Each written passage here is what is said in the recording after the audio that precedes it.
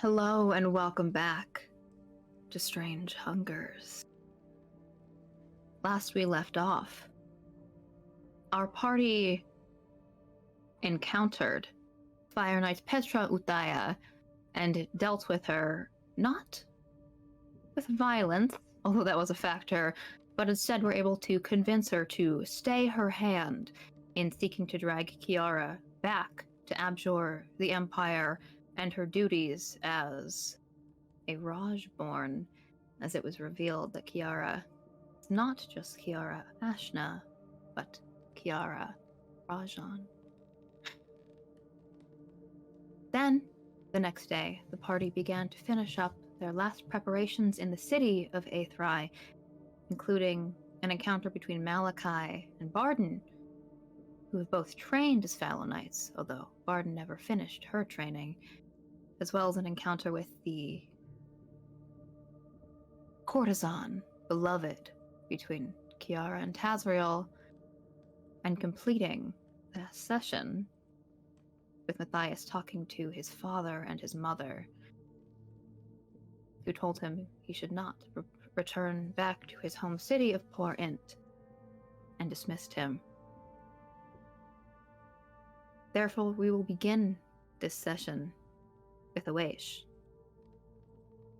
moving back in time to the evening as you lock yourself in your room while these discussions with the Fire Knight occur. What are you doing? I think Awish goes back to what they were doing before. She takes out Darren and the grimoire and lays them out.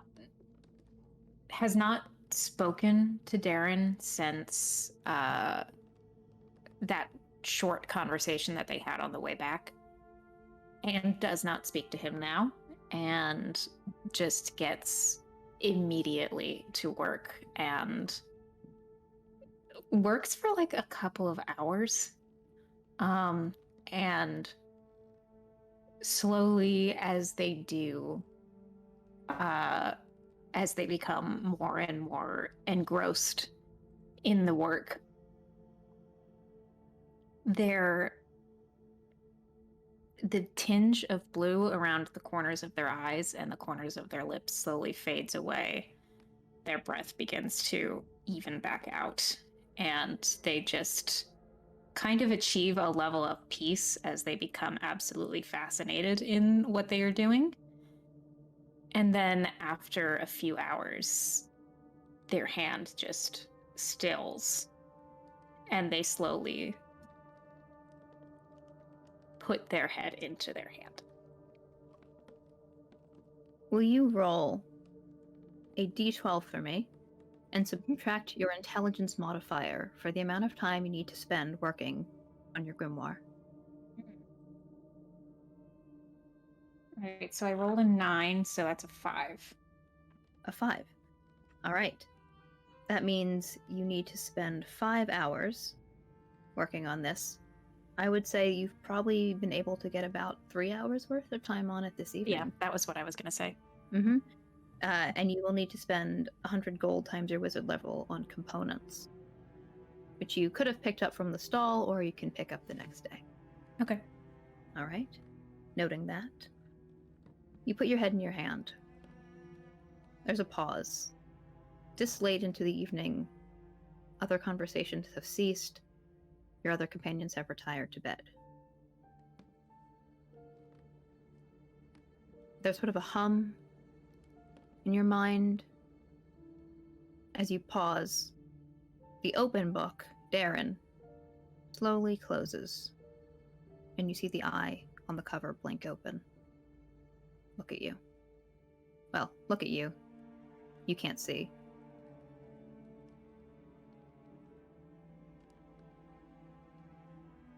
All right. What?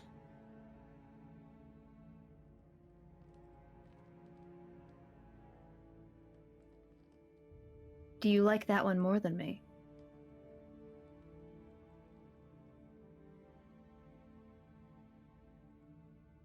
Yeah.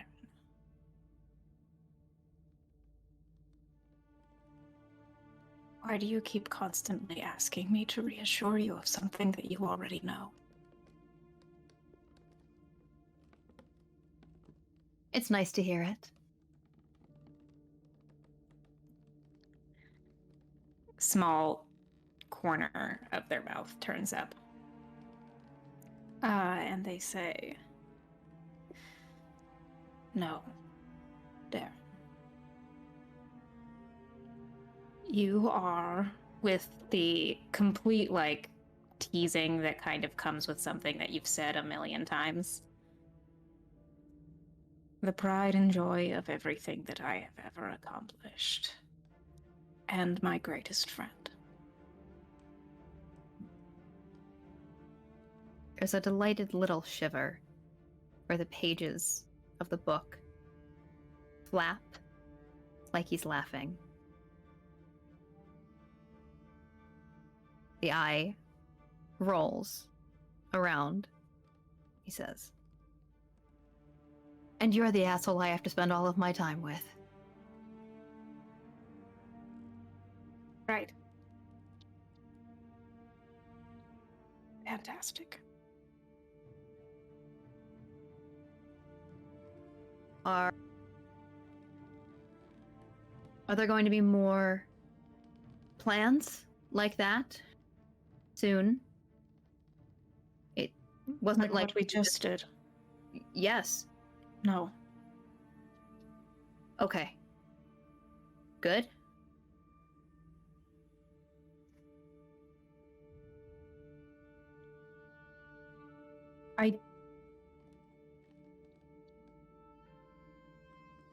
I know that you had never seen that person. No.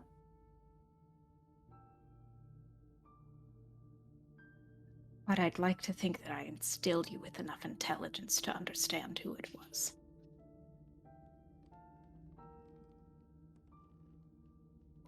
If I could grow teeth big enough, I would eat him whole for you. That would be a terrible plan.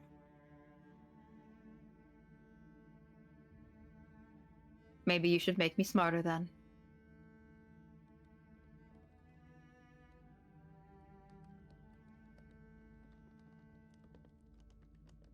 I don't know what to do, Darren. Have you ever said those words to him before? No.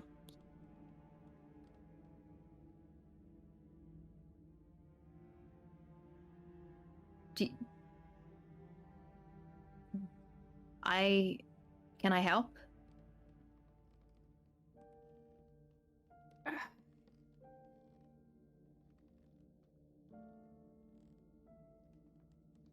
Can you help me understand why I should help someone after 40 years? Give up everything that we have worked towards?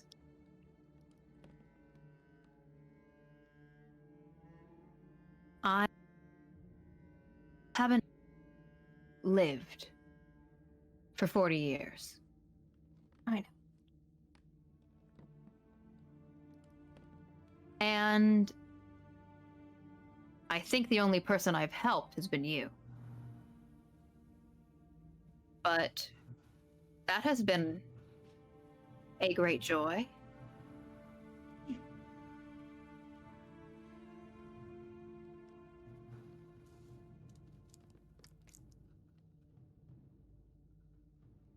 I haven't told you much about her. No.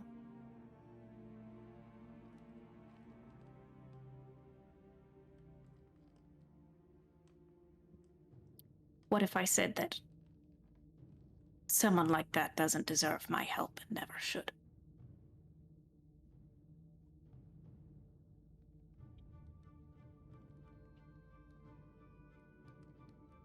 And then what if I said that was simply me being bitter?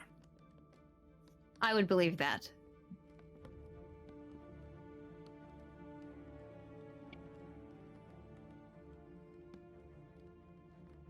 You You don't talk a lot about certain things. You've made me curious, certainly. But I know questions have a place and a time. Would you like to talk about her?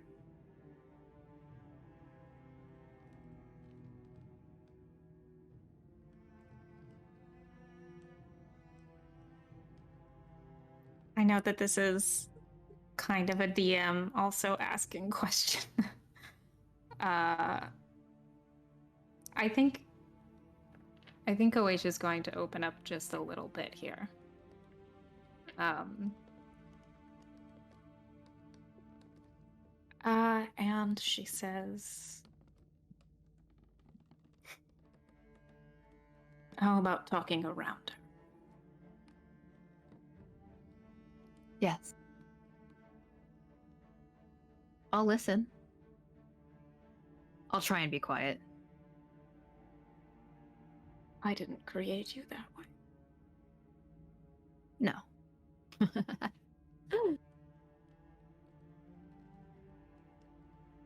It's not fair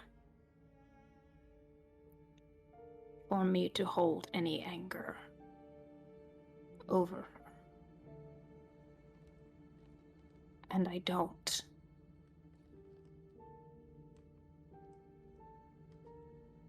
And I just brought up some old memories, and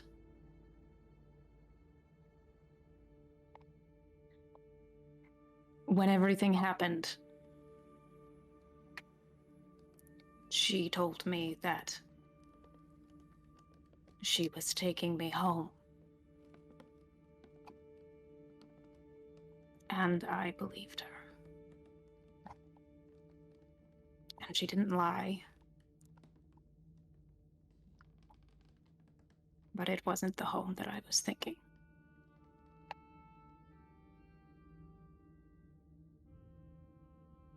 And I can't blame her for that, because, I mean, look at you. Look at me.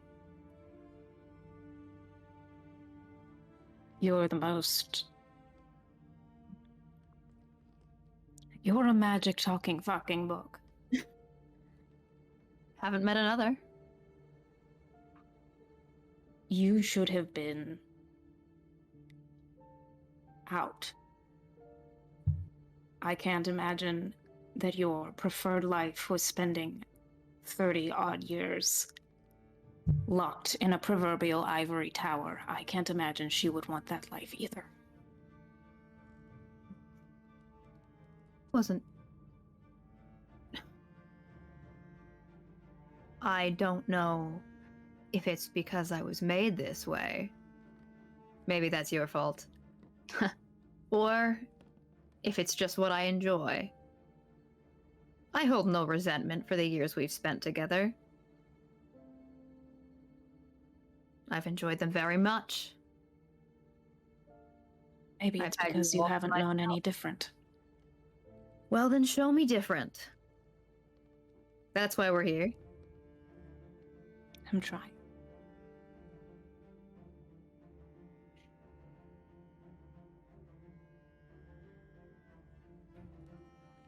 I'm not made to expect things from you. Theron, the only thing that I did was give you life. I didn't determine the personality that you had.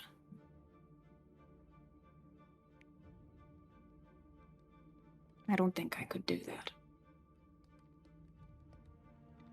This is getting a little existential.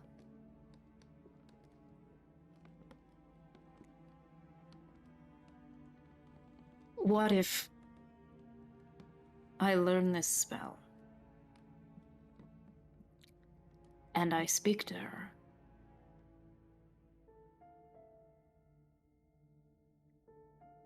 And she doesn't want to hear from me. I could live with the fact that she had a life and was fine and died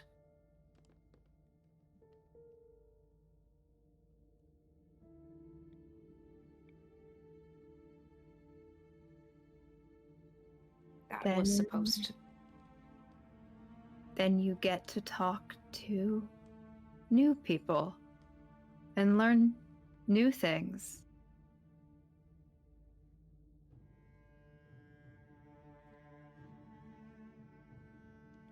Do you want to get back to work? We can get back to work. If you like. Let's do that.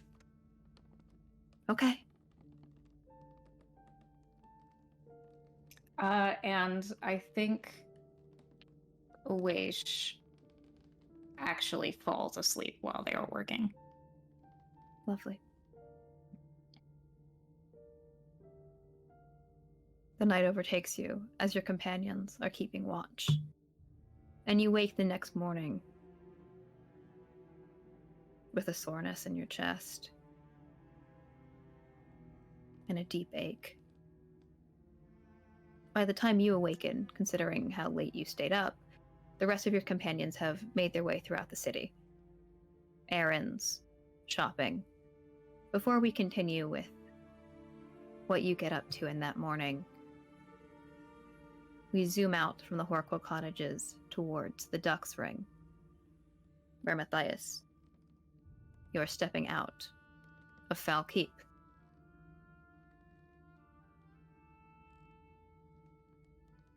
Sure am. What do you do then?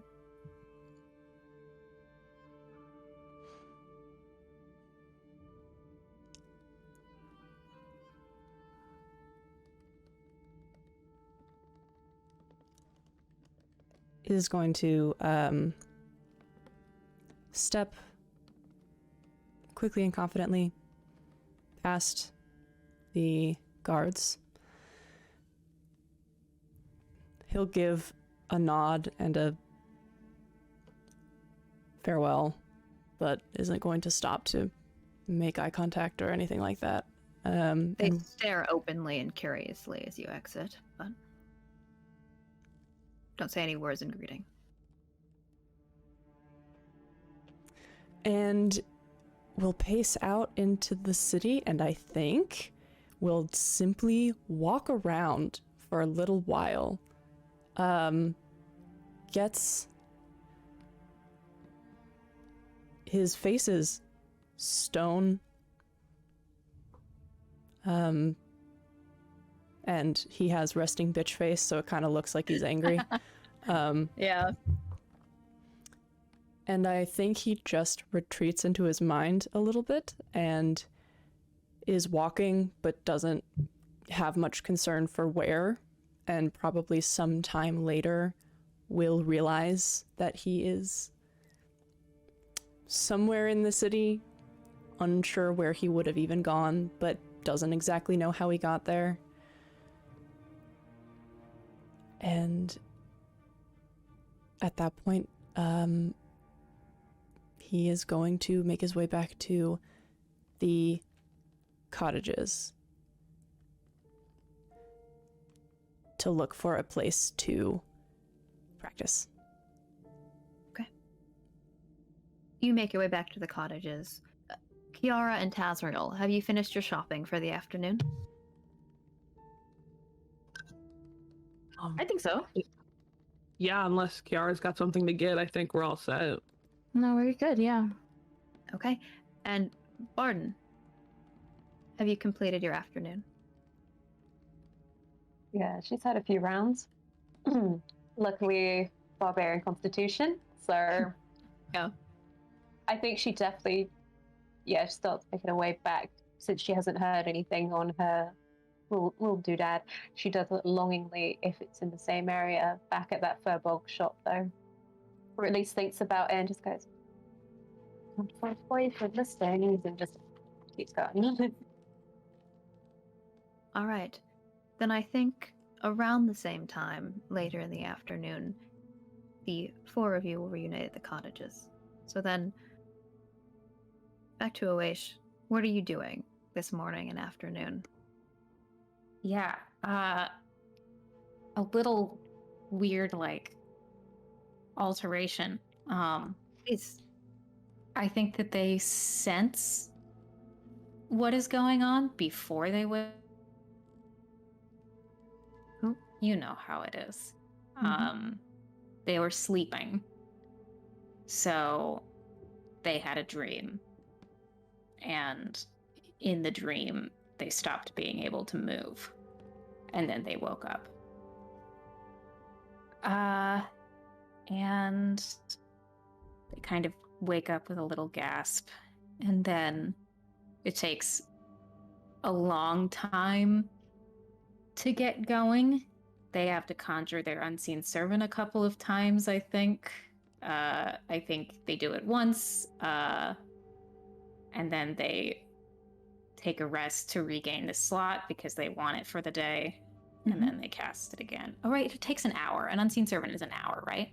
Unseen Servant, I believe, is an hour, although you do have Okay. your Order of Scribes ability to cast a ritual as an action. Yeah, one they time. only need it once then. For an hour, they should be fine. Mhm. I was thinking it was 10 minutes for some reason. Because that's the casting time. But so they get that to help them, and Actually, I think- sorry about that. go ahead. It only takes 10 minutes for you to cast it. Right. And I actually think between getting up late and taking extra time to get ready, they're not even like really out the door of their room until everyone else gets back. Okay. All right. Then, the four of you return. Let's see, with Matthias walking around a little bit, Barden having some drinks, Taz and Kiara shopping. Matthias, I think you might actually be the first one to get back. Mm-hmm. So as you're making your way towards the familiar purple cottages at this point, you see a figure who's waiting, sort of by the door to this cottage. She turns around, long hair, shot through with silver, dark armor, and a black logo with a white lotus dripping down into an icicle.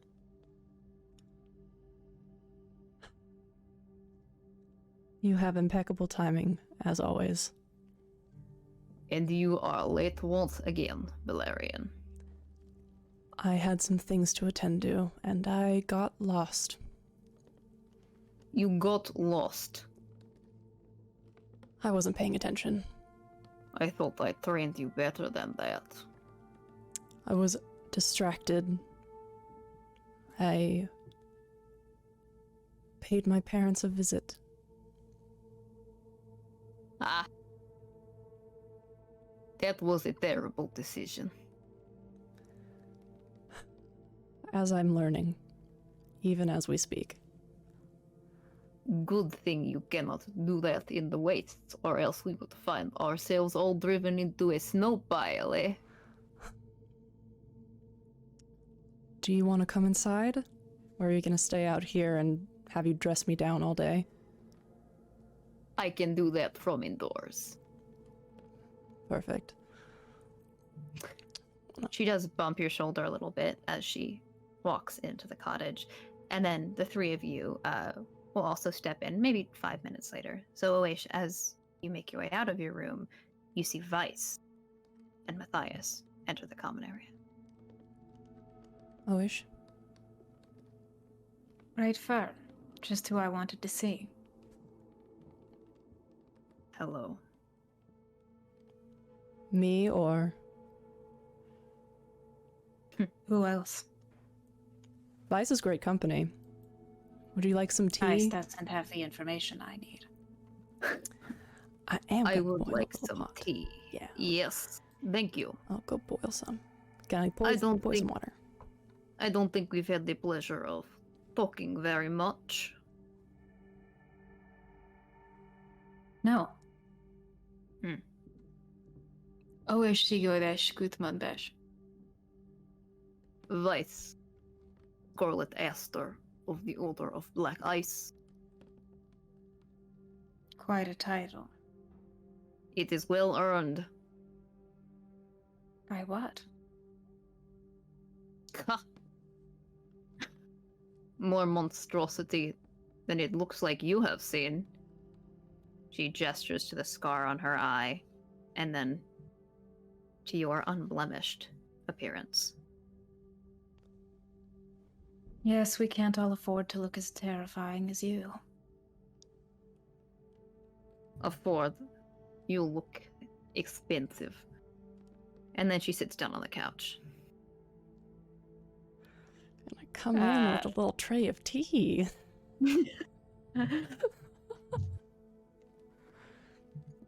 Markart, do you know which port we're traveling into?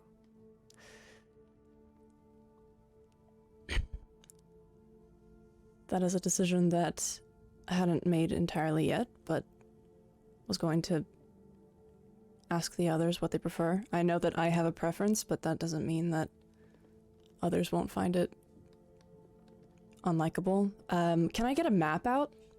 Yes, absolutely. In fact, if we pull over to Roll20, I think I can pull us over to our map of Skyhome and a work in progress of the world map. Yes. Go for it. And the rest of in you... Roll20. Oh no. No worries. Da, da, da. Let me see if I can get in. And as you pull that out, everyone else will be also rejoining us in the cottages. Yeah. Okay.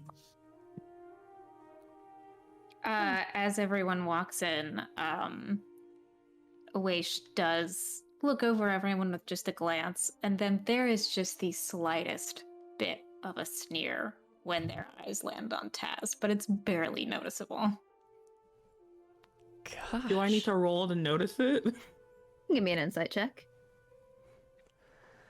What's that passive insight? What passive insight is required to know that somebody's shitting on you from across the room? Barely Shitting on me, I feel it in my soul. I would even let Sarah say a DC if they want for that, based on your charisma.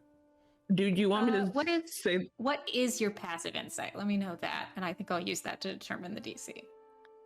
Okay, so my passive insight is 14. Okay. All right, that's not terrible. I'd say let's set the DC at 15 then. Okay, and I am rolling? Yes. Yeah. Okay, yeah, I got a 17. All right, yeah, sums up. You pick it up. Incredible.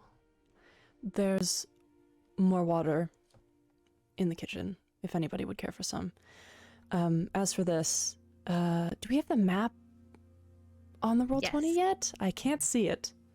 I am pulling us over to it in just one moment. Here we go. Kiara will veer off into the kitchen quickly to Get that tea. I mean, yeah. What kind of brown person do you think she is? Here we go. Amazing. As she does that, Barnes like, "Oh, I bought tea. I bought tea the other day. Remember? Oh," and just sort of goes into a bag and she's like, "Would people prefer the apple blossom or the ginger?" Kiara's just gonna be like, both. I mean, not together. Not together. Taste bad. But we should definitely take both with us. No pass. Yeah. Headset. I adore you Also, both. you said you met the tiefling again? As they go into the... Yeah, they're in the kitchen now. So, just to clarify with you, Alex, because I believe we have talked about this before. Yes. We have two options. We can go west or we can go north. If we go west, I believe it's faster. It's a closer jump, but we also need to go past the whirlpool. And then if we go north, it's farther, but it's also more stable. So I think that the places we'd be landing if we go west, we're going to New Hinter. Is that correct? Is that the port? Yeah. And then we go north. Is it Kstad? It's the Kstad. Kstad Archipelago. And I mean, do those have names just so I know for RP purposes? Yeah. Just I'll give a little bit of exposition. I also want to say that this map, which is a work in progress, is being made by Neth Korea at NETHKARIA on Twitter. Nice. Should be done soon. I gotta get back to them, but an incredible map maker, and you should go check out their work.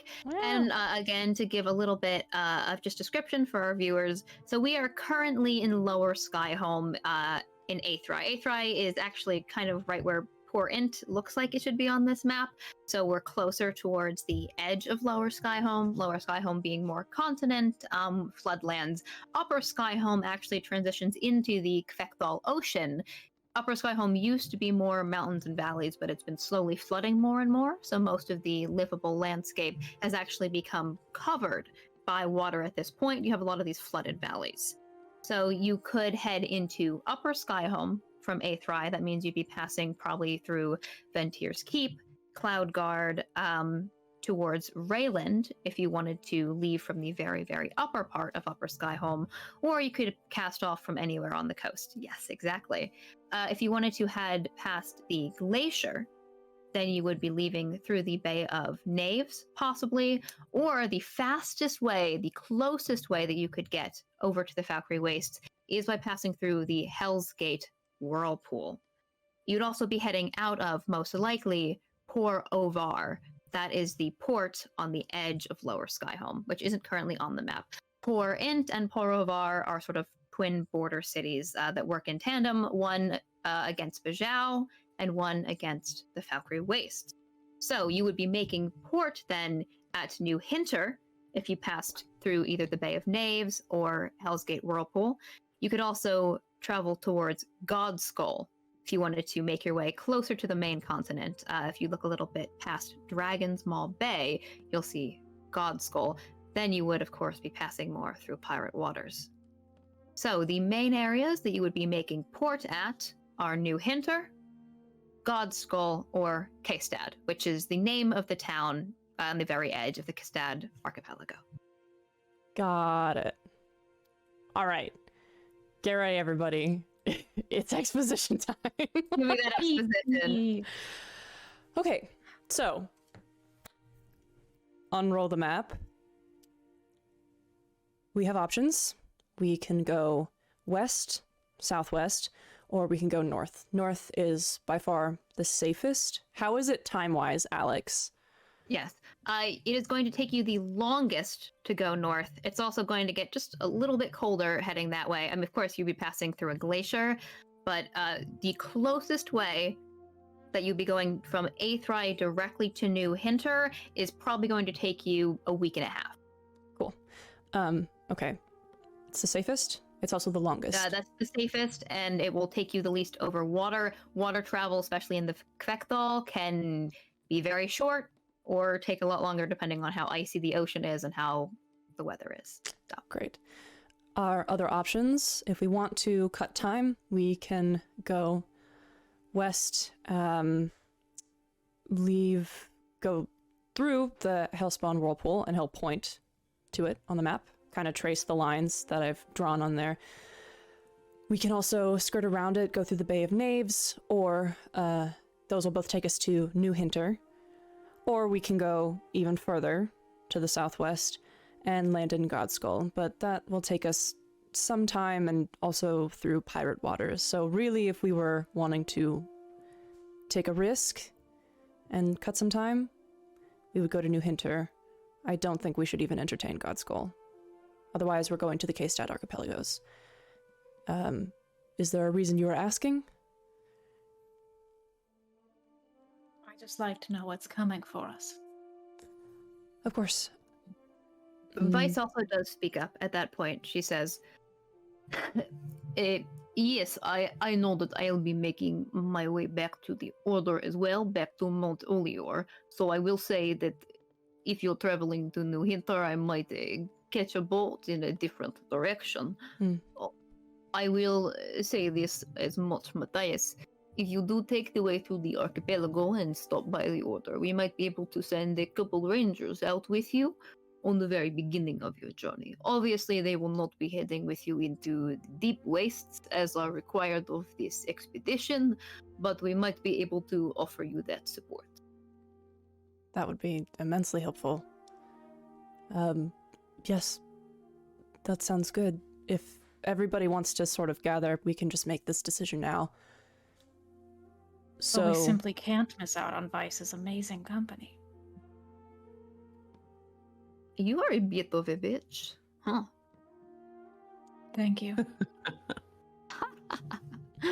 Where did you find this one? They came to me.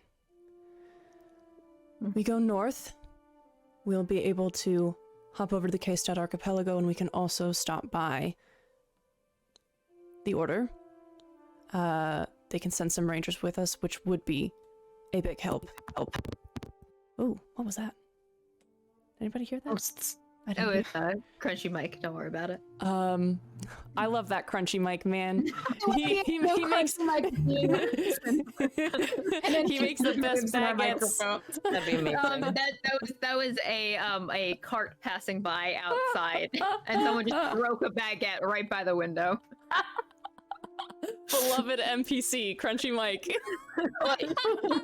Either that or Kiara and Barden found a baguette in the kitchen with their tea.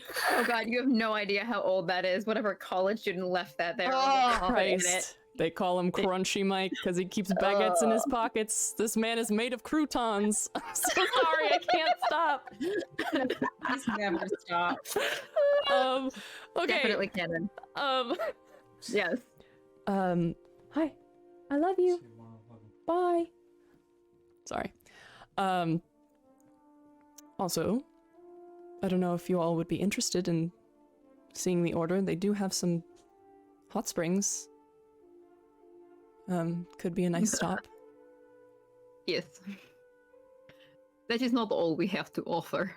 Well, I was thinking in terms of folks who hadn't been to that area yet and wanted to. That's fair. Taz will ask, specifically to Vice, would you be joining us in the hot springs? I am known to enjoy a hot spring. I do not think that should color your decision, though. Oh, of course not. There's also a lot of very interesting texts, and there's Text. texts. You've Yes, got there's books? a village nearby that we could visit. Dwarven village. They're all very nice. All kinds of things. I think we are already sold as a group. You don't need to keep selling us. Okay. Oh, Yes. no. If you got books, I'm definitely more interested. Books, hot springs, let's go. I'd love to learn more about the Order. This is the northern route. Yes, the longest. That's Land and sea. yes. It's a good choice. Then we go north. Then we go north. Let's do it.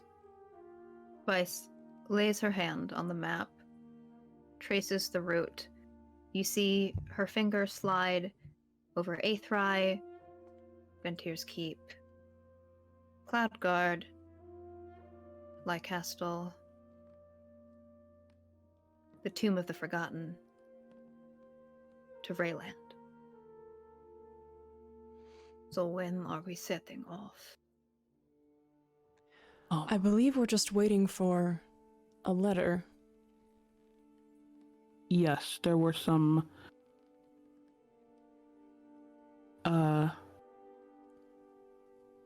complications, Empire business that needs to be settled before we set off. I do expect, as soon as I'm like, I understand the look. Just getting something cleared up before we leave. If anyone wants an insight check on that, they can give me one. What's that about? Nope. Yes, yeah. Me. I rolled a 10. I rolled a 9. I tell you, this is a DC 13. Inside? Oh, I've definitely got it. I just want to know how much I got. 18. I got a Okay. 21. 21. All I right. just got a 16, but Country girls make do. Why that? Why that? You're precious. Come on. Coastal femmes make do. Coastal femmes make do. Picking that up, although her accent is definitely Jurian, like which means like Abjurian, and her features, we have kind of said before, she could either be from Abjur or from Bajau.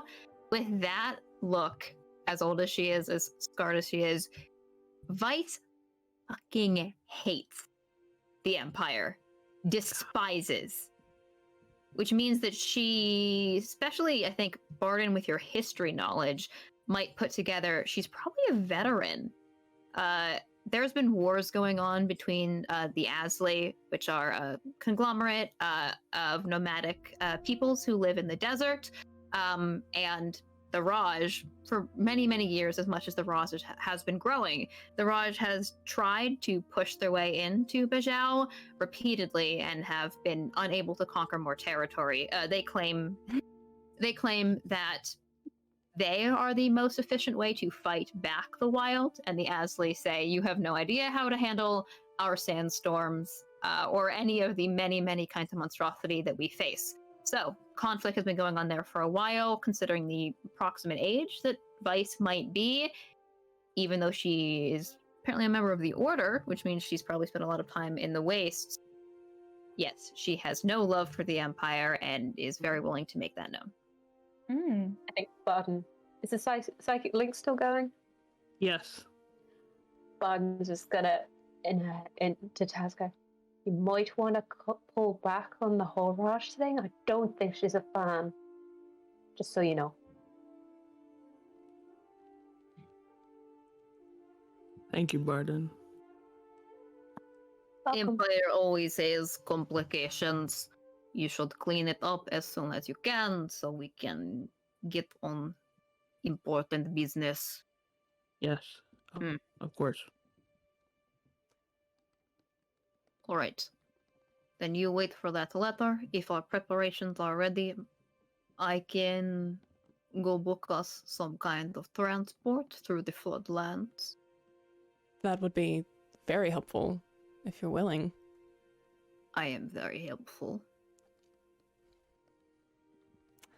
I got this net. Can I show you? Oh my god. Here, look at this. Dad, I'll walk look at her my out. net. The disbelief that crosses her face turns into just a bit of a smile because she does know you. Yes, all right, show me the net. I don't know how they damn. got this silk out here, but they did. Got it for 50 gold. Kind of a steal. And it's gonna like show her the net that he bought. I'm keeping my faith in Vice because you're so cute. Too cute. Okay. You lay this ice silk out and she quirks an eyebrow. For 50 gold, that is quite a steal. I've used a few of these in my time. I'm hoping it'll come in handy. She picks up the gossamer strings, lowers them back down. I think it will suit you. Maybe more than that coil you've got going. You need more practice with that one. I'm working on it. You can work on it more on the way. Anything else? That's all for now, I think. Alright. And, that's new? She talking about the pauldron? Yeah. Part of the little communication mix-up we had. Hellhounds. I will. It kind of suits you. It's a fluorescent. I don't want to deal with any fire again. For at least a day or two. I could just use a break from that. Good thing it will So. take you some months before you get deep into the lava zone. Hey. Yes. All right.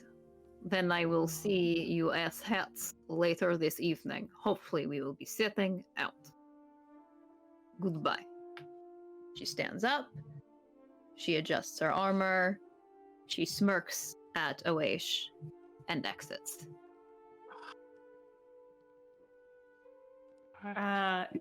She calls all And- assholes. Kiara's immediately moving to the net to also feel it. Aww. 'Cause, ooh, it's pretty. Yeah, it's amazing. I'm so glad I got this. I'll probably be practicing with it, but is there anything else that we need to do? Tazriel, you haven't gotten a response yet, right? No, I have not. But there's something, one thing I must quickly discuss with Oasis, and then something we should all sit down and discuss. If there are no other pressing things.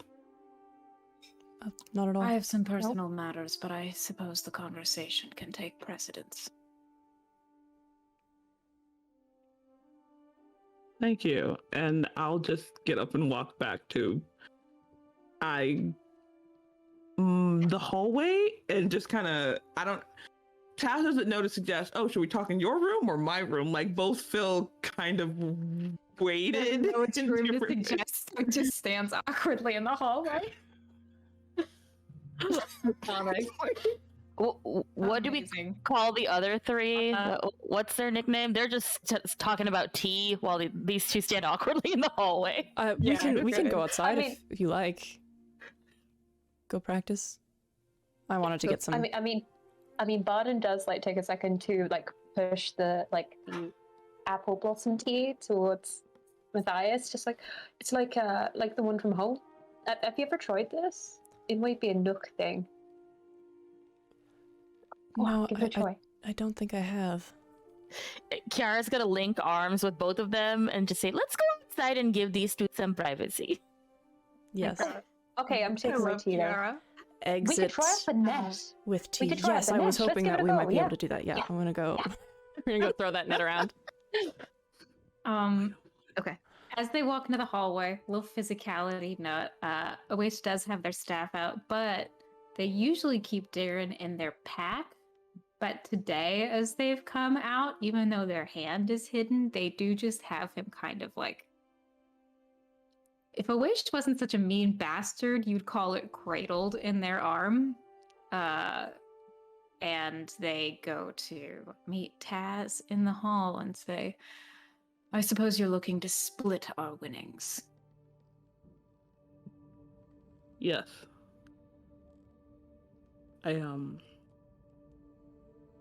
I think potentially the money split down the middle between us, and then the abilities, whatever you wish back. I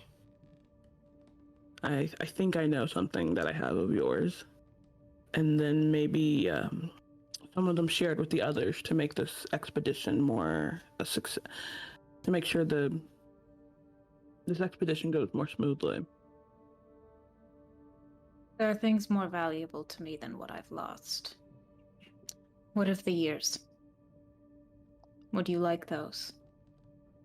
I am fine with an even split, or simply getting back the years I put up, or less.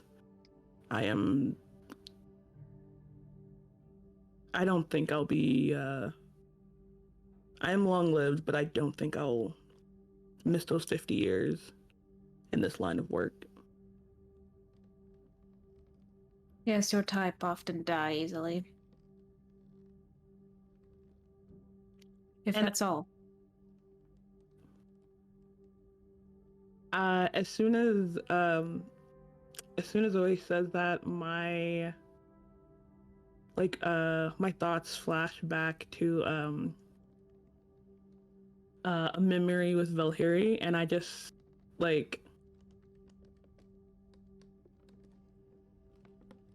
grit my teeth very obviously. Doesn't reach my eyes. Yes, You that should is fix all. that.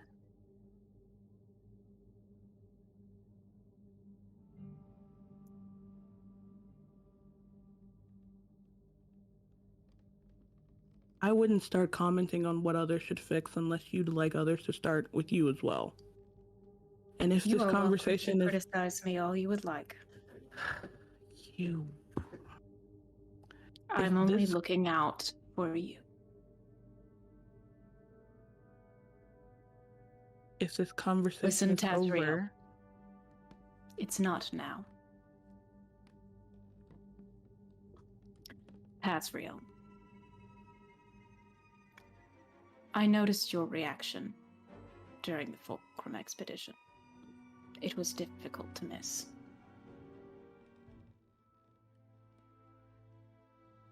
If you cannot get a hold of your emotions, people will use them against you.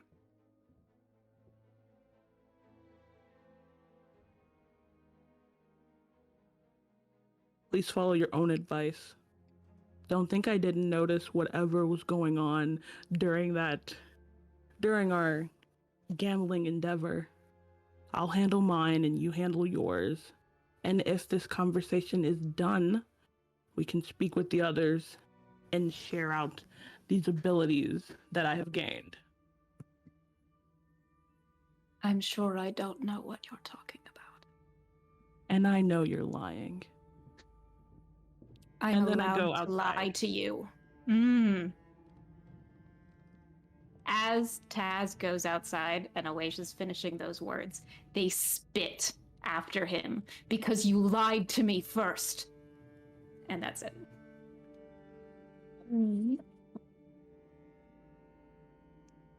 I think that even the three of you outside might hear some raised voices. And then I come outside. If You're right. you, yes, fine. Mm. I have some things to share with you. I've already told Kiara some of them. What's the problem? Nothing. I assure you, everything is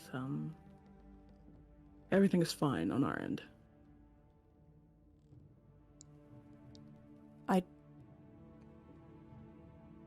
Regrettably, It's very clearly not. It's very clear, like Yeah. gritted teeth. I regrettably need to know. Oh.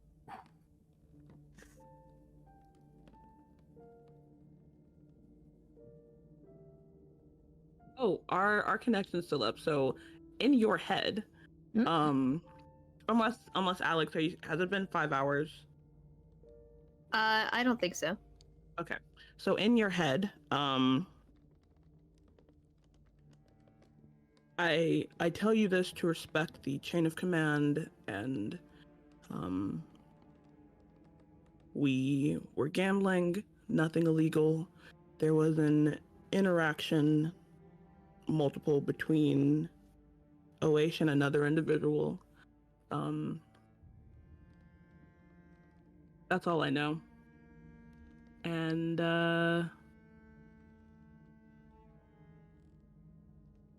always had some firm things to say about my own reaction in our test. So, words were had. Simple as that.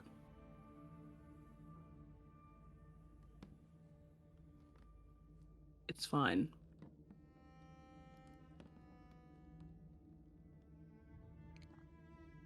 All right.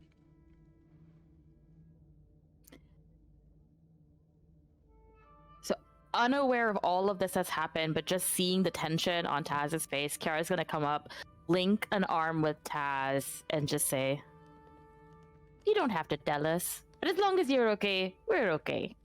And kind of just like move out of. Hopefully, try to release the tension that we don't have to talk about it. As long as you're Taz okay. Yeah, Taz just kind of smiled at that. Yes, it's fine. We're fine. Yeah, so what's this thing you're thinking of sharing? Also trying to change the subject. Yes. And as I'm walking back inside, I am saying, yes, I'm explaining the game, the gambling game that we all watched, and that I won one of the rounds. In a way that I acquired these different abilities, and I start talking in Druidic to everybody again. And yes, I'm also, and I just kind of like flex a little. Kara pets the biceps. Gotta give respect to the biceps. I don't actually have much use for this additional strength. I'm much more dexterous. And there are things I'd like to share with all four of you. And I think we should figure out how we split that up together. You don't intend to keep it? There are some things I intend to keep. The language, the Druidic. I am more dexterous, and I think I'd like to like just do like a little handstand, which I think Taz could have done that before, but I just want to do it anyway. Disgusting. Barden watches with jealousy at this. Kiara's gonna put their teacup on Taz's. Oh God. Kara's going to climb onto Barden to put a teacup on Taz's foot. I thought you were about to say you were gonna like put it on his like bookshelf ass. Just total. Decent sized ass. Don't get me wrong. I'm not flat back there, but Yeah, but we're gonna do a foot to show the dexiness. You're giving up 3 strength. That's gonna flatten your ass just a little bit. Oh, 5 strength. If you give it to Barden, God, the world will tremble. Okay. So, bringing it back, just as well to tell our viewers some of the things that you guys have acquired. The game of Sorft has allowed the people around the table to give up some of their abilities. Taz has currently is in possession of all of them, but the tokens that you guys have from that game allow you to reshare out those winning 1 time. So you can share them out, and we've discussed amongst the group how they'll be shared, meaning that Taz and Awaish are giving up some strength, but Matthias and Barden get to pick up that strength. Yay! Very, very good. There are some languages, there are some spells that people are learning, there are some feats, some abilities, some different proficiencies, and we'll share those out among the group, and you might see them later. Another interesting fact about the way that you guys pick up these abilities is that although you now become proficient with them, although you gain the knowledge, there's still sort of an unfamiliar awkwardness to the way you begin to learn these abilities or use them. It's not a kind of strength that, I mean, of course, Matthias and Barden have been training and are familiar with their bodies. This is, it's kind of like magic steroids, but Nice. for all of you. So going forward, as you use those abilities, feel free to roleplay out the ways that they might feel awkward or unnatural as you come to terms with them. Sick. just Should we love the say what we idea. all got? Should we say what we split? Yeah. I don't even know remember what I got. exactly. I was gonna say, like, do we have the master list somewhere? yeah, hold on. If you have the master list, I can also pull it up in D&D Beyond as you're looking for that. And add them to your character sheets. Yes. Mm. I mean, Ooh, there it is. so excited. Here, I think I have them, so I will do that out. You got it? Oh, fabulous. Okay, so Barden, with the prize of the Golden Temple, you acquire the Dancing Lights cantrip, which you can cast even though you're a barbarian. Of course, you cannot concentrate on spells while you're raging unless you have a item that lets you concentrate on spells. So you learn Dancing Lights. You also gain what is normally a tiefling ability, the ability to cast Hellish Rebuke as a spell once at 2nd level per long rest using your charisma. So you can now breathe out that fire as a reaction when you are hit. Your strength ability score will increase by 3. And you When gain he proficiency, strikes. I think, with the nature skill. I think you were the one who acquired that. If not, it might be someone else. Kiara, with your prize of the Golden Temple, your charisma score increases by 2, which will bump up your warlock and I think your warlock Just spells. warlock, yeah. Yeah, and you also will learn these spells Illusory Script and Arcanist's Magic Aura. Thias, your prize of the Golden Temple, your strength score increases by 2, which I think also places you at 20. 20! Your dark vision, you gain dark vision of 30 feet, and you gain proficiency with the piano. Aww. Lovely. Fingers. Awaish, your intelligence score increases by 1. So close. Your strength score decreases by 2, since of course you did put that in to give to Matthias. That's fine. You gain an additional first level wizard spell slot. Pretty big stuff. Hot. You learn the spells Soul Cage and Incite Greed, which of course you need the spell slots to be able to cast, but you do know them. And you also gain a swimming speed of 30 feet.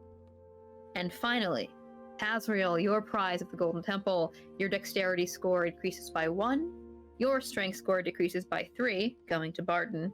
You gain an additional 5 feet of movement speed, you learn the language Druidic, and you gain the healer's feat and proficiency with jewelry kits. And I get Infernal too, right? And you get Infernal, yes, and Oasis, you learn Infernal. Thank you. Fabulous. Nice. Sexy. Cool. So I good. actually think that this might be a good time for a break as you guys are like parsing these out. And I'll add these to your character sheets, and then we'll come back with a letter and the exit from Aethri. See you guys in 10 So minutes. exciting! 10 minutes. Bye! Bye!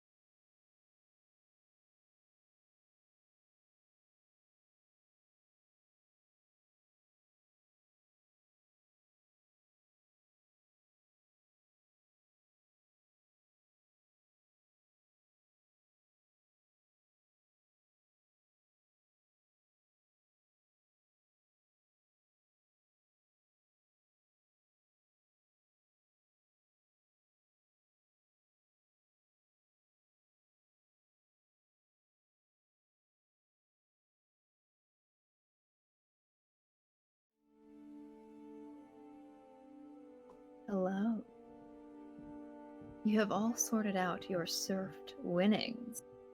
Thias and Barton, you feel a strange strength in your limbs. Languages on your tongues. Your fingers able to move now in ways you weren't. In ways you didn't have before. That is referring to Taz's jeweler kit proficiency, not other things. Anyway, bringing us back, we have sorted those out on our character sheets. So as you are all finishing your tea, sitting around, the tokens, the 2 tokens that you'd had for the Sorft game, you all have to place your hands on. Might be a bit awkward. Just sort of cluster around. And once you've completed that transfer, they glow that same gold color that Taz and Oish had seen during the game. And then that fades, the writing on them fades, and you're just left with those plain discs with no inscriptions. Does it have to be skin to, like, do you have to touch it with your skin? You all have to touch the resin tokens with your skin, yes. Okay. Then Matthias would take his gloves off. And everyone would see that his fingers are black.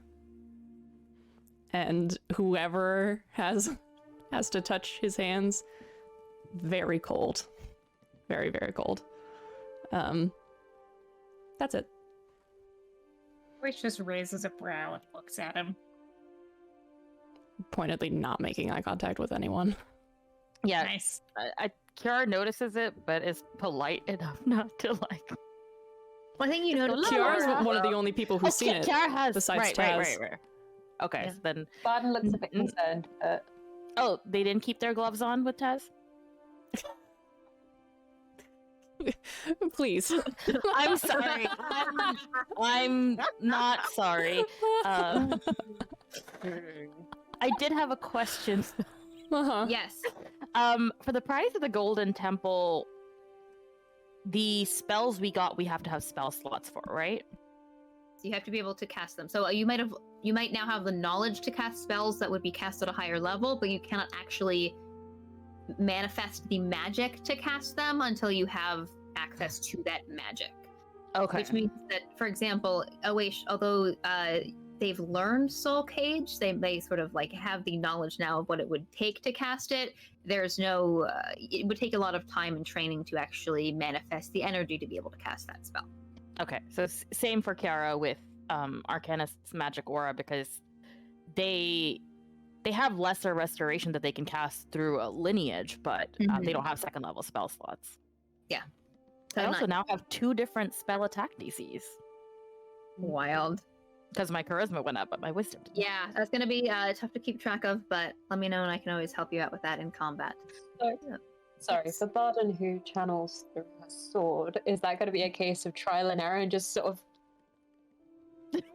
if this works? The only spells that you channel through your sword are the ones that the sword is capable of casting. When you use Hellish Rebuke or Dancing Lights, because those are more tied into how some people have like innate magical abilities in the world of D&D, you cast Dancing Lights and Hellish Rebuke from somewhere within you, not from the sword.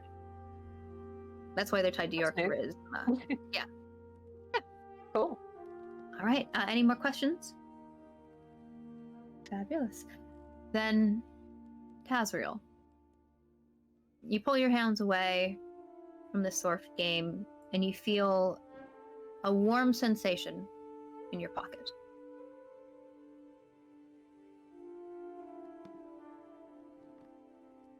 I pull out the letter. You pull out the letter. This is written on a darker parchment of sort of a reddish color in gold ink. Not a very bright gold ink, more like a dull color, and it is folded and sealed with a very familiar symbol to you, the Raj flame that you wear on your tunic and that you've seen worn by other fire guards. I will open it and read it. I have a question for you. Would you like me, before I read out this letter, to tell everyone what you sent to Lady Jacob, or do you just want me to read the response? Oh. Yeah, you know what? Go ahead, read them both. Read them both. All right, give me one moment. Oh, wait. to pull that up. Can I read mine? Oh, yes, please take it away, Tazriel. Okay, hold on, let me... I feel Dramatic reading. I feel kind of bad. Hold on, let me pull it up. Give me that dramatic reading. Oh boy. Put on the And character voice. specifically, it's for like the players, not the characters. I'm not telling any of you what I wrote in here. Mm-hmm.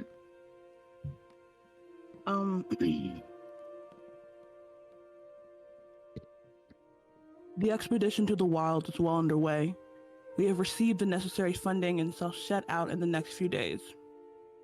My companions, Fire Barden and Sir Matthias Markard, the Iron Valyrian Knight of the Order of the Black Ice, Flame Sire Kiara, and Oash are powerful in their own right, and I am sure our expedition will be a success and the Raj will be pleased with our findings.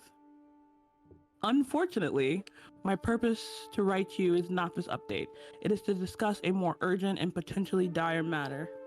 While preparations for our departure from Skyholm are underway, my companions and I decided to have a night to ourselves.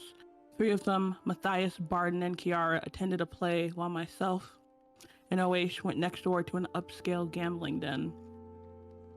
I made a psychic connection with Barden in case anything occurred. When the show was completed, Fireguard Petra showed up searching for Kiara. In full view of the Vanguard and other Skyholm citizens, she and her 2 hellhounds attacked. I understand she is within her rights, but it was sloppy and brings unnecessary attention and could have escalated to include the Vanguard. Through the connection, Barden made me aware of the situation and that Petra was from the Empire. I had Barden announce the expedition was under my protection as the member of the House Amory and as an agent of the Raj. Apologies if I overstepped in that manner. It seemed the most effective way to ensure the public fight ceased so this issue could be resolved as soon as I arrived privately. Petra did not heed these words, and I arrived to find she had used magic on the citizens of Skyholm, our allied nation, in public. She also grievously wounded Matthias, and had Kiara not been there to heal a member of the Order of the Black Ice, and this expedition would be dead. Once I arrived and was able to calm things, I was made aware of the full situation and Kiara's importance as Flamesire. I understand Petra has a duty, but so do I. Kiara needs to accompany us on this expedition. While I managed to acquire the ability to heal my companions if the situation is dire, an ability I gained while gambling among others, Kiara's abilities are what we need to make sure this expedition succeeds and so that the future I have seen does not come to pass. I respectfully request that Fireguard Petra be relieved of this assignment and allowed to return to her studies. I want to take responsibility for Kiara and have her accompany us on this expedition. I understand the consequences if I do not bring her back safely from this expedition, and I take them on willingly. On a separate matter, if possible, I request information about Plutarch Simon be made available to me. He was present at the table Oash and I were gambling at, and something was going on between the 2 of them, and I would like to press the issue further with Oash in case the information is useful later on. Tazriel. Rest in fucking pieces, dude. You're not gonna find out! And You know nothing. in response, as you open this letter and read it, brightest, Fulcrum and their expedition hold significance to the Burning Lord, but not more than the might of the Fire Army. I defer to Commander Sakar's judgment. He will enforce a warning about sloppiness. Surely you can find a suitable replacement to sustain your health in those dark and frosted lands. We need as many spell sparks as possible. You know this mission is not top priority, but it is your chance to prove you are ready to return to jobs of a higher caliber once more. Tell Utaya to keep her temper in check, and make sure you do the same. The Raj does not care for frosted orders or mewling sky folk unless it affects our ability to protect them all. As for Lovelace, he has occasionally been useful, powerful and wealthy, and not opposed to taking a bribe. More information will come to you from another agent. Flame Blade. Phi. Lady Elizabeth Jacob.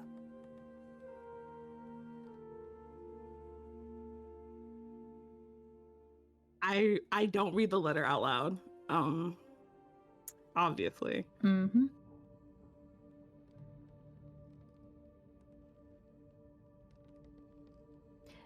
Do you receive the letter in front of the rest of us, though? Yes. Oh, yes. I pulled it out in front of you. Oh,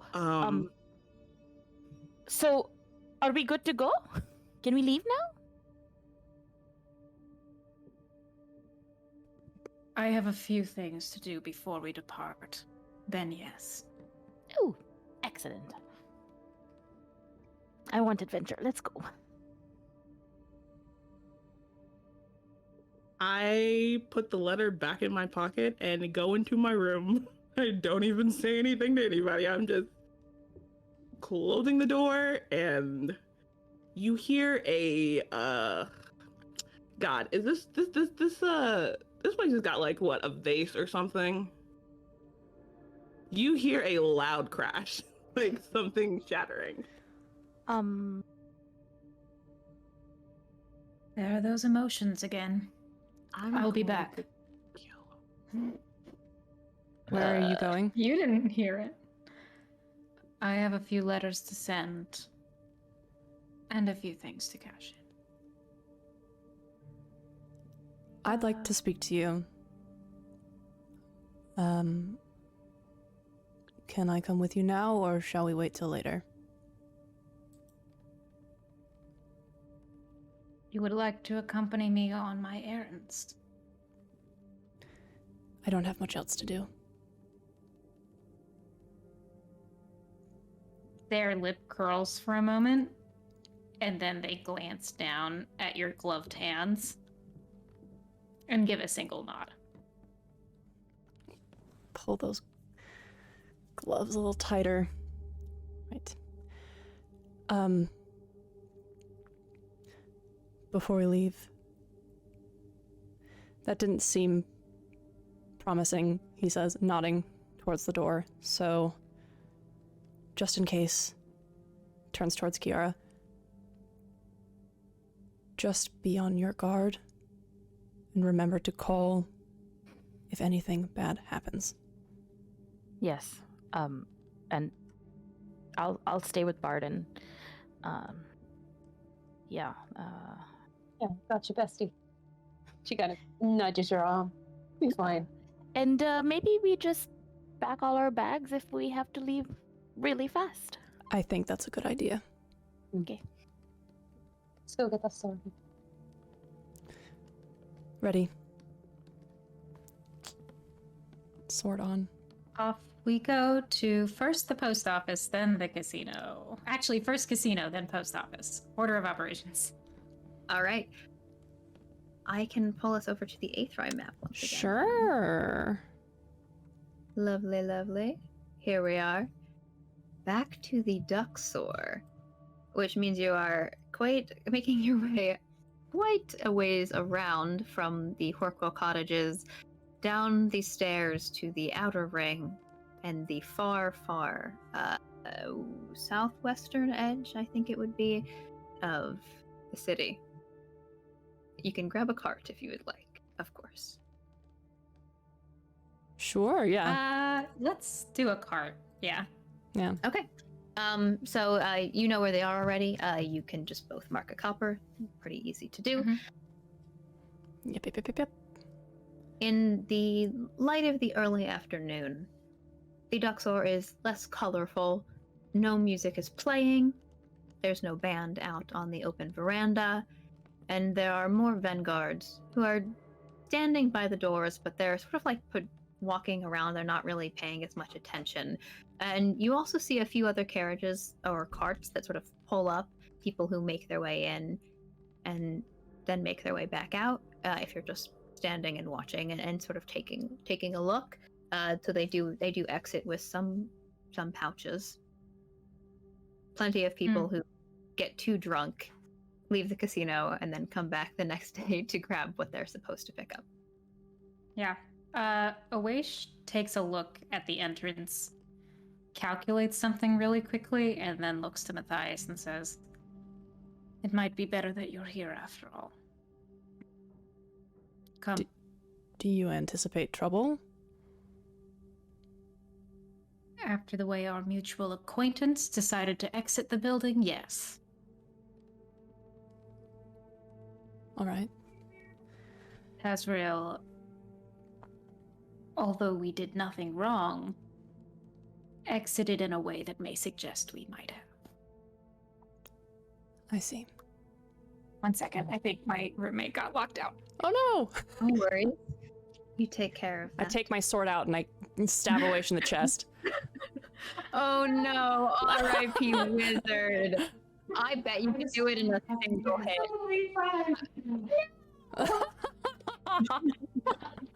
I forgot that Sarah's got AirPods now. I got AirPods and I can hear you.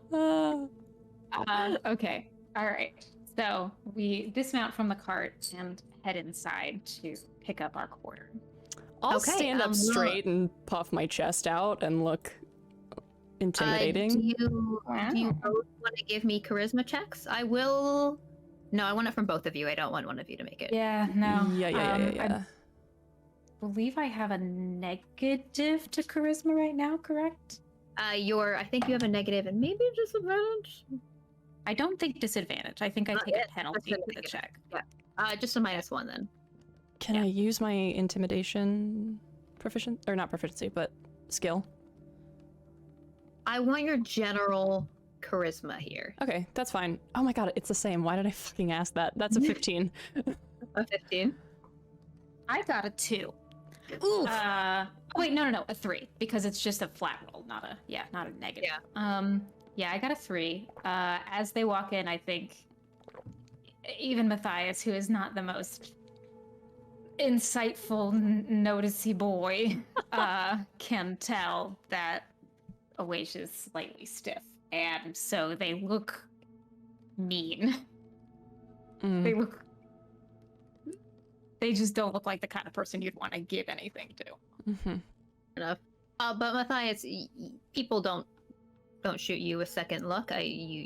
Makes plenty of sense why someone who's dressed like a knight would maybe come in here and pick something up for a lord that they serve.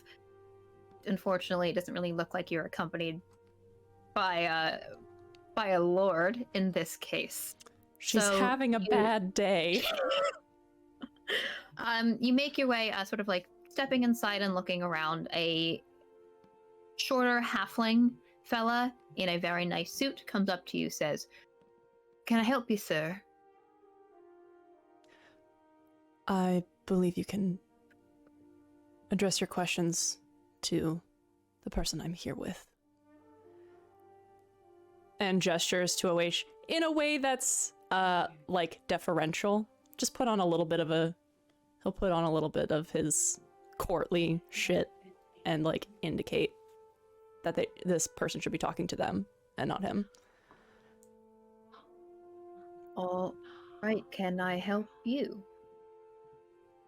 Awaish conjures a mage hand and pulls out the rosin token. This needs to be redeemed? Yes, if you step towards the back counter, we can help you with that. This is where the bar was set up last night. Looks like the bartender from last night is there. If you want to make your way over. There's behind the bar, there's some safes as well. There's some lock boxes. There are like big squat cabinets with a variety of different labels on them. And the bartender is the same larger, lighter skinned human fellow, I think it was. Yeah. who stares at you as you step over to the bar. Yeah, has tucked it back in. Well, no, they can do that in a minute. We'll walk forward and they're a little slower today, but we'll walk forward and put the coin on the counter. You're cashing out. I'm leaving town. All right. I want to take a look around while they're doing this, just to make sure that nobody. Perception check. Thank you. Off the table. Here we go. Okay. That is gonna be 18. 18. Looking around, with Oaish's passive and the active perception check that you're making, as he steps away from the bar, he hits another switch like the one you saw him hit underneath the bar last night. Then he steps over with that token to some of the lock boxes and begins to pull out salt orbs and coins and count them out into a small green pouch. So you do see him hit that switch. And as you're looking around Matthias, you see sort of over by the veranda, so you're like looking across the floor of the casino, looks like a lighter skinned, sort of like almost like a ashy gray, but paler elf, maybe a drow, although kind of hard to tell, maybe a moon elf, is talking to the halfling who had come up to you when you first entered. I watch them. And then Darren speaks in your mind as you're waiting. Oaish. I think maybe the princeling is watching again. There's another one of those floaty bits. An I orb? don't think that's the princeling. No? No.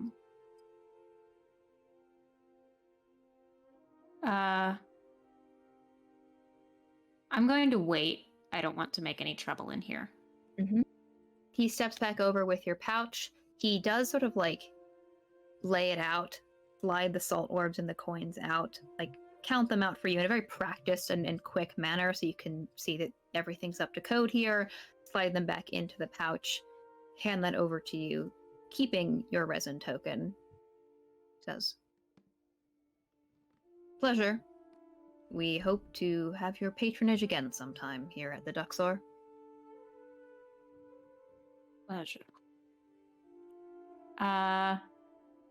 Is it over 10 pounds? Mage hand that into my pouch, baby. That's what the orbs are for. That's what the orbs are for. And goes to stride out, waits until they're outside to say anything to Matthias. The two of you can step outside. Matthias just sort of like with you glancing around. The drow just like keeps an eye on Oaish as they exit, and then you lose sight of the eye contact as you make your way back out of the casino. I look over at Matthias. What languages do you speak? Common. Sky speak. That's all.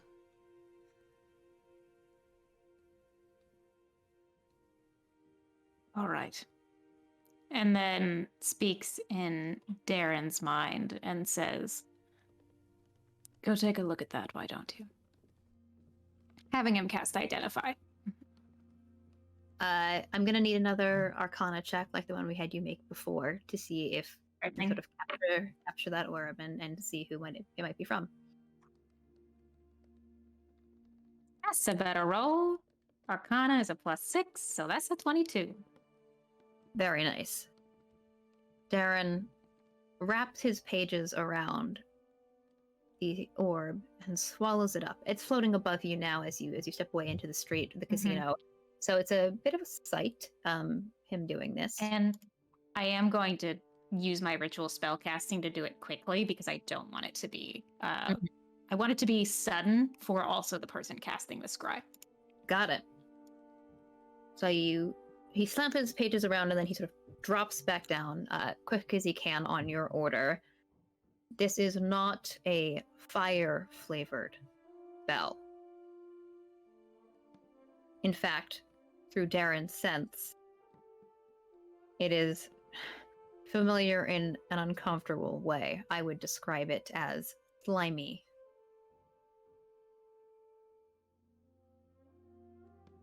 We need to make another stop. All right. There was a drow maybe in there watching us. I don't think they're coming along, but they were looking at you. So maybe quickly is better. Business as usual, Markart. There's a bit of a meaningful look with that, as in, like, we should not be talking about people watching us right now. I don't know if he picks it up, though. Yeah, he picks it up. Nice. And I'm actually gonna... I'm gonna go to the Tome Loft. Ooh! Ooh, interesting. Okay. You guys The make your Silver way Study. to the Silver Study. Yeah, Oh, Silver Study. So sorry. Fucked it up. all good. Yeah. Checking in on time and how we're all doing. It's how Yeah, is everyone okay? all good. Cool. All right. Just let me know. Tazriel, Barden, and Kiara, are you doing anything back in the offices, in the cottages? I come out of the room. Whoop, whoop. Mm-hmm.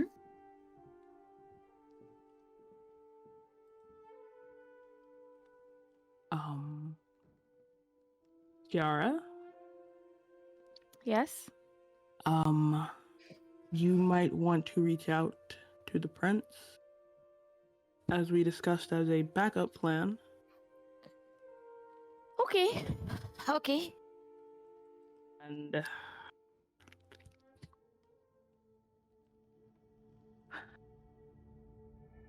I think my reaction makes it very evident that my request was not received in a way that I would prefer. That's okay. I appreciate you even trying, but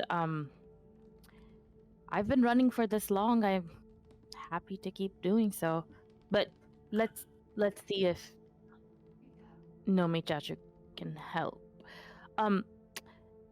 DM, do I remember correctly that Nomi also had one of these little statuettes? His own statuette. You can use one of your sending figurines to cast the spell sending and direct it towards his figurine, and he can respond like the spell allows. All right. 27. Yes. All right. Kiara's gonna turn to Barden and say, "Okay, maybe we should practice what I send before I send it." Look immediately out. So it's 25 words.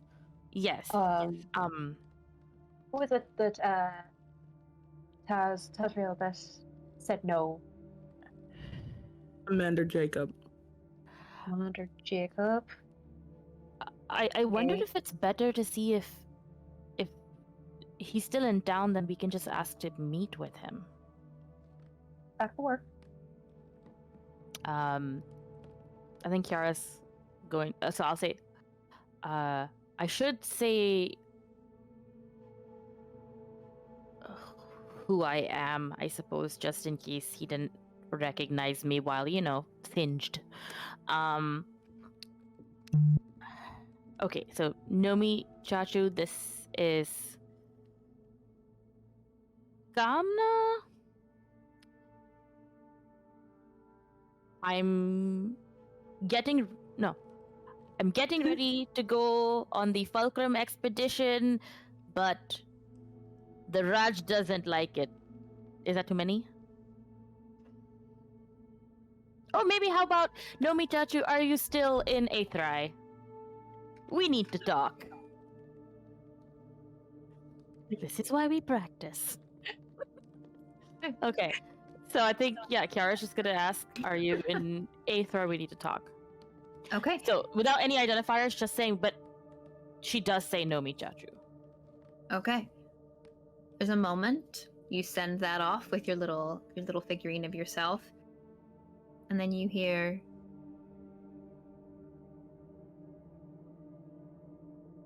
"Oh, I'm making my way back to Abjor.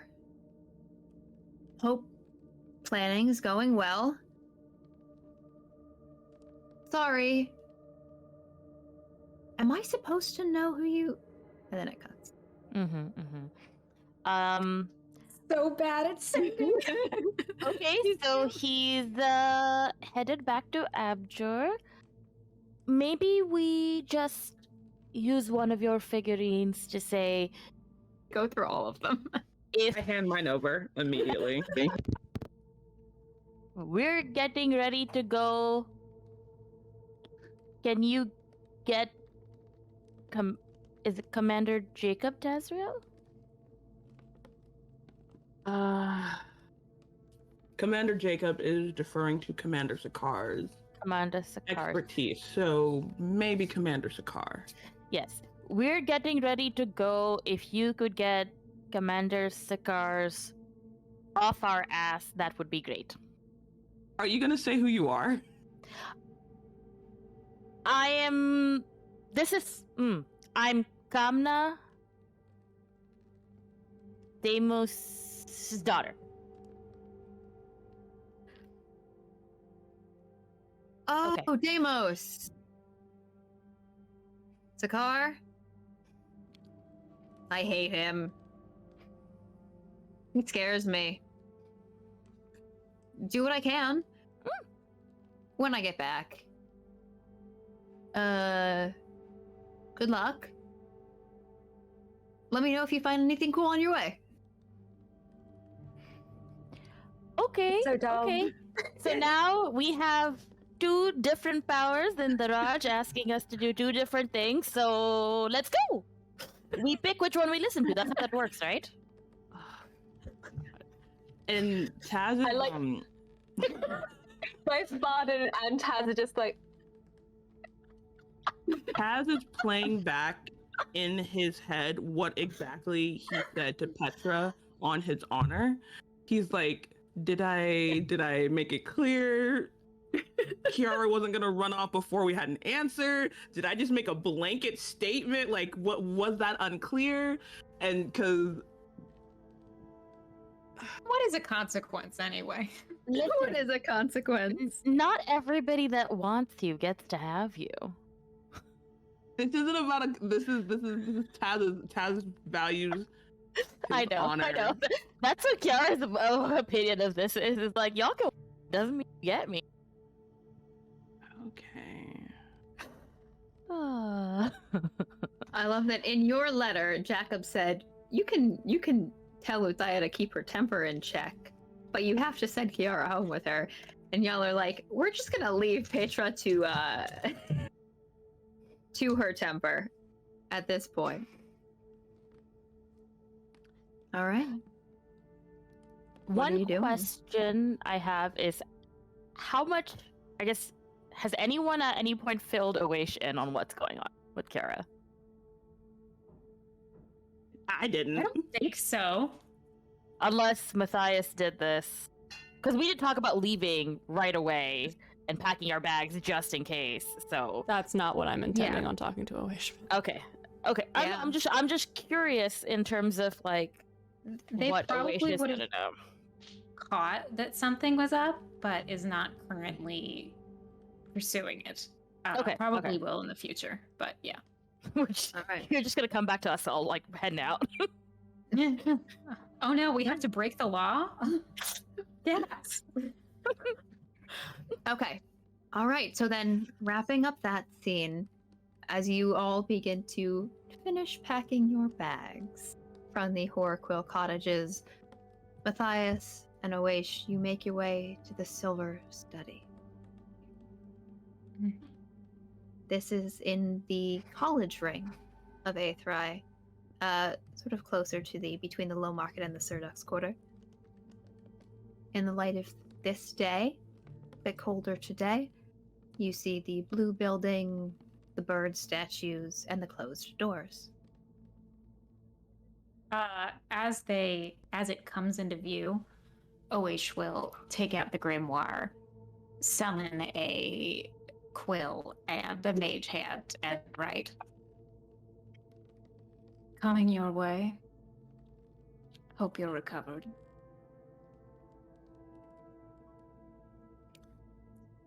The ink shimmers. It takes like maybe 30 or 40 seconds for you to see a response, like waiting. There's a... I only have a moment.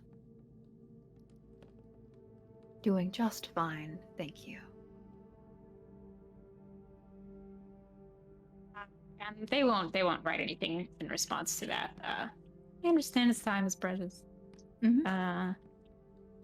And approach the door and then look at Matthias and say, "Would you like the honor of knocking?" Just go up and knock.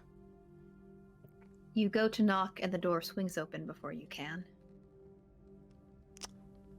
Was that... I didn't know that was gonna happen, but I think Oish did. Right. Walk inside. In we go. The inside of the study, as I've described before, spiraling shelves, stars on the ceiling. It's warm in here, warmer than the cold outside. Have you ever been to the Silver Study, Matthias? I don't know, but there might be a chance. There might have been a time when he was here, but I can't imagine he's been here much. If anything, it was like a bodyguard or some kind of thing, probably. Okay. You might have escorted some kind of mage or librarian to the Silver Study to have an audience with Sir Silverhawk, but I don't think you've actually been inside, so this is also a new experience for you. As you step your way in to the inner sanctum of the Silver Study, you see Sir Silverhawk. He's dressed today in the same cloak, but he has modified it in some ways with more protective material. He has these silver gauntlets that he's wearing over the cloak and pauldrons that are placed over the jacket. The two layers of the coat are like set up separately so you can see inside with more of these gold runes. And he's wearing a lot more jewelry than you saw him wear at the Fulcrum meeting. Just like draped across his face, his ears, hanging from his horns, even hanging from his tail as he sits not by the hearth, but stands walking around looking at the bookshelves. And Oish, you see a familiar sight. There is a gateway, an archway that is open in the middle of one of the bookshelves here. Just like stepping in, looks like it is set up to connect to some kind of dark room here. As you like step inside, if both of you want to make perception checks before he turns around to see you, I will allow you to do that as well. Fuck yeah, that's a natural 20. So that's 22. Fuck, I should not have brought Matthias in here. That's also a natural 20. Hey! Excellent. So that's a 24. Oh, I love that.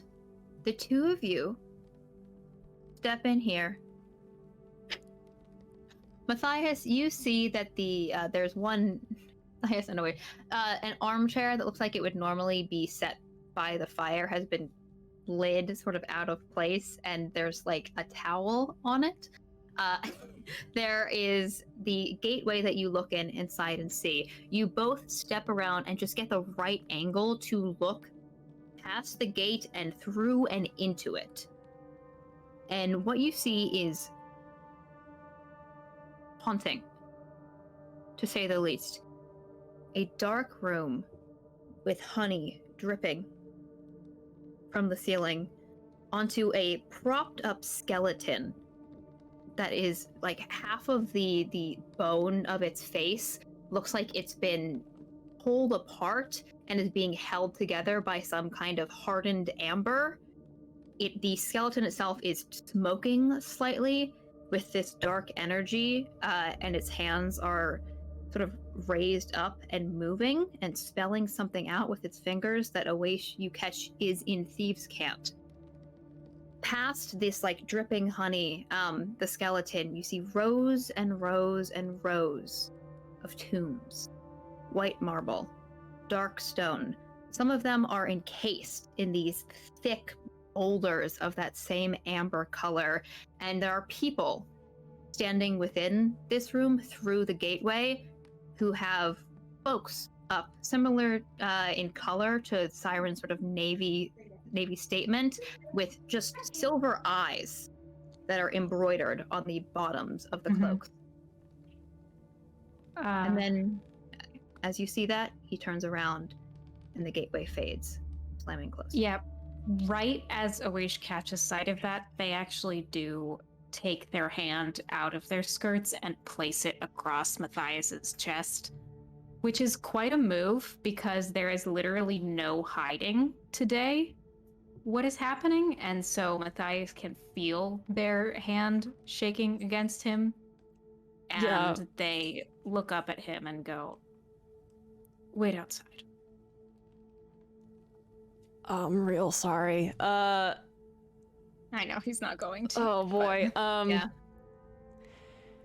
The first thing is the hand, because as soon as they do the like mom seatbelt, It is a mom seatbelt, yeah.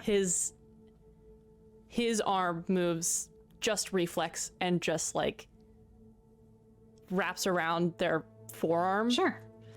To catch it, still feeling that shaking, but and then we'll like let go immediately, and then as they say, "Wait outside,"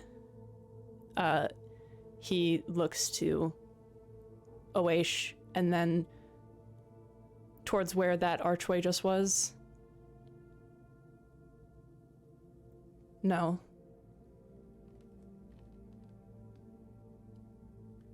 Well, I'm going outside.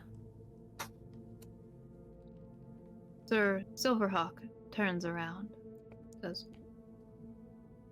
"Already? I do have a moment. Hello. From Markart."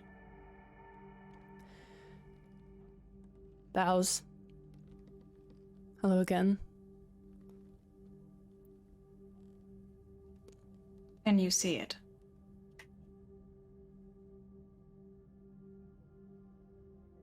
Taps his hand in a sliding motion. Closes his eyes. Opens them. You shouldn't have brought one of those in here. It will follow me. Waves his hand, and you feel that same sonorous energy, not like Matthias's, but something pulsing and glittering surround the two of you as he casts Dispel Magic. So, who is watching you now? Looks over to Matthias. Looks back to Siren.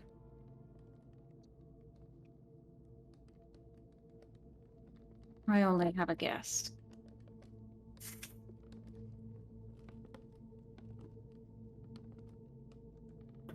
And you're here because you want my help?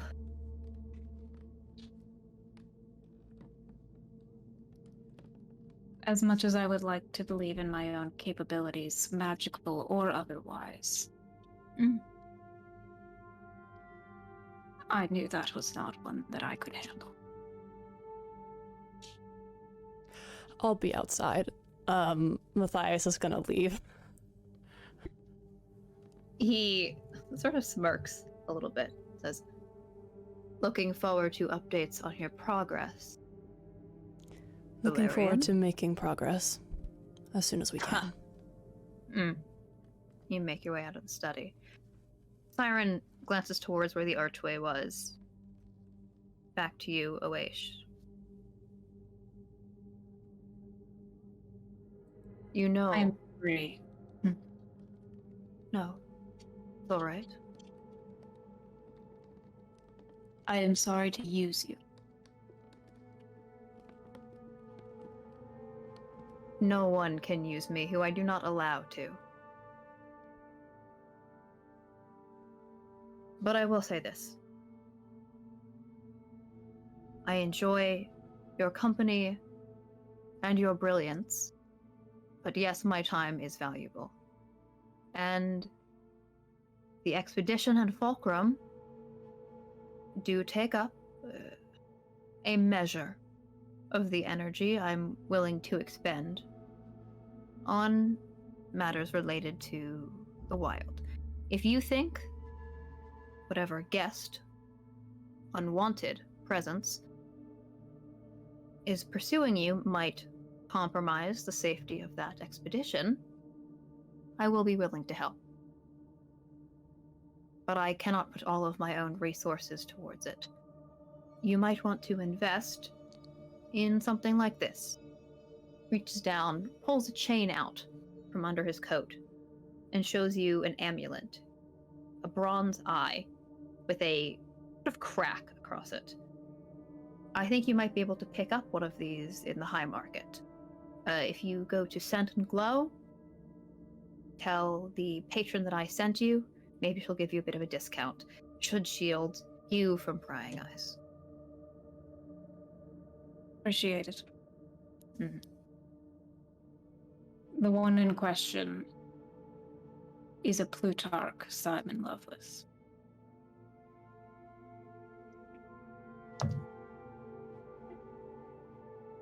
The Hexblood.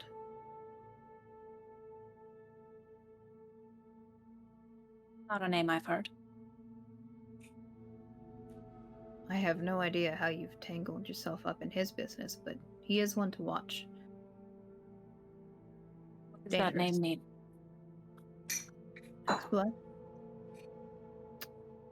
He has made unsavory dealings. Some of the promises I've told you about that I am not fond of, well, he enjoys them.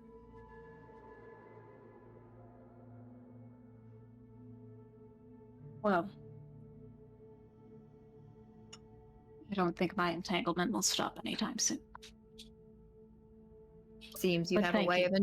of yes, it seems you have a way of entangling yourself with those like us. Our entanglement is far more enjoyable. I do think so. Let me know if you find any interesting poems on your journey. I do love poetry. And they will bounce out of there. As you make your way out, you hear the sound of the gateway opening once again. I don't think that I need to like RPS going to the Scent and Glow or anything. I think that they do Nah. do that. But yeah, joins back up with Matthias and says, onwards. Yes. Those scenes concluded. I will give you the price for an amulet of non-detection after this. But I think it is then that our expedition group reunites. Did Unless there's Matthias anything- want to speak to Awaish about something? Because Oh, that's yes, why yes, he yes. came. I did. And I feel like he's thinking about things, and also I want to allow Alex to take us where we gotta go. So For sure. Well, maybe that can with our last wait. bit of time, I think there is time for it. But I will say that the conversation that you have with Awaish will happen as you are making your way back to the cottages or out of the city, because Vice has acquired for you a vessel for this evening to leave the city of Aethrai.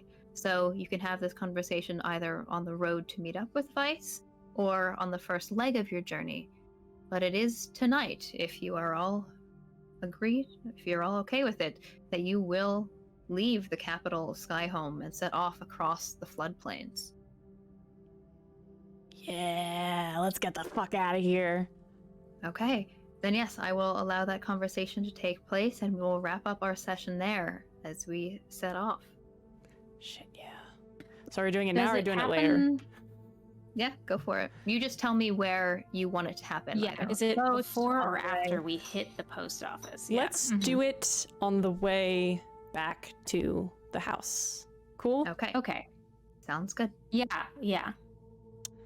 And if Awaish wants to go into the post office by themselves, I think at this point he's not going to be like, no, I'm staying with you. Oh, nice. I was gonna give you information, but Unless Hell yeah. it's up to Awaish. It's up and you if you want. they will always have you stay back if they don't need you. Cool. So Cool. if Okay. you were to go with them, they wouldn't fight you. But Yeah. All right. Then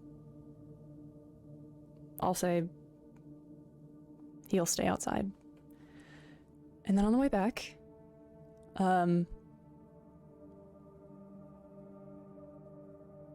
he's quiet as per usual. And then out of nowhere,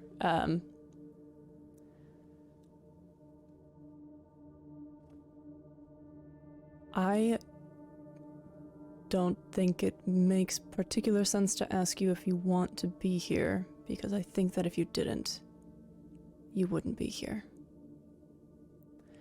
But I can't help but wonder, based on the way you speak to everyone, it's confusing.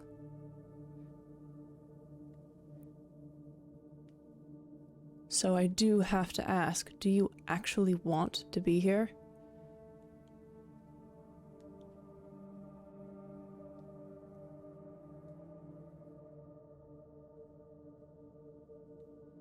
oh, Matthias.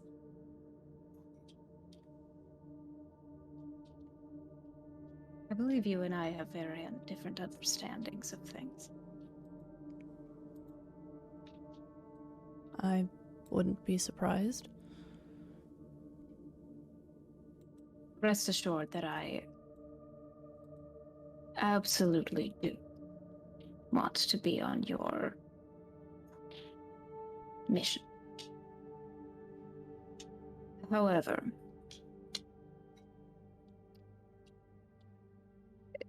many members of this group seem to be under the impression that a certain type of camaraderie is required in order to work and function well as a group. That is not a belief I hold. Professionality and a shared goal is all that I require. Do you believe that you're maintaining professionality? Only on the job. And what does on the job mean to you? While we're together? One of you finds yourself in danger, I will do my best to get you out of it.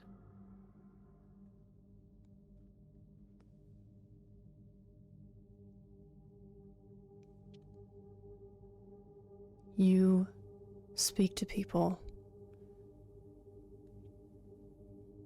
I mean, I'm sure you're aware. It does seem purposeful. But you take liberties that are very bold for a person who's going to be out in the wastes, very far away from any other people. We are all going to be alone together.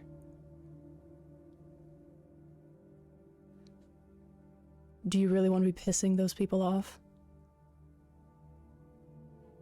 Bye. Adios. Goodbye. When in Nice killed away on the spot. Fucking Lord. Did my words come through? No. We heard Oh. you really want to be pissing those people off. Oh, I didn't hear that. So Oh, that's helpful to know. he said, you're going to be alone with these people. Do you really want to be pissing them off?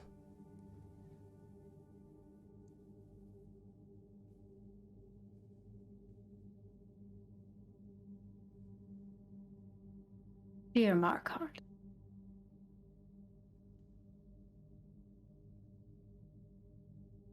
Is it the group you are concerned for? Or do you dislike my behavior yourself?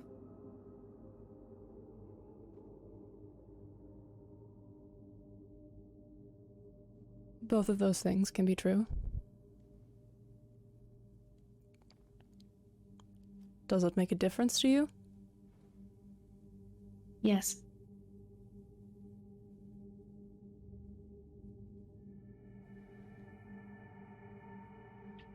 I've worked with people who I really don't like. But I don't go out of my way to be hurtful to them. I've worked with people who really don't like me and do the same. Even ones who remind me of you in the way they speak to others. For the first time, Oasia's face twists almost in something that you would call confusion. Only for a moment. And then they say, I would not call the words that I say to be intentionally hurtful. You don't. I am truthful. Except when I am not. Many people are almost never truthful.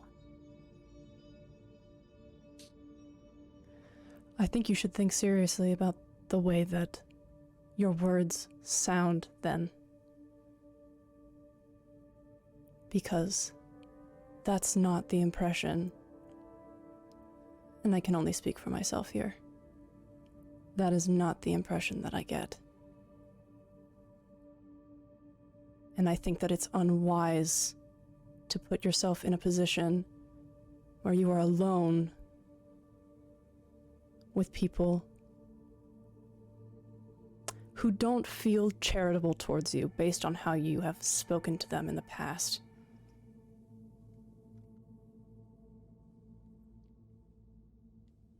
Charitable.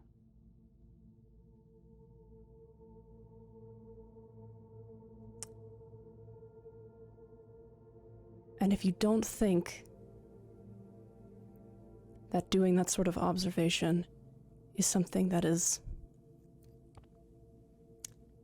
If you don't think that's something that you want to do, or something that you are capable of, then perhaps you should stay here.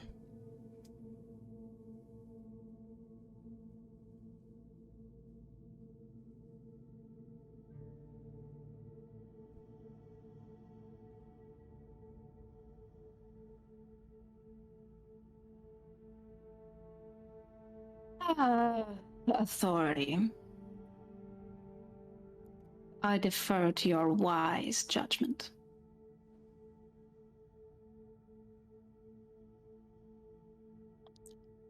I will be less truthful. That's not the point of what I'm saying. And I think that you know that because you seem to be very intelligent. Smart enough to know, or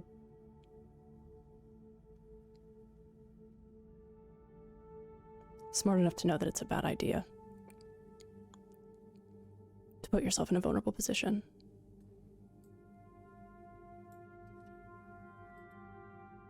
I think I know more than you. But we are not in a position for my knowledge to be useful. That's not... Your knowledge is useful. That's not...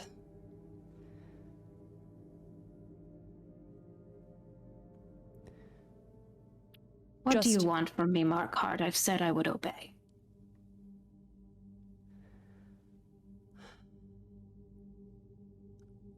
Only for my words to be understood.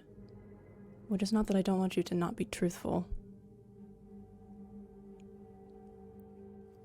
I just want perhaps a little less vitriol when you speak to people. That is my truth, Markhard. So I will be less truthful.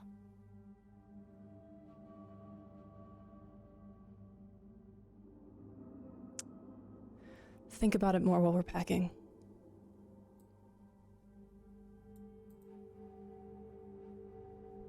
If there was a time to stay behind, it's here.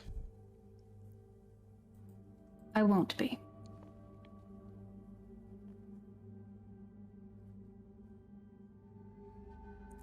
That's it. Lovely. Whew.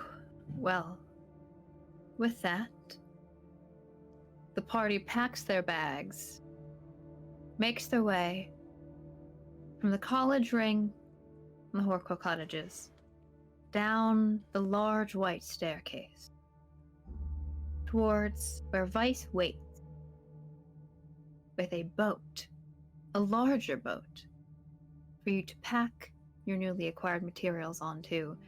You've given word then as well for the merchant you talked to send materials to the Silver Study, and Siren will pass them on to you. But it is now, pushing into early evening, that our expeditionary group sets off from the tiers and the streets and the grand salt structure of the capital city of Aethrai, and pushes their way out into the unknown, the deep floodlands of the country of Skyhome, making their way towards the flooded area known as Upper Skyhome, the cold and unforgiving Kvekdal Ocean, the Gstad Archipelago, and the monsters that wait for them in the Valkyrie Wastes. It is now that you level up. We will see you all again soon. Thank you. Bye! Bye.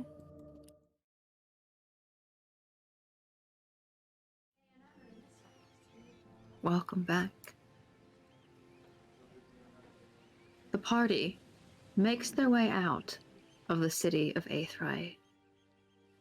As we move from late afternoon into evening, Vice has acquired passage on a ship for your group. Now, you are not the only ones on the ship this time.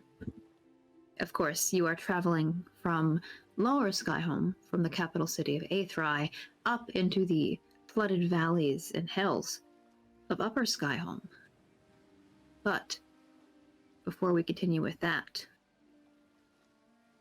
as the ship sets sail deeper into the floodlands of Skyhome, as the sunset once again paints reds, golds, and deep, rich blues across this mirrored landscape, the camera pans away from the boat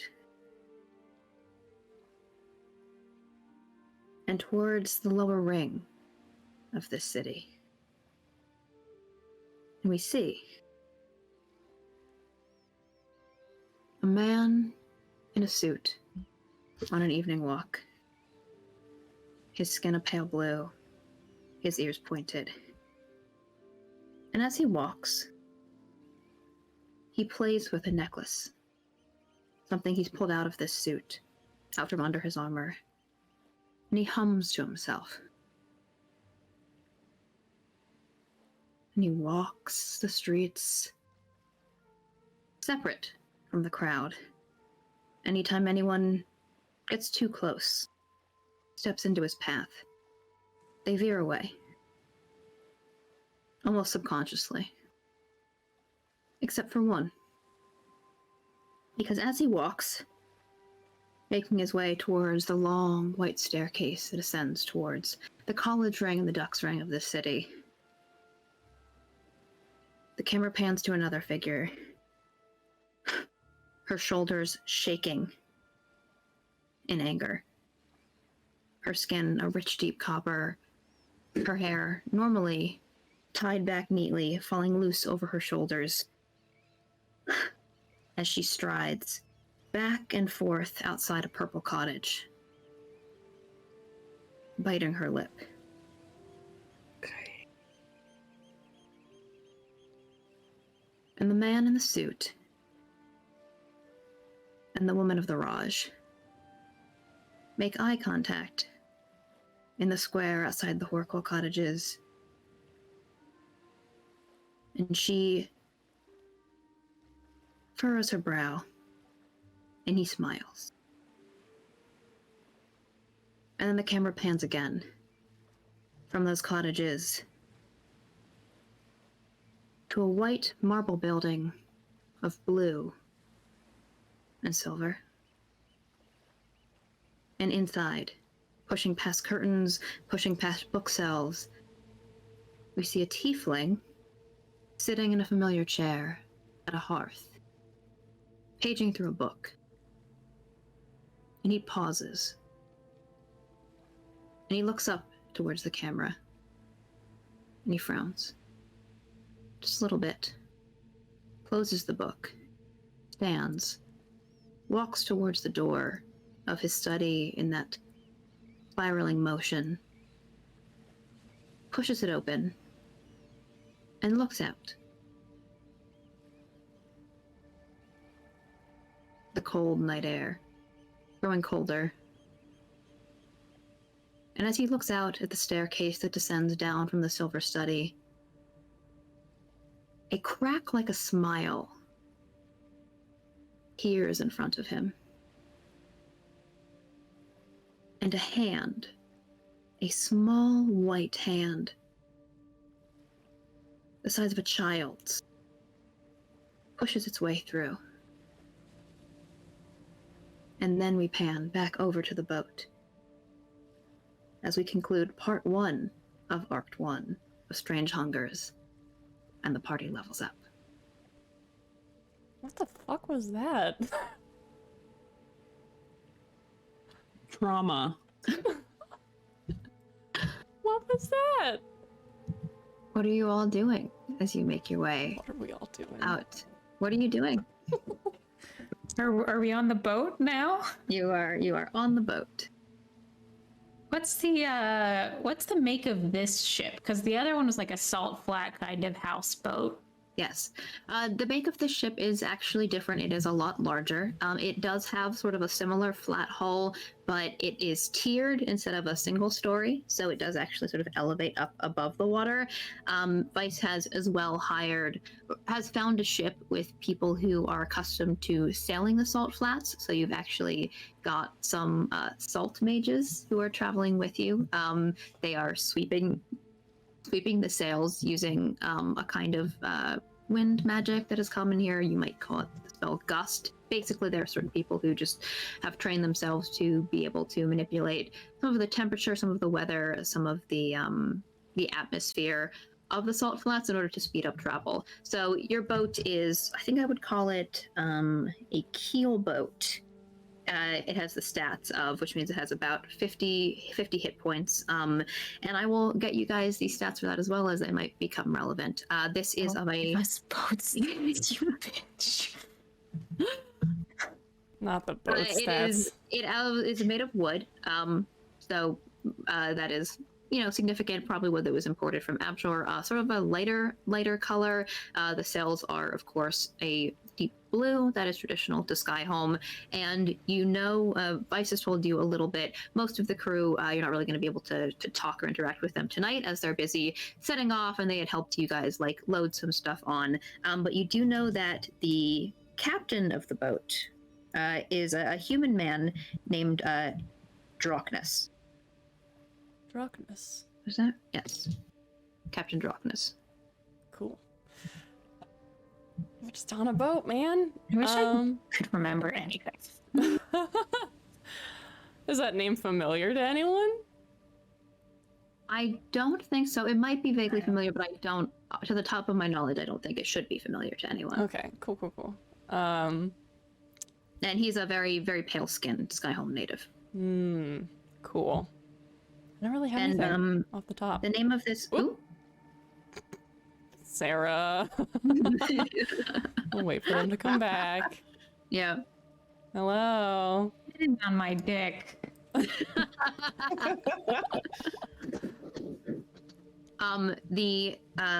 name of the boat as well is the Loamy Sailor. The Loamy Sailor. Yeah. That's... I think Pardon definitely, whoever's closest, probably Taz just goes, "Ooh, I think it's called Blow Me Sailor. What do you think? Just stick a B on the front." Taz is just gonna chuckle at it. Not much to do. Once again, we are on a ship, alone together. Oh boy. I don't know what y'all are talking about. Awaish has posted up next to one of those salt mages and is just watching them uncomfortably close. Wow. You want to give me a perception check? Oh, okay. Oh, you know what? That's a good point. I'll be looking out to make sure that nothing shitty happens. Me with my massive perception. Now, is the perception because, what am I percepting for? Ooh, What you am know I what? perceiving? Actually, you tell me what are your. The perception is generally, it could be what you notice about this person, but if you're looking for Arcana, like you're trying to pick up. I'm watching the magic. Yeah. Give me that Arcana. Yeah. Okay. Ooh, nope. Guess I'm still peeved. That is a 9. Ooh. So, interestingly enough, it does make. You rolled a 2 and you got a 9. God damn. Pulling us over here for a second as well, so we can see where we are, leaving Aethrai on roll 20. There. Oh. So, the kind of magic that these mages are working with is simultaneously familiar and very unfamiliar to you, Awaish, because it is remarkably like a kind of magic that is sometimes used in the place that you're from.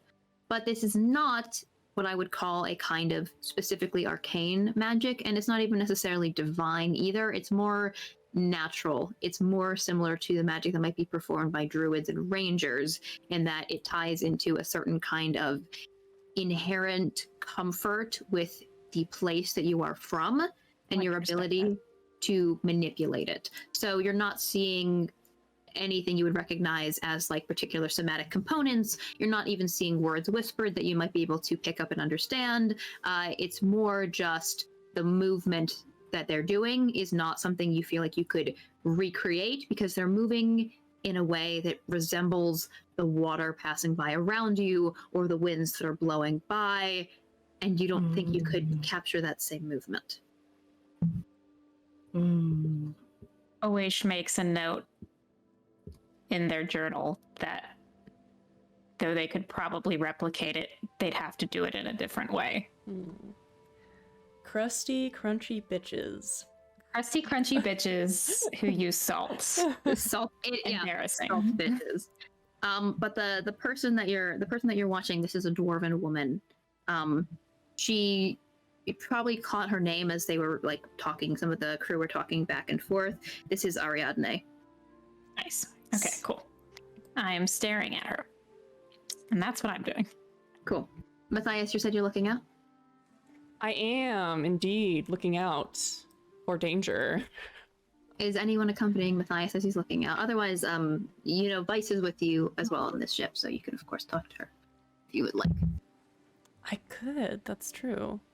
I gotta make sure that we're safe though, first. Number Big one. man. What did you say?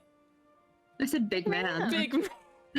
Big boy man, it's the big boy man. It's the big boy man. That's an unnatural Ooh, big 20. man's here. An unnatural 20. Yes. Ooh. You know what? So, because you got this on natural 20, and I just like the idea of it, Matthias, you're keeping your eye out for danger. This perception check is generally going to signify that you guys push through just the very, very beginning of setting off on your journey, while being very attentive to any kind of dangers that might surround you as you leave the city. So I'll just tell you that Matthias isn't going to notice anything threatening, but I want to hear you describe what he is seeing as he leaves Aethrai behind again. What is Okay. that like for him? So let me just, before we go into that, I want to, if you'll look with me at the Roll20. So we're at Aethrai right now, Mm-hmm. and we're headed north. Yes, you're heading up. Up through the Lesser Saltlands towards... You could head towards the Greater Saltlands or the Lesser Saltlands. You decided to go north, but you get to decide if you're heading to Ventier's Keep, past the Tome Loft, past Cloudguard, past Lycastle. Those are the locations that Vice traced on the map as you're making your way towards Upper Skyhome. I think that gonna set a course towards Lycastle. So where would our next stop be? The Tome Loft? The Tome Loft you'd be passing by, yes.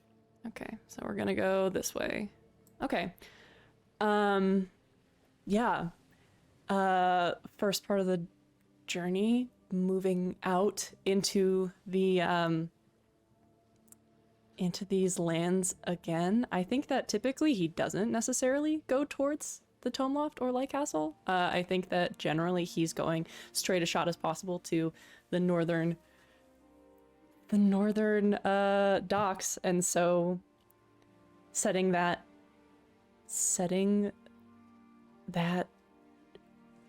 direction is different, feeling the tilt of the ship as they move in a more true north direction. And what time of day is it? Is this just like the morning? When were we leaving? This is you guys leaving in the late afternoon and evening, actually. This is that same night that you're first setting off for this perception check effects. I think that he just sees sort of the dull sort of grayish tones of the sunset reflecting on the water. And just keeps his eye on the horizon, looks back at everybody else, takes a deep breath and sees Vice walking up to him and feels a sense of comfort, at least that she's there.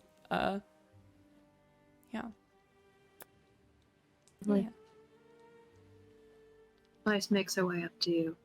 She says, "You're going to have to pay me back out of your expeditionary funding for booking passage." We can do that, I'm sure. All right. She looks back to where you're staring. Have you missed it? Aethrai? Yes.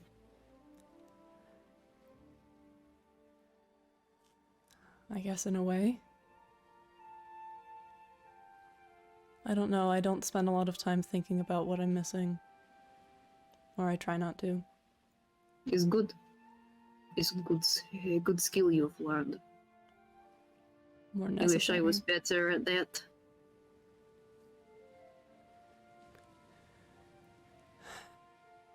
Maybe you're better for it.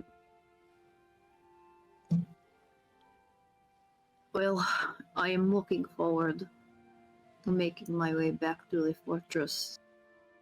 It has been too long.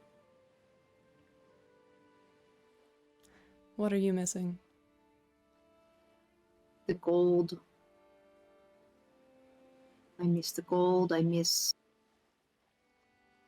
the sense of being unsurrounded in a way that is uncomplicated. Just because you do not know what is out there in the snow, it doesn't mean that you don't know there's something out there. There is a certainty to that. If I know there is danger, I can always have my blade at the ready. It is the falsehood sense of comfort that the people in cities think they can trust that makes me uncomfortable. I pull my blade out. People get wary. And the politics. Exactly. Makes a lot of sense. It is exhausting. Well, look at us. On a ship again. Good night, Valerian. Enjoy your watch. Good night. And Vice heads off to bed. Is there anything else that anyone else is doing before we have the long rest that levels you guys up and we push into travel? I think Barden would like to grab Taz's arm and be like, maybe those, since we got some time, you know, the lessons. If you're still interested, I mean, you don't have to. I was just about to come speak to you about that. Oh, nice. Mm-hmm. How to go about it? Do you want to start tonight? I mean, yeah. If you're okay with that, I you know, it distract us from everything that happened. That would be good, I think.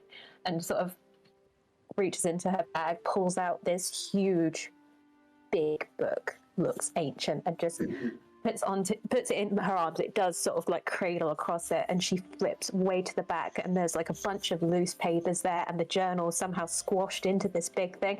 She's like, "How much paper do you think we'll need?" Because I've got my journal, but I've got some loose leaf. Do you think will I need paper? You think?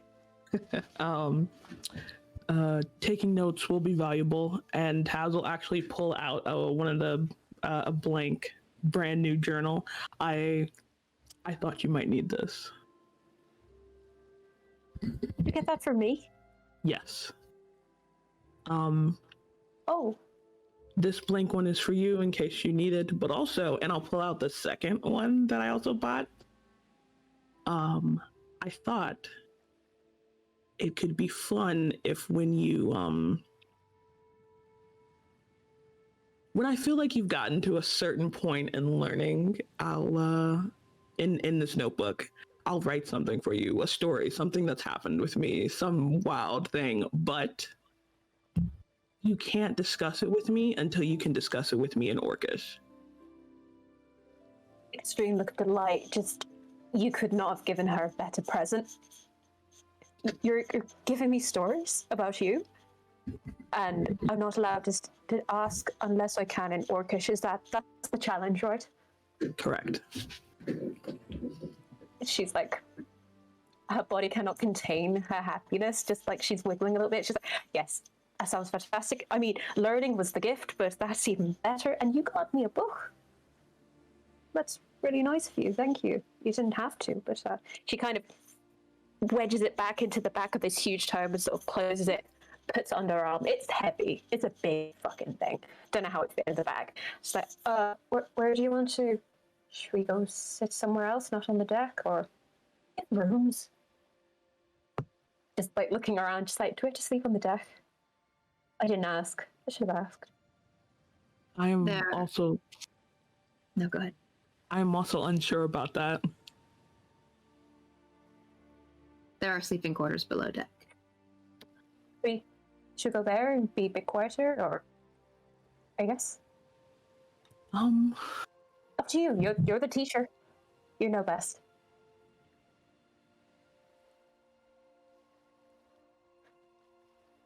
And like there's this pause of Taz thinking about it. How about we start up here and see how you learn in the open, and then if we need to go elsewhere, we can. Yeah, that sounds great. Looks around. There's like a place with a couple of barrels or somewhere out of the way of the crewmen. Just sit down, and then she sort of opens. She sort of lays the big book on her lap, puts the journal on top of it. But the way she puts this book on her lap is like reverential. this is a very special thing.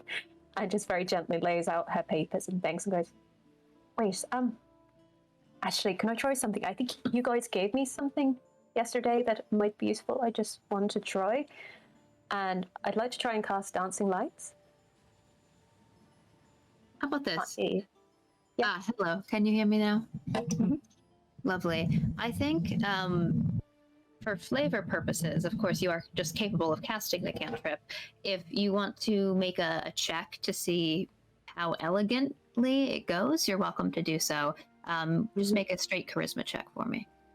Ooh, charisma check.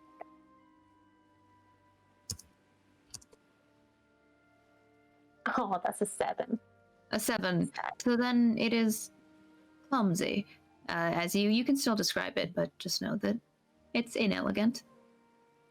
I like the idea that she sort of closes her eyes and sort of scrunches her nose, thinking this is how magic works, and just sort of, come on, light, and from the air, like 4 pinpricks of air float, and they sort of, they don't float, but they look like they're sort of buzzing around, like just like little trails of light, and just, oh, I was going for fireflies, but that didn't quite work. It's a shame. Still, not bad. First try. Never was able to do magic before, except for the sword. So that's pretty cool, right? And Taz's face is just lit up at watching Barden do this, just like a yes, very cool. Okay. Should we get started? Yes, and and like the first thing, I'm just gonna teach Barden some like common phrases that they would need to, like, you know, if they were traveling, like important things like, hey, what you wouldn't want to know how to say, like, hello, how can I get to XYZ thing, like the tavern, the like that kind of thing. Those are the first. Yeah. Well, I will say for our viewers, we are using Those Who Wander, which was actually written in part by our lovely VJ here, for our language learning system. This is a incredible homebrew supplement. You should definitely go check it out. Once again, it's called Those Who Wander, and that means that I will need a intelligence check from Barden. Yeah. One question that I guess is between the two of us: how many hours do we want to practice? How late is it now? It was, I would say, depending on when we set out, I would call it around 7 or so when you guys start this. 3 hours? If Taz is into that? Works. Yeah. Yes. That works. Then yeah, give me that intelligence check. Oh. That's ahead, Sorry, it was so close to being a nat 20, and I'm really mad about it. That's a 9. You do get a +1 bonus, I believe it is, because your instructor is adept. So +3, I think it would be, right, VJ?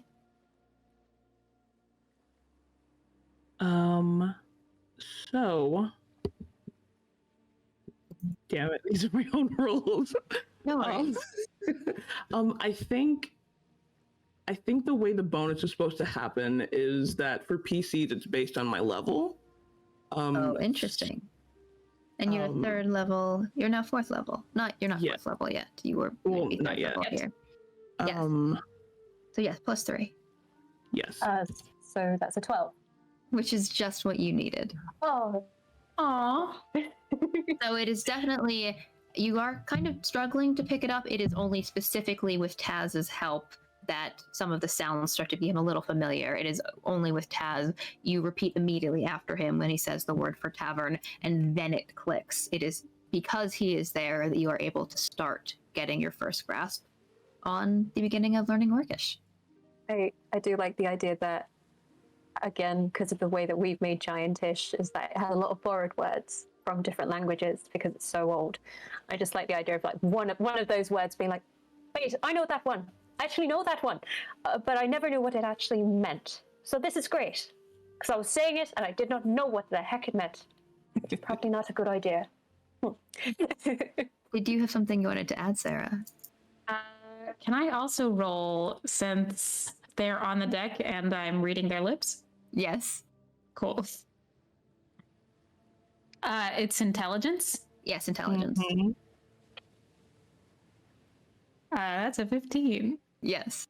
And I wasn't going to have you add the bonus because you're not directly That's interacting Taz, with Taz. Mm-hmm. But yes, you also begin to pick up just a few phrases in Orcish.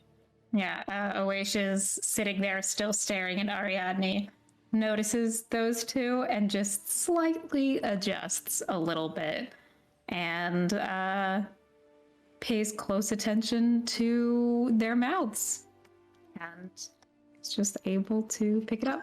Yeah, so it's not even pronunciation; it's mouth movement. You start to see in Orcish. Orcish opens with longer O vowels than, say, Sylvan might, which is focuses more on like E's and A's. Mm-hmm. Yeah. Mm-hmm. So then we push into evening. We push into sleep. You may all gain the benefits of a long rest, and here is where your characters level up. So you will gain new spells, spell slots, abilities, and then we push into the next morning. If you have anything you need to roll for this morning, you can do so. Making some tea. I also did just fuck up. Yeah. Now I have my new trick. If you want me to roll perception for that last night, I will. Yeah, sure, you can give me perception. I rolled a 1, but then I also rolled an 18. It's a 22. So... We're fine. Okay. Oh, so yeah, Matthias, you're fine. And Sig, you are a little less stiff today. Mm-hmm. It's coming back. Yeah. Feeling a little better, but not great. We're not 100. Mm-hmm. So, as we push into travel, we are going to another very fun homebrew supplement we're going to be using. There is a adaptation of the travel rules for D&D. It's called Campfire and is by Abyssal Brews. Thank you very much, Abyssal Brews. It is a 5th edition elegant travel system. And I will tell you then that part of the way that Campfire works is that there is a travel DC that summarizes the difficulties that you'll be facing on the road. So when you make checks, just to see how well you're traveling, your characters can assist people on the boat. Their cumulative efforts determine how well your travel can go, not just outside factors, but what you're putting in to make the travel go smoother. And the travel DC for passing from Aetheryde to the Tomb Loft is a 12, which marks both the kind of terrain you're passing through and the kind of weather. And the weather right now in Skyholm is tiresome. It's not very pleasant. Pushing colder, you're getting some of these cold rains, a bit like just the start of salt flurries, which again, kind of unusual because we're not actually in bone cold yet. It is, you are in a colder region of the world, but the way that rain just sort of chills your skin as it drips down on you. There are not a lot of places on this boat you can find shelter unless you are inside, under the deck. And the destination score is a target that you try and hit in order to make sure you make your way to your destination. It kind of determines how long your journey is going to be.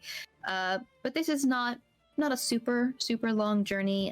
It should take you maybe 3 to 5 days of travel to make your way towards the Tomb Loft. That being said, we are pushing now into the expedition phase. This is when you are setting out on your journey, which means that you guys can let me know how you might be using your skills to make this journey go smoothly, make this journey go faster. That could mean looking out, as Matthias has already done, just keeping an eye on the terrain. It could mean helping out with survival or navigation checks to assist the crew. Maybe even an athletics check just to contribute to moving boxes and sails around. You guys let me know how you are contributing on this first day, and I'll let you know how that goes. All right, now I got lucky this past time with my check. However, I'm not the most perceptive little guy, so I think that I am going to default to athletics related things, anything that requires a little bit of muscle, I am going to attempt to make myself available for. Okay. So Before you roll that, is anyone else helping out? I will be, but I need a little time to figure out exactly how I'm doing this. Okay, then Shan. Happy to do some perception based. Happy to keep an eye out. You know, I'm used to some of the weather here, so can probably handle it out at the forefront a bit better. And DJ. Yeah, anything that's like more deck space. Like I know there's probably knot tying or something like that, or like that kind of. I have no idea about sailing, but anything like that, Taz is like, oh yes, I'll give a hand. Okay. So then maybe Taz and Matthias are helping out just with some of the actual physical labor on the deck. Barden is keeping an eye out. Vice, you don't actually see her around as much today. She seems to have slept in and is fucking off a little bit below deck. Nice. she's taking a day. She deserves a day. She deserves a day. Sexy. Is Kiara taking a day as well? Kiara's also taking a day. Kiara, I think, has some things she is thinking through with what has happened recently. So She's thinking. she's just thinking. She's making those cute little Kiara snores. Oh, Cute. okay. I have some magical note questions. Oh yeah, absolutely. Specifically regarding Tensor's floating disk. Mhm. Now, the language of the spell says that it's immobile if it's within 20 feet of you. Then if you move 20 feet from it, it follows you. However, is it possible for the caster or somebody else to push the disc? Absolutely. In fact, Tensor's floating disk is a spell that I have used in other games and in other places in this world as sort of an accessibility tool. So I have very much allowed it to be something that you can use to like carry heavy things back and forth. So you don't even need necessarily to make an Arcana check for that. I would just rule that moving back and forth or pushing back and forth. I may have to. Oh, yes. Well, you are, and I'll tell you why, because I'm about to pull some bullshit. Please go ahead. I love that phrase. So it's a gross day. Mm-hmm. No, absolutely not. I'm not getting my hair wet. Awaish will conjure the floating disc and then conjure the unseen servant. And then stay like below deck and just like stare out as it pushes things around and helps how it needs, but will not do anything themselves. Lovely. So Tensor's floating disk is not concentration, neither is unseen servant. Do you want to send Darren up on deck to be able to like direct the servant to move the disc around? I will let him go out and about, especially because I'm sure that some people would love to have a conversation with Darren. He's gonna get his pages wet. Okay. He knows how to duck. There's been rain in the past years of his life. He's not technically like he's magic book. There's some weird shit with that. Yeah. He's laminated. Yeah, he's laminated. I don't even remember. I don't think he has a swimming speed, but he could. It's magic. Yes. Okay, lovely. So then I will take what do you think we should roll for that? I would call that Arcana. You're kind of concentrating on you're like balancing a lot of different spells. So yeah, it's a couple of different things that are being controlled. Yeah. I'll take Arcana, Athletics, Perception, and Dexterity. Just flat flat dexterity for me, Vic. Yeah. 18. Mm-hmm. 21. Mm-hmm. Shan. Am I doing a perception? Perception, yeah. Yeah. Oh, sorry. No worries. Oh, that's it. Oh, it's an 8. Boom. Ooh. Rip. And what's that flat dex from Taz?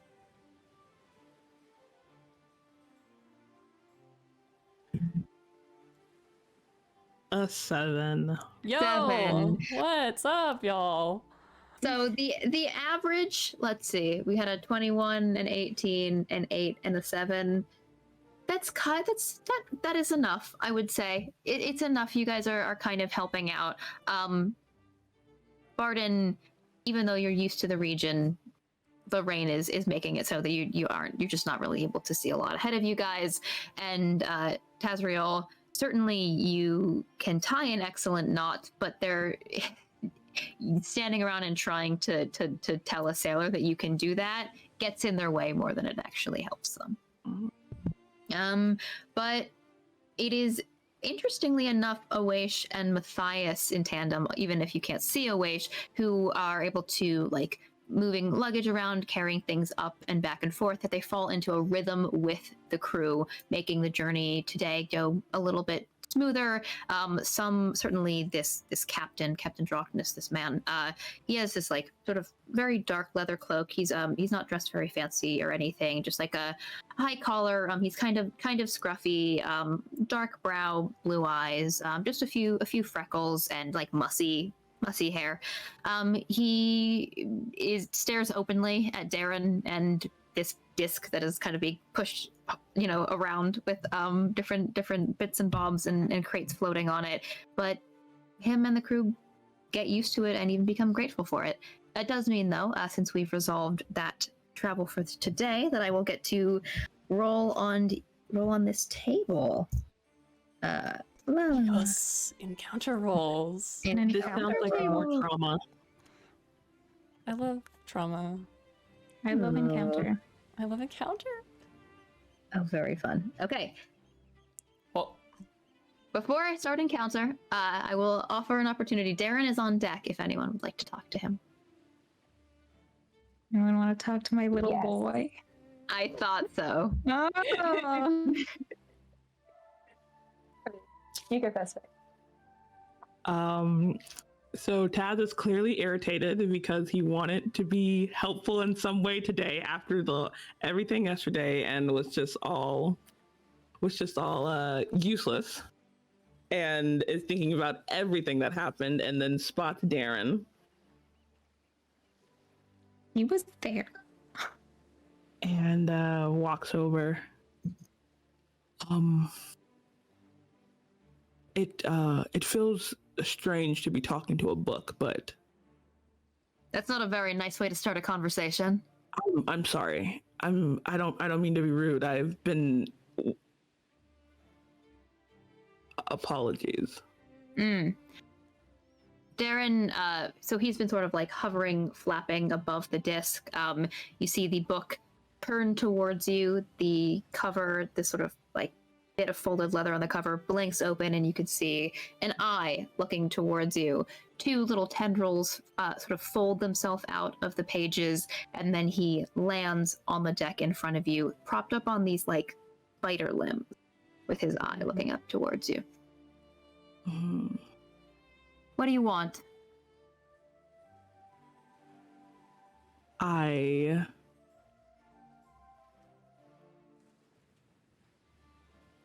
I realize that I have the interaction between myself and Awaish, which you were there for. I am realizing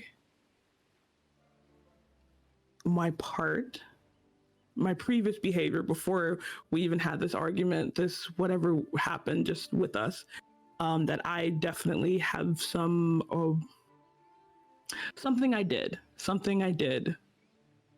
was not the best course of action, and I have one question. You can ask a question, it doesn't mean I'm going to answer it. Fair. and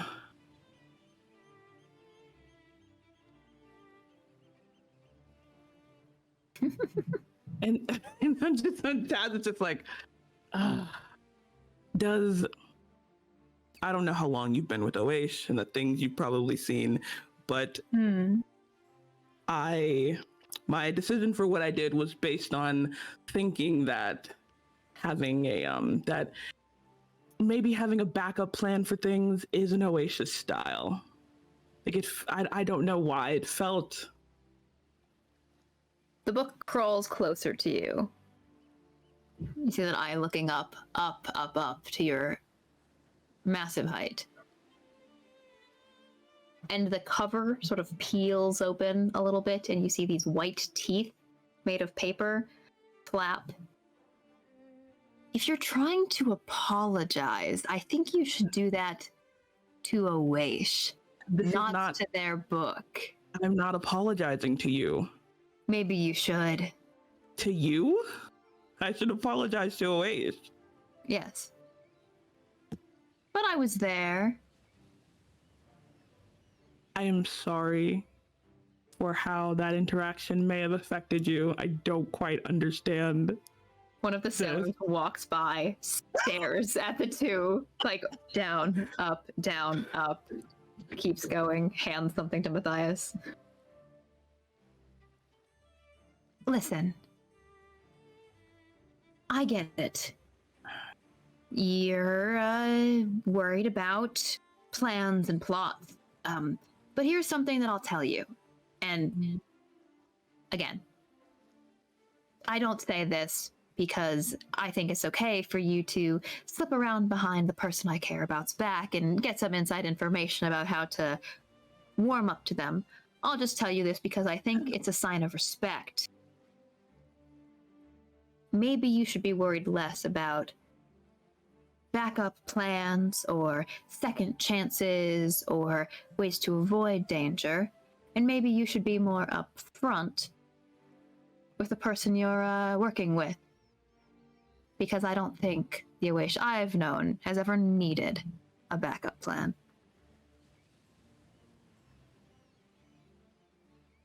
You are definitely their book. Yes. Definitely their book. Thank you. Yeah, Taz is gonna walk away. Flaps up. My little meow meow. Fucking Christ. If he flaps by Barden will definitely just like, oh, hi Darren, you out today? Are you having a nice day so far? I think I am having a nice day, yes. Well, that's good then, isn't it? Yes, Even it with the is. name. Oh, I don't mind so much. I get some my eyes, I'll be honest. I've not much use today. Well, that's the problem with having two of them. I can see how that would be. I honestly can't imagine just having one eye. So Well, there are other ways of seeing. very true. Mm. Probably only something you can do, not me. Yes. I also just a second. Just coax his finger. Book lands sort of on the rail by you and wraps two tendrils around it. Looks up at you. I just wanted to say that I know I've probably already said this, but you are amazing. Like, I know that you are. I've done the research, and there's nobody, no thing like you. And you know that, right? A check with advantage. I'm doing a what check, sorry? A charisma check with advantage.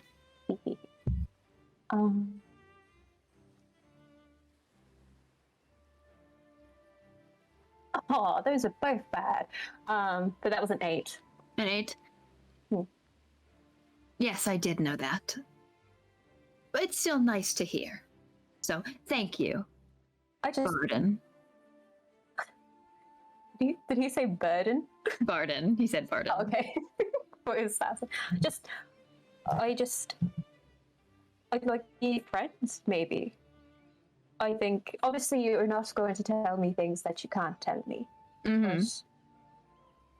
But I don't know. I think you're definitely someone worth knowing. If that's agreeable. I will make no promises about friendship. We don't have to. But, you are allowed to admire. She nods and goes, and if you ever fancy a change of pace in your stories, I have a book full of them. If you ever like to hear some. I like reading to people. Appreciated, but I only need one storyteller in my life. You care about Oasia loss. Doesn't answer, but you see the eye sort of roll from looking around the deck and at you, sort of like down to the wood beneath, and then up. Of course, he does have blind sight, so. I think that's good. I think they need good friends. And I can tell you are.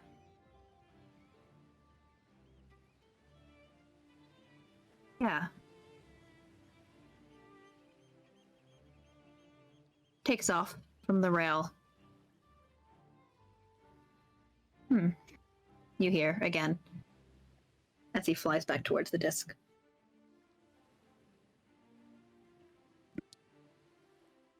Your book's a fucking simp.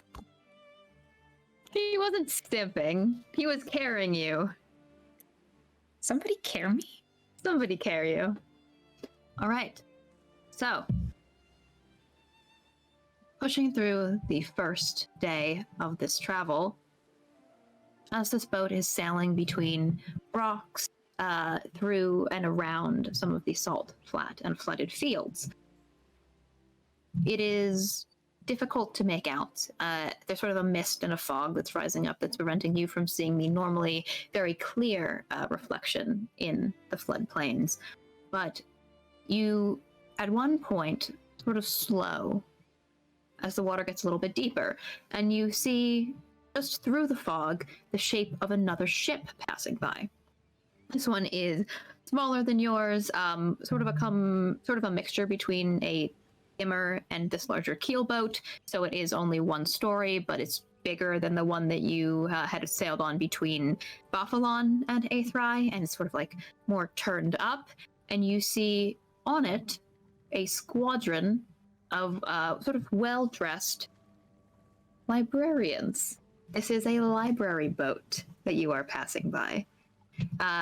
There's like bookshelves that are set up on it. There's this canopy that's like set over it, lanterns that you can see of a blue light color that are flickering in this misty day. And Barden, I think you might recognize just a few of them. Not anyone who's like worked in the Tomb Loft. This is not a Tomb Loft boat, but one of the traveling boats that will go back and forth between a few of the different Surduk cities and share information, share knowledge. It is a traveling bookstore and library. Just looks up to Matthias. Can we stop for just a second, or do we have to keep going? If you like, and I'm sure we could stop. I mean, I imagine I've never seen one of these before. One of the actual boats. You probably have, actually. I would say they come to Nook, so. I'll talk to the captain and request we pull alongside these folks for these nerd ass bitches. Yeah. Thank you.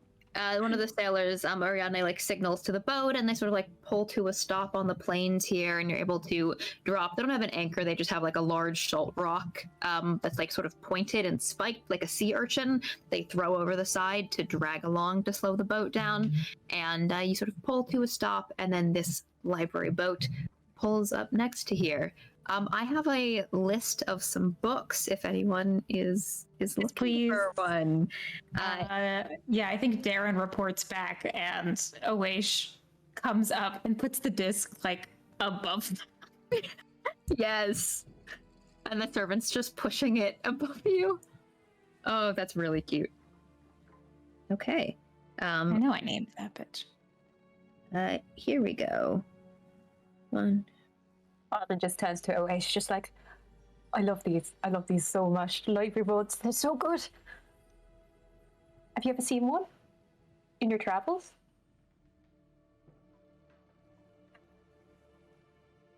What? Wouldn't have seen one of I don't think so. No. Yeah. I have not. It's a treat. You'll like it. Do you both want to roll a d8 for me? Yeah. Can I also roll a d8? Yeah, I'd like yeah. to- Got a 7. Got a 5. 7, 5, and 2. 2. Okay, 7. Oish, you're able to. There's like a little ladder that they throw over the side, so you guys can descend down onto this little boat. And you can see that the shelves are not super stocked. They only have just a few books. Looks like they maybe were going back and forth and picking up some new stock. But there's a very small, almost mousy gnome. Gnomish man. He's got like whiskers and freckles and things, and like a very big sort of forward-facing puff of hair that comes down. And as you're looking over, he says, "That one's a bit dry, but he might enjoy it." And you have found a book called Sovereign Signs. This is by Fur Phylon, and it is a book about military history and tactics.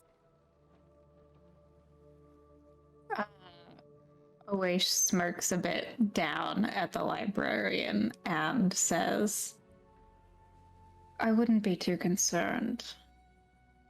I've never found a piece of writing I didn't find interesting. Quality I like to see in people. Well, here you go. If you see another one of our boats, you can always just drop it off. Or if you leave it at the tomb loft, if you're heading that way, we can always pick it up from there. Right. Okay.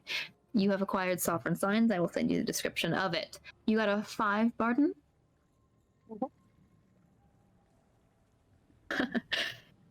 This suits you. As you're looking around the shelves for something you haven't seen before, you pull off a large square book, something illustrated on the cover. And it's called My Pet Dragon, by Morgan Munchfun. This is an illustrated children's storybook about made-up and fictional monsters. Is it something I've been for? You might have actually seen it. You might have actually seen it before, although this is a bit of an older version of it. It's not like the most recent version. And you can see, even as you like pick it up and start flipping through it, it looks like another child has drawn some little childish pictures on the illustrations. You know, there's like a little cutesy dragon, and then next to it in a blue crayon is like a poor rendition of the dragon. Love that. Love that. Barden's gonna, as soon as they get back on the other side, Barden's gonna draw that into their next letter to their dad. Very cute. And Tazriel, as you're looking around.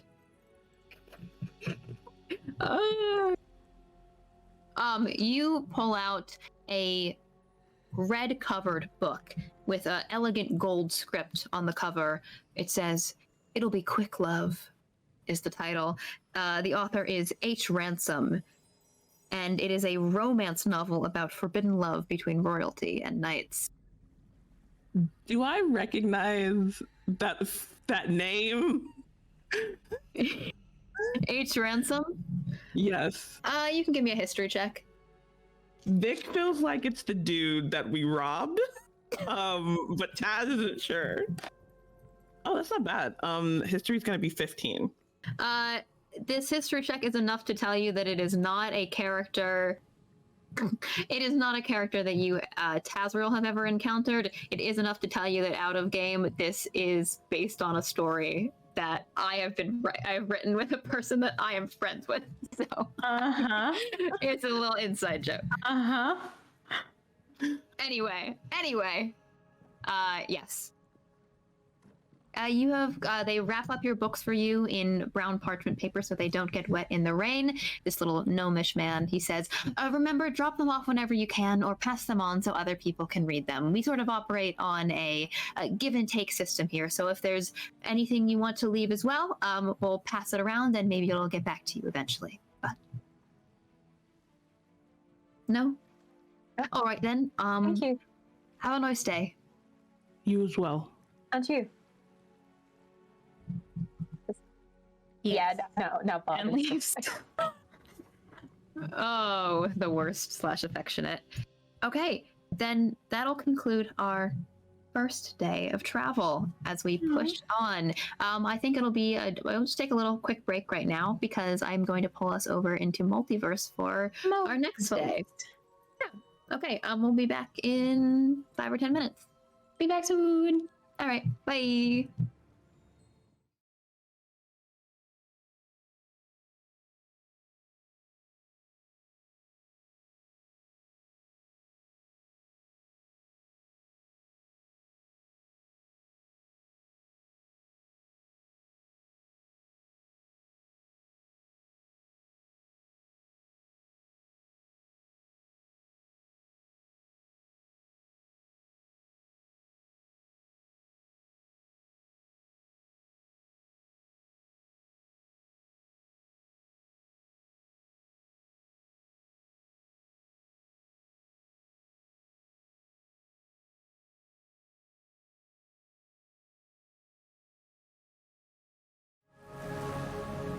Hello. Welcome back. The next day, on the next leg of the journey from Aethri to the Tomb Loft, is still rainy. Even worse than the previous day. Not as cold today, but thick, foggy, and overcast, which is going to raise our travel DC to 13. Are you taking any actions today to assist with the crew as they push their way through this wet day? I'd like to keep an eye out. Mm-hmm. You can give me perception. I'll do some heavy labor if it's needed. Athletics. Awaish is actually also going to keep an eye out, but is going to stay below deck again and do it through Darren. Okay. Not rolling with Darren's stats, but looking through his That was a nat 20, so that's a 27. Nice. That's hot. I can screenshot it if you want. Fuck me. And I rolled a 4, so we're good today. Okay, Yay. lovely. Finally. I got 15 on perception. 15, nice. So sorry, it took me a second to get the sound stuff set up. No worries. What am I doing?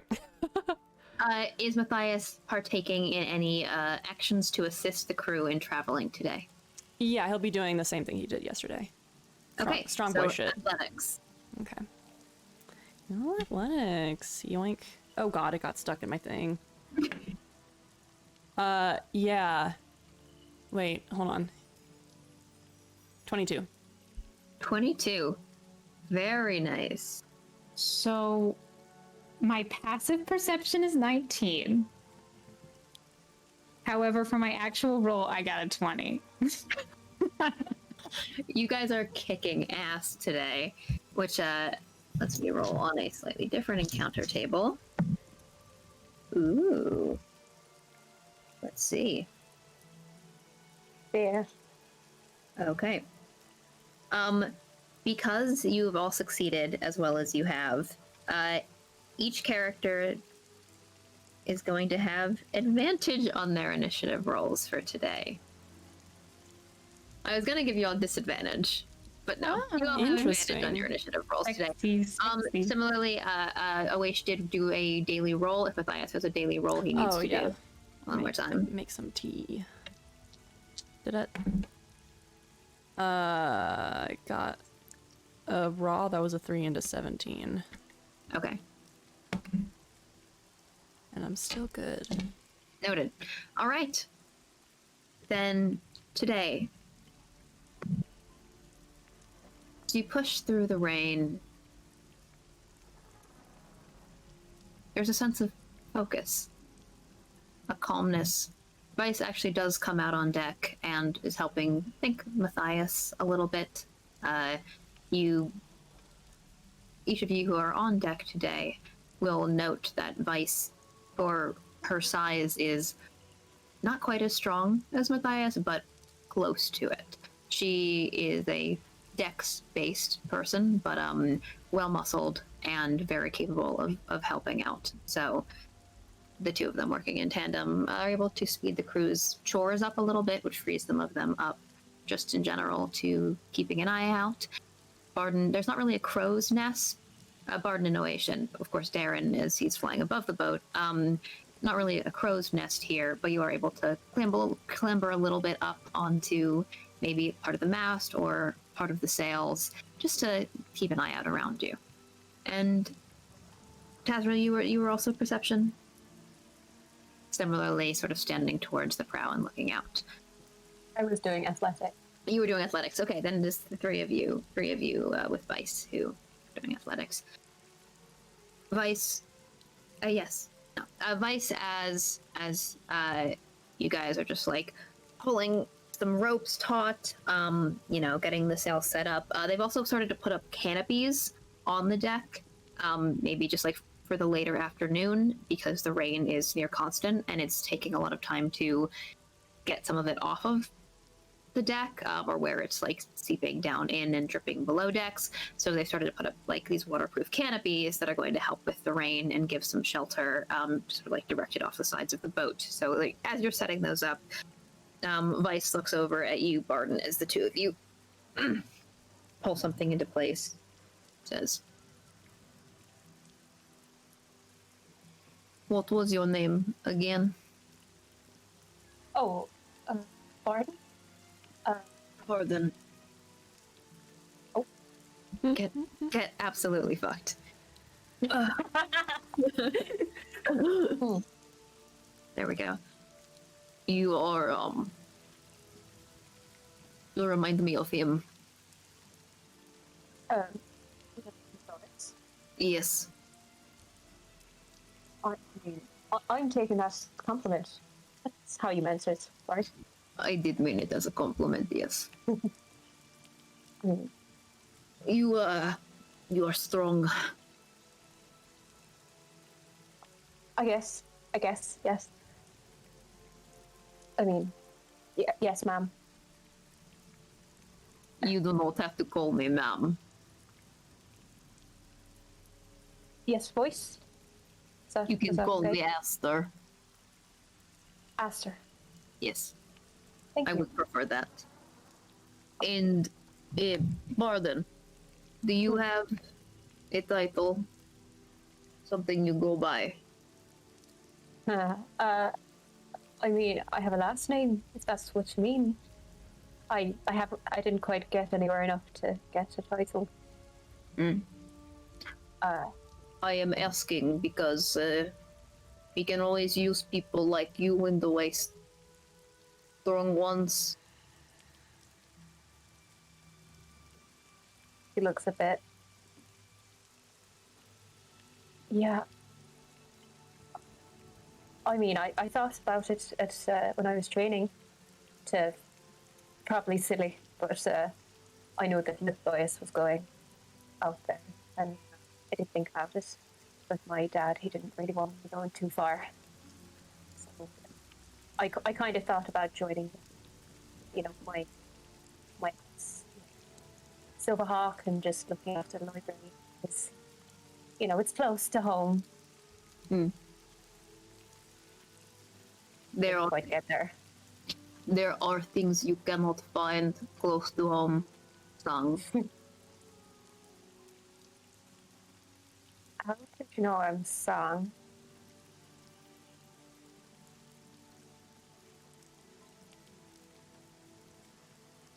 Alright, I admit I did some research on each of you after the Fulcrum meeting. I mean, sensible, really. So, how much do you know? That's it. She kind of looks around like, you just know my name and that I don't have a title. I talked to... yes. I talked to some of the Vanguard. I talked to some record keepers. I just wanted to make sure that the people that Valerian had approved were worthy of his time and commendation. That's all. Well, I'm glad I'm glad I meet your standards. It's just that's an honor.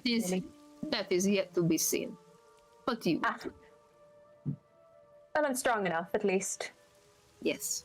I can help, and that's all I really want. Where'd you get that box? Oh, yes, of course. And these. Yes, and finish your conversation. Anything else anyone is doing today besides just helping out with those checks before we get to the afternoon? No. I'm below deck, baby. I'm good. I think it is Kiara as well. I'll just say that she's hanging out a little bit, fixing her hair, maybe not praying at some point, but seems to talk to someone who isn't there if you are below deck. Just like talking to herself, sort of a childish voice, possibly communing with her patron. But I'll leave that up to Pooja. Pushing into the later afternoon, the clouds part just a little bit, even though the rain continues, and you see just hints of sun's light pushing through. There's a mist that lifts a little bit, especially with the perception checks that you all get, which means that you can see ahead of you, here on the lesser floodplains, salt boulders, wide cracks of white spreading out before you, delineating different kinds of farming materials. Farmers who are walking on the water using these large flat boat shoes, as well as an interesting kind of cattle. These are not quite sheep. There's not a lot of things to graze on here, but they're a kind of sheep. They have these like long purple tongues, and you can guess what they eat. Is it salt? Oh. Yeah. Oh, nice. Nice. Nice. But they aren't really harvested. They're more harvested as a meat source. They're kind of a combination of like a sheep and a goat here, and they're also very good, saying this without a nature check because Matthias and Barden would just know it. They are very good for testing like the quality of the salt in the water. They'll go to places where the salt is a better quality, so you'll see them like gather in different areas for farmers to learn about how their harvest is doing. That's sick. Love that. Yeah. So then it is Tazriel and OH through Darren's eyes. You pick up some kind of disturbance up ahead of you. You've seen just groups of these cattle grazing, and it looks like just ahead the water is disturbed a bit. There's a few groups of these farmers who are trying to pull back, like they've had ropes around their necks trying to pull back some of these cattle, who normally again are able to, with a similar kind of hoof or style or quality that a sky skimmer horse might have, who are able to walk on parts of the water, are actually getting sort of like pulled down under, and these poor woolen animals are just bobbing up and down.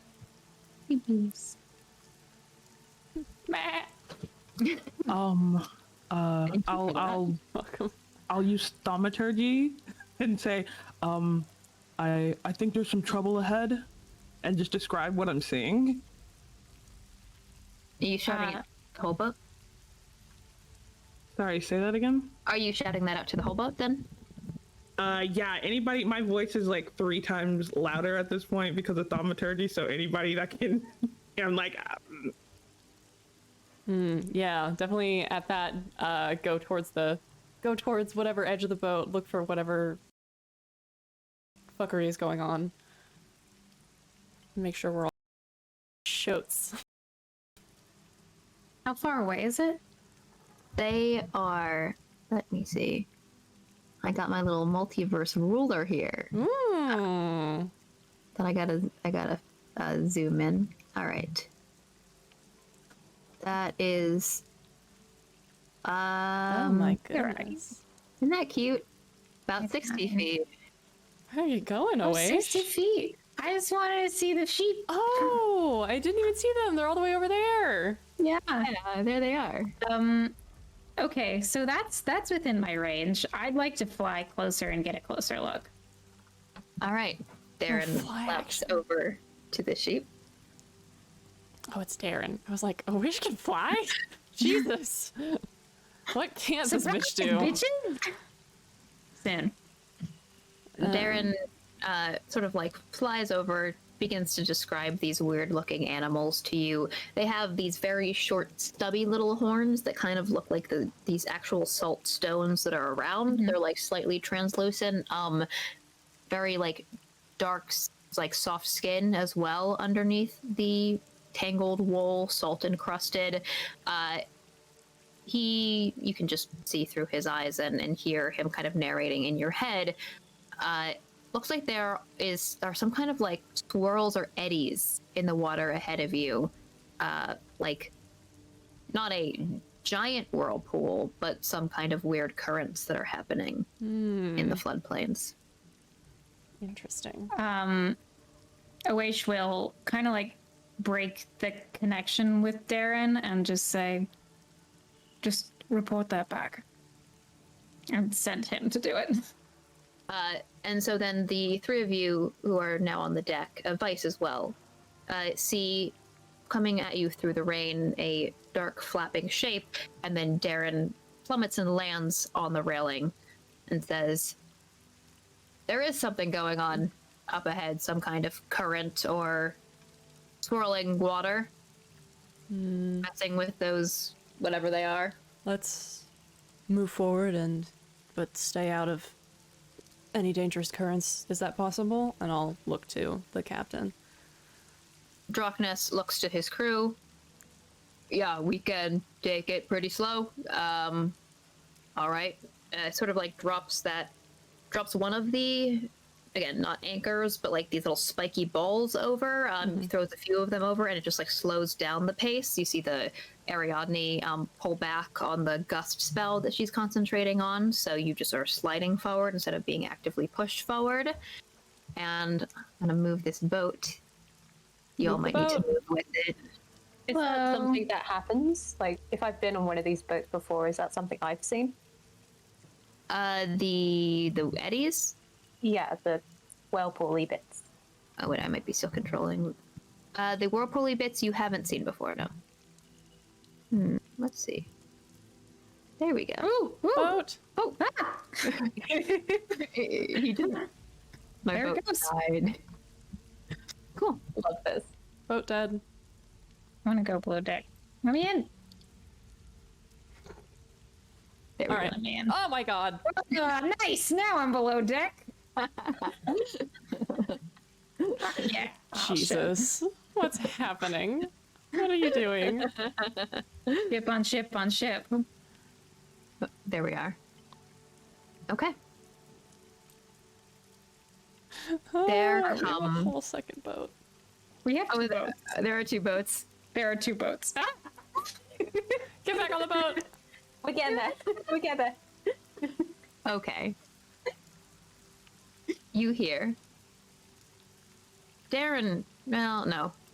Actually, it is Tazriel then who first hears a noise through the rain.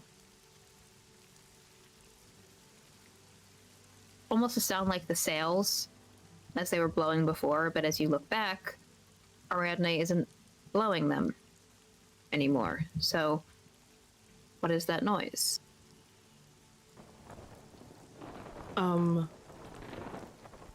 Automatically gonna summon my daggers and just say, and unless it's been over a minute, my voice would still be, Nope. Hasn't been. I think something's coming.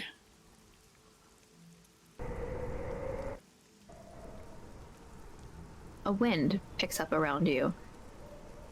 Just around you, you see the sails flapping, the sheep floating in the water, and then the wind stops.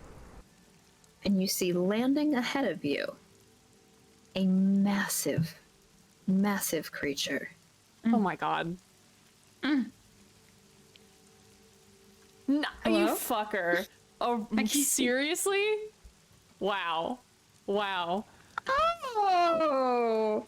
And I would love for everyone to roll initiative. A fucking rock, dude? God! With advantage. With advantage, yeah. Advantage. I cannot believe. A fucking rock! A rock. Guys, don't worry. Below deck. If you can only hear the audio, it's definitely just a boulder. I'm so glad that we have advantage because I just rolled a 1. Nice. I'm on a 6. And that was with advantage. Tweet. I love the little tweets. It's so pleasant compared to the 5. Rolled again with advantage and rolled a 2, so that's a 4. Wow. Absolutely And- incredible. I rolled a natural 20, which is useless on initiative, but 24. All right. So let me make sure I am noting these down. Here we go. So we have Taz has a 24. I got a 20. Okay. And what was Oish? 4. Nice. Barden? 6. Lord have Uh, mercy. And Vice with advantage. Nice. Got a 21 for Vice. Wow, it's like either end of the scale here. Exactly. And the boat acts on initiative count 10, so that is when the boat will move. Again, the crew is controlling it, so you guys don't really have to worry about boat stats necessarily. As I said, it does have 50 hit points, but that's just when it moves as you tell it to. And then this beautiful boy got a natural 20. No. Oh god. All right, let's see. Oh my lord, have mercy. But Matthias, you have a higher dex, so you're gonna go first. Okay. Okay. And this is for everyone else. Okay. And Oh, boy. remind me what yours was again one more time, Barden? I got 6. 6. I got to roll for Darren too. I always forget. No worries. That boy has his own inventory. Shit, dude. Fuck balls. Fuck shit. Fuck, shit, no. Fuck. Oh god. Shit. And the lovely thing is that I am setting up our initiative in multiverse as well. I'm Nice. watching you do that. So cool. Yeah. Darren got a 16. Darren, hello. All right. Sheep. Ship. Sheep go last. Darren got a 16. The sheep go last. Oh no, the sheep are dead. Yep. Guys, watch out. These sheep, they have some hidden attacks up their sleeve. We have to save the sheep. That's the only thing that matters. Because they eat so much salt, are they basically jerky already? That's what I was gonna say. Like you They cook, take like no The shit- preparation. You could just kill them and it's fun. they're already cured. Yeah. Ready to eat. There's one more thing I will do. I'm just going to pop that in there. Oh, when? Where? And then What are you popping? Nothing good. I'm putting Darren in. Oh, okay. My boy. The I have boy. popping and locking. A fucking rock. Oh my god, Darren? Darren? Darren's hot. Darren. Actually, we do have art of what Darren would look like as a person. It's not that, but We do, but to find that. This is hot, I need though. to see this. here we go. I like how the hair is almost like, you know, his covers flapping. Yeah. That's Triangle cute. shape. Here we. There he There we is. go. Here's a book. Hello, Darren. There he is. Oh my god! Look how cute he is. Oh my The god! book. Oh god, Oh it's my so God. cute. All right, lovely. Okay, so I will make sure that he is. And he was a 16. Yeah. Okay, great. So he goes after. All right, which means that Tazriel, you are at the top of the order as you see the gigantic figure of a rock flying over the sheep here, over the whirlpools that were caused by the beating of its wings from above. Oh, damn. Not the sheep. What would you like to do, Tazriel? I'm going to sigh. And how far away? That's a reaction. Yes. And how far away is it from me at this point? From you, using our little ruler, 60 feet. Oh, perfect. Right in range. I'm going to sigh. My psionic blades are already up in my hands, and I'm going to make my 2 attacks. One with my action and bonus action. Okay, first one. Does an 11 hit? Let me check. An 11 will not hit, no. Of course it won't. Oh, I'm guessing a 19 will, though. A 19 will hit, yes. It would be the lowest one. And that's going to be 8 points of psychic damage. Okay. So, will you describe what that looks like for me as you are attacking with the dagger from so far away? So it's summoned, I sigh, I line up the first one and throw it, and I feel like my usual one, you can watch as like the psionic blade travels to where it is because it's usually up close. But since it's so far away, it throws itself and just disappears and then never reappears because it doesn't actually hit the target. But then the second one throws, disappears, reappears, strikes it like right in the forehead, and the like kind of darkest energy just radiates out of there like for a second. And you don't get sneak attack on it, so there's no additional trigger. All right. And of course, you are on the boat, so that means that you guys can move as the boat moves, as the crew is moving it. But if you want to move around on the deck at all, you do have your movement left and your bonus action for a cunning action if you'd like it. Yeah, that's my turn. No movement. That's all you're doing? Action and action. Yeah. Okay. Sheep. Yeah, that is not. It is not actually quite their turn. It is Vice's turn. So I'm going to scroll through to her. Get a Vice. Here we go. Vice, there's not much that she can do at this distance. She just looks to the group of you and lets out a sigh to match Tazriel's. She pulls up her rapier and she just basically readies any kind of attack. If the rock comes closer, she says, crew, brace yourselves. We don't want anyone getting picked off. Seek cover. That's her turn. That's smart. There is not much that I can do, because I'm real far away. I do have a javelin. What's the... Oh yeah, my range is 30 and 120 on javelin, so I could... You can Yeah, attack it's with 60 feet away. disadvantage, yeah. Wait, if the range is 30/120, what does that mean? 120, it means that you can attack as a regular attack within its first range, and you can attack with disadvantage in its long range. Oh, so it's like up to 120 feet I can attack with disadvantage. I understand. Okay, so I kind of just need to wait. There's not much that I can do, but I will take the time to go ahead and cast Hunter's Mark on this rock. And I don't think that it needs... I don't think it has a save. I think I just do it. Yeah. You have cast Hunter's Mark on our rock friend. Yeah. Cast a little Hunter's Mark on that baby. I'll find a little thing for it. Lovely. Ha ha ha. Next in the order is our guy. Uh-oh. So, That's not good. give me...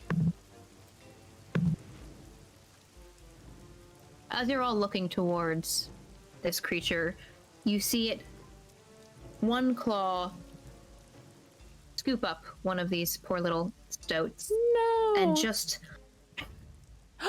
crunch it in two. You bastard. And then with just like a slight movement of this massive creature's head, its eyes, large, black, and beady, turn from the sheep below it and the farmers who are scattering towards the boat, towards Tazriel. It's at a shrill screech and wings its way towards you all. That's not good. Hello. Whee! And you know this baby has a massive fly speed. Oh my lord. The one claw just drops, wool slaps down onto the deck. Oh. And it is going to make...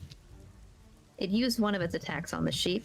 It is going to make a beak attack at Tazriel. Uh-oh. That is a 17 to hit you, Tazriel? Yes, that hits. Okay, and it is attacking at you from 10 feet away. It has, this is a reach attack, so it is actually still, it's like kind of towards the very front railing here, and just, you see this massive sharp beak, almost like thicker than Matthias's sword next to you, come down towards you, which is, I need some more D8.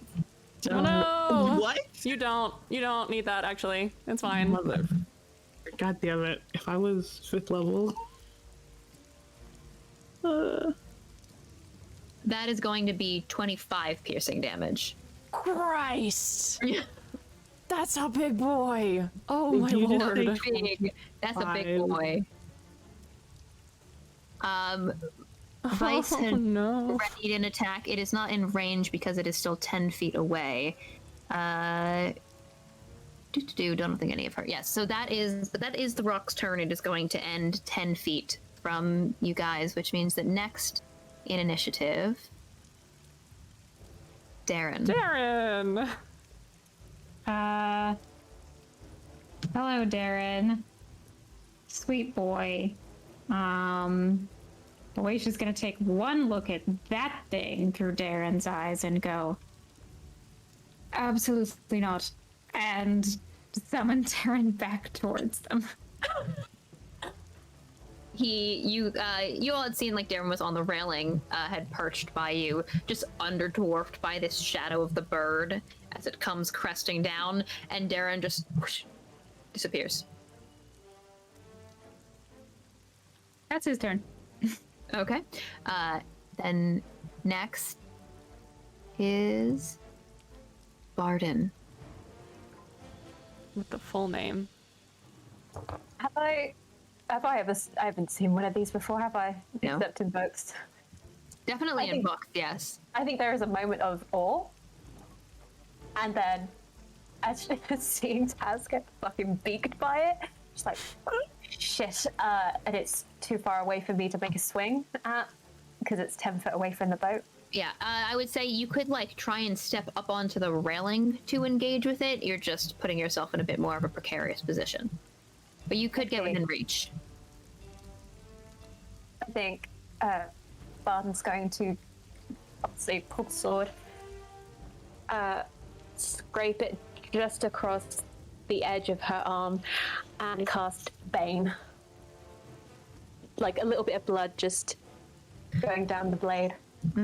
What save is that for me? Is that a charisma save? That is a charisma save, yes. If it, This thing is not charismatic. That's a 2. haha! Yes. Yeah, you see Barden's eye glimmer and just pulse as she casts it. It's like, not today. Thank you. And leave it there for a minute. Actually, gotta step back a bit. Okay. Are you stepping? You're stepping back a bit. Its reach Actually- is 10 feet, which means you might take an opportunity attack if you're close. Actually, I'll leave it for now, just in case it decides to come in closer and I can actually give a good whack. Okay. Next in the order, it is Awaish. Oaisha's below deck. can they get above deck with their movement? You have 30 feet of movement easily. There are ladders. There are 2 ladders that go up. There's like a hammock sleeping area that's sort of in the middle, so you can go up either towards the front or towards the back. Okay. Waish will go up towards the back. And then how far would that put her from the rock? Let me check the keelboat stats. I think you'd with the ruler and where you emerge, you're probably about 20 feet from it. That's about as long as the boat is. So Easy. Awaish emerges from underneath the deck. Rain's still pouring down. Fuck that rain. And takes a look at that huge bird, then just extends a hand and speaks out a word that almost sounds caustic, and it takes its own form, shines for one glimmering moment, and then shoots towards the rock and burrows itself into the bird's temple as they cast Tasha's Mind Whip. ooh, So make an intelligence saving throw, 15. that is a non-natural 1. Nice. So this target is going to take 3d6 psychic damage and can't take a reaction until the end of its next turn. Then Noted. on its next turn, once it reaches it, has to choose whether it takes movement, action, or bonus action. It only gets one. As this word wraps around and cages its mind. The bird shakes and grills out. Give me that damage. Okay, 3, 9 damage. Okay. Anything else you're doing on your turn? You do know it no longer has a reaction. And I will also say the boat itself would be about 45 feet long, so you could be farther away if you wanted to. Okay. Yeah, I'll position myself about 30 feet away if possible. And then that was their action, and that's a leveled spell. So that's all that they're going to do for this turn. Okay. The sheep. The Start sheep. running. Not only the sheep, but the crew are acting at this point. So the boat had been sliding forward still. Just generally, you guys tell me, since Vice can sort of act as a leeway between you or Matthias, do you want them to try to stop the boat as it is or keep it moving forward? What would you like for that movement? Probably. I'm wondering where the rock is going to go next. I would say maybe stop it for now, since Okay. it's engaged with us. So keep it from going towards the farmers and shit. See if you can scare it off a little bit. Okay. So then the crew begin throwing more of these anchors over the sides, shouting to each other. Although most of them are actually trying to get under the canopies that you guys had put up for the rain, just to make themselves less obvious targets. The farmers as well still scattering. Some of them have begun to just leave the cattle behind. The whirlpools are settling down, no longer eddying, but just basically running or swimming or sprinting away from the rock in the other direction. Which means that it is back to the top of the order with Tazriel.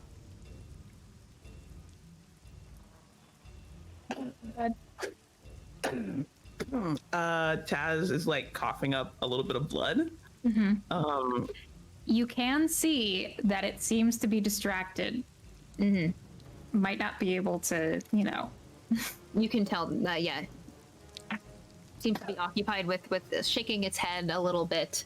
So you might be able to step back if you want to. Yeah, since it's right there, I am actually going to step back. Just far enough down so I can see it, and then pull out the dagger and coughing some more.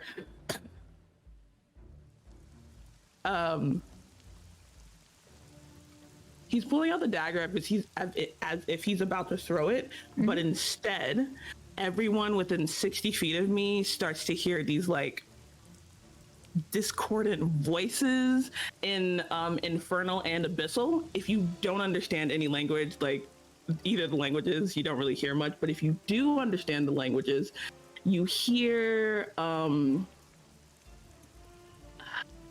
on, damn it, sorry, I thought I had it pulled up. You hear like the following phrases. Yeah.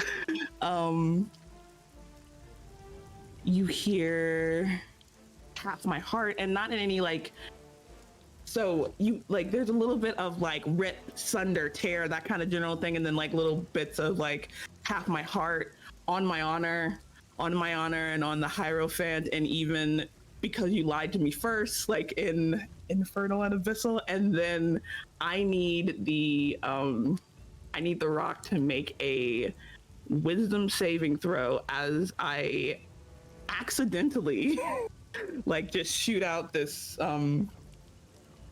this like wave of energy at it, of like psionic energy, and technically cast 2. Yes. Yep. 2 minus 4 for Bane, I think it would be. So a -2. I'm casting Dissonant Whispers on it. All right. Okay. Oh. Damn, but it doesn't have a reaction. Oh well. That's okay. Oh, fuck yeah. Okay, let's see. 6, 13. All right, so 13 points of psychic damage. Oh, nice. And if it had a reaction, it would have to fly away from me as much as speed allows. No, it's fine. And like as that happens, I'm just, because I'm hearing the voices too, and I'm just looking around like and seeing the dagger still in my hand. Oh, lovely. That is your turn, Tazriel. It is Vice. And it is Vice who, unable to use her reaction, looks to you, Matthias, and she's going to step up onto the railing, perfect balance, and strike. And she is going to...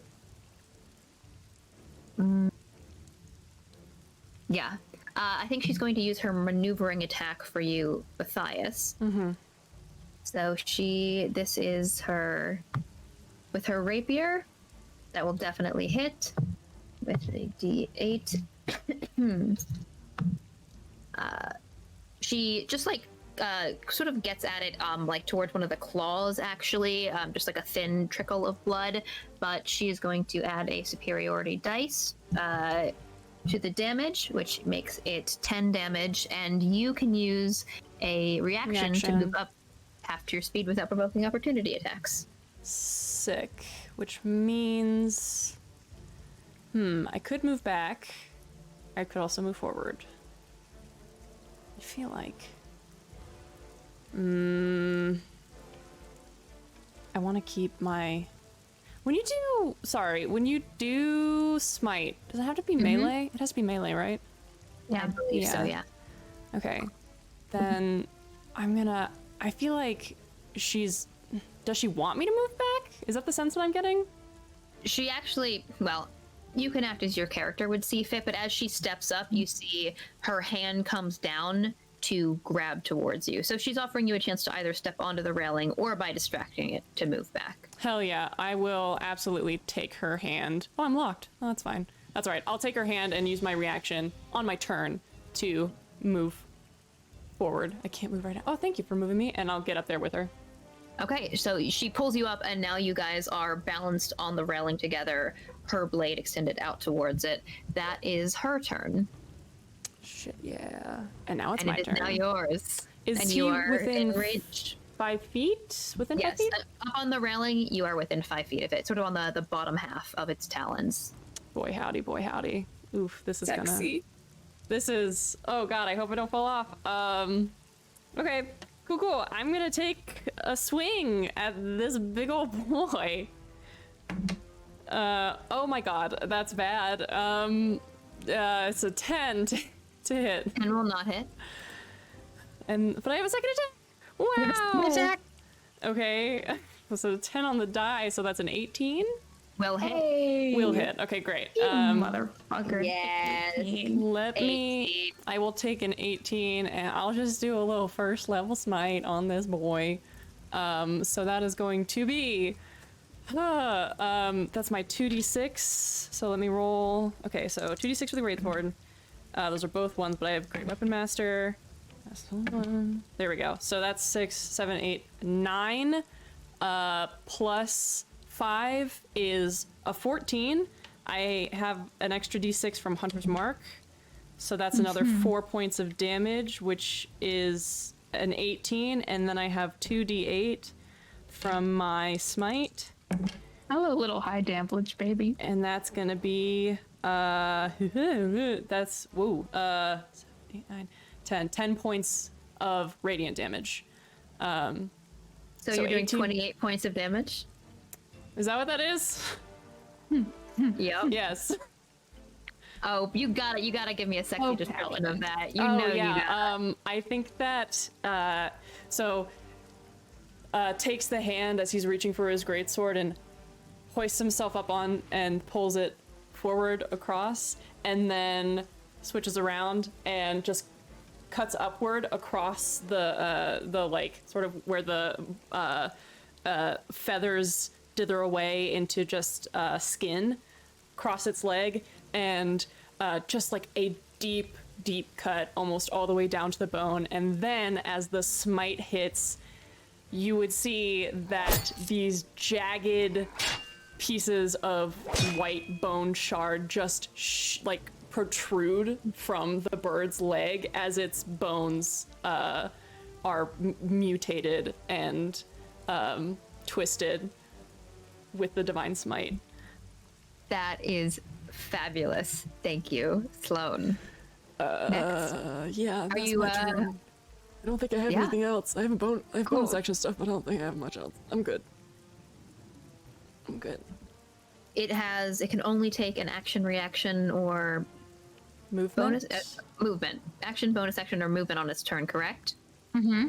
And does it take additional damage at the top of its turn, or it's just It does not for this one. okay? The main purpose of this one is to restrict its economy. Got it. As it bites towards Matthias with a Yeah. 30 to hit. Yeah. Are you sure? I wonder. Are you sure? What about Bane though? Could Bane have... Oh, let me roll a d4. Let me roll a d4. Yeah, roll that bane real quick. That's a 28 to hit. Oh, damn. I That think- just yeah, misses, that misses. actually. Ooh. Oh, that plate mail that you're wearing is really sexy. All right. That is. Oh, that's nice. I don't like Is- that. 26 points of piercing damage. Mm-hmm. Yeah. And then. So it sort of like bites down at you. Again, very distracted. The wings like sort of still as it lands on the railing because it doesn't really have its movement anymore. So it stops flying, basically. It just sort of like collapses half down onto the railing into the range of everyone on the deck. And its claw comes out and just grabs for Barden, since you're the one who is baning it. I also need you to say, is Hunter's Mark concentration? It might be. Yeah. So check on that. I don't think there's... It's 10 or half of the damage taken, whichever one is higher, and half of the damage Yeah. taken is 13, so it's a 13 to Yep. beat, I think. Give me that Is concentration. that check. high con, Matty boy? What high con? You have to have a high con. I don't have a high con. I don't. My dex is higher than my con. Yeah, no, it fades. I rolled a 2 plus 1 is a 3. Ooh. That is 25 to hit Barden. I think that'll do it. Yeah, that's Oh, with yeah. Bane as well. All right, so you are going to take... And did you rage on your turn? I didn't. You didn't. Okay. You are going to take 21 points of slashing damage. Oh, and you are grappled in its talon until can this I grapple reaction? ends. If you have a reaction, yeah. Can I do my fun new reaction? You want a hellish rebuke? Oh hell yeah! I've got it. Yeah. Just let me finish. So you are grappled, and until the grapple ends, you are restrained. So the target, it can't use its talons on another target. So that means that you are held in its talon as you. I think.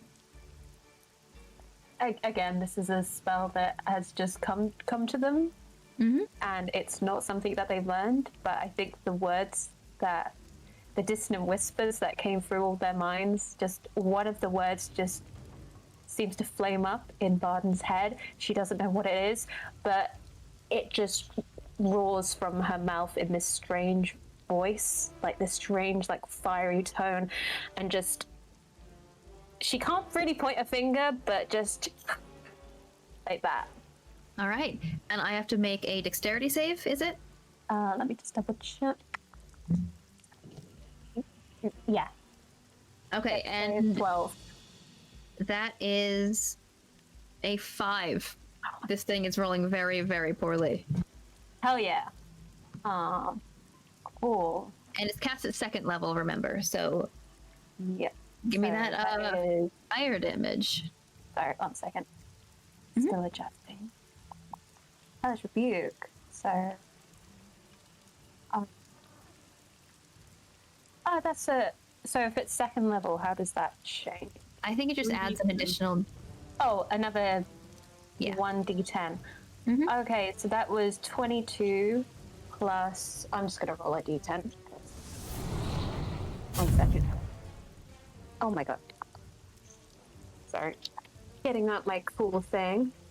Cool And that's 4. So that's a 26 damage. 26 damage. Damn. Wait, 26 On a hellish rebuke? on a hellish rebuke? Yeah, I got 7 plus 5 plus 10. I Oh, got 3d10 damage. Wait. Oh. I think it is that. Yeah, 2d10, 3d10 at a higher level. Yeah, that's it. Oh, okay, so it's just 22, not 22. Okay. Got it. Okay. Well, all right. I mean, that would have been cool. We could have had that.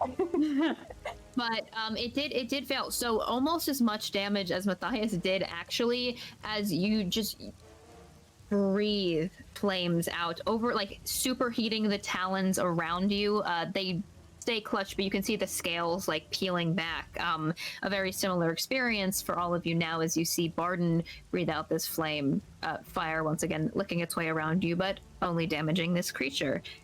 You guys have actually taken a significant chunk of damage out of this thing already, especially like the lower half. The feathers are singed and burning, and those strange points of bone are still jutting out of it.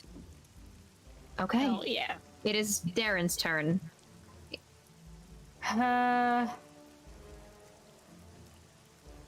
All the crew is out of the way. Yes. Besides the one who are directing the boat from the back. Okay. All right. I am going to have Darren fly up ahead of me. I am not going to have him take an action yet, but I want him to stay about 15 feet away from the rock. Okay. 15 feet. I put that about there. Yeah. And just hold there in case I need him to do some shit. Okay.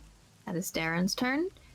The boat is not moving, so it sort of just like comes cresting to a halt. And Barden, you are now definitely within range of this thing, as it is holding you in its talons. So you are restrained, which means you have disadvantage on any kinds of attacks. Although, of course, you can use your reckless attack as barbarian to negate that and just take a flat attack roll.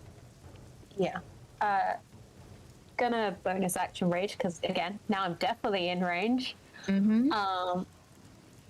And yeah, you know what? I don't really want to be in this bird's fucking talons. I'll reckless attack. Let's give that a go. Okay, so give me a flat roll. Once again. I've got all these things on D&D people. Flat roll of what? Strength? A flat roll using your sword attack, so I think it's a +7. Yep. Maybe more now. Oh, wrong one. Probably more Yeah, now because of your strength. That's a 13. A 13. Is that with the bonus to hit? Yes. I only got 5. All right. So a 13 is not quite enough. So, And it is, you're still, is Bane concentration? Bane. Concentration, yeah. All right, well, you give me a con save, and you had taken, I take it down. 26? I think 26 as well, or something similar. 14. 14 is enough. Yes, just enough. Okay. Yeah. So did I take an additional 26 damage? No, that was when you were taken in the Cool. claws. Just checking. Yeah. No worries. So you try and get your sword at the right angle to like maybe cut through the claws that are digging into you, but you can't quite get it. Do I still have the reaction? Oh no, I've already. Wait, bonus action, not reaction, right? You use your bonus action to rage. I can't use a reaction. Your reaction you've used on your last turn. It is the top of your turn, so if you have another kind of reaction, you've just gotten it back. Okay, I do have a reaction. A fun one. Yeah? So, yeah, fuck it. Why the hell not? Because I'm still raging, right? Mm-hmm. Cool. So there is a split second where Barden is like writhing within his grip going, fuck it, and suddenly from within the rock's grasp, a long tail whips out, long and green and spiny, and whaps at it. Yeah. 1 second, sorry. My heart is being so freaking fast. That's a 25 to hit.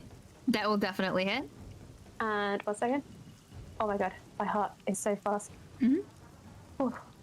And that is piercing damage. That's 12 piercing. Okay. And 1 second.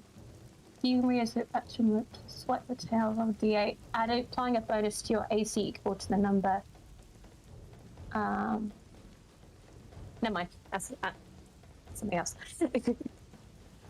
Okay, yeah. And when you hits you within a okay. Very, very nice. So that is your turn. Next in the order. Oish. There is no clear line to this rock, is there? Barden's in the way. Yeah, Barden is, Barden's like held out in front of it. So the thing is that it's gargantuan. This thing is massive. So you could shoot like a line up and hit it, possibly aim for its head. I'm unsure if this spell could do that. But it does say 30 feet long and 5 feet wide in a direction you choose. So I guess that doesn't have to be along the ground, does it? No. Interesting. Okay. I'll All right. allow it. It's very sexy of you, Alex, actually. Thank you.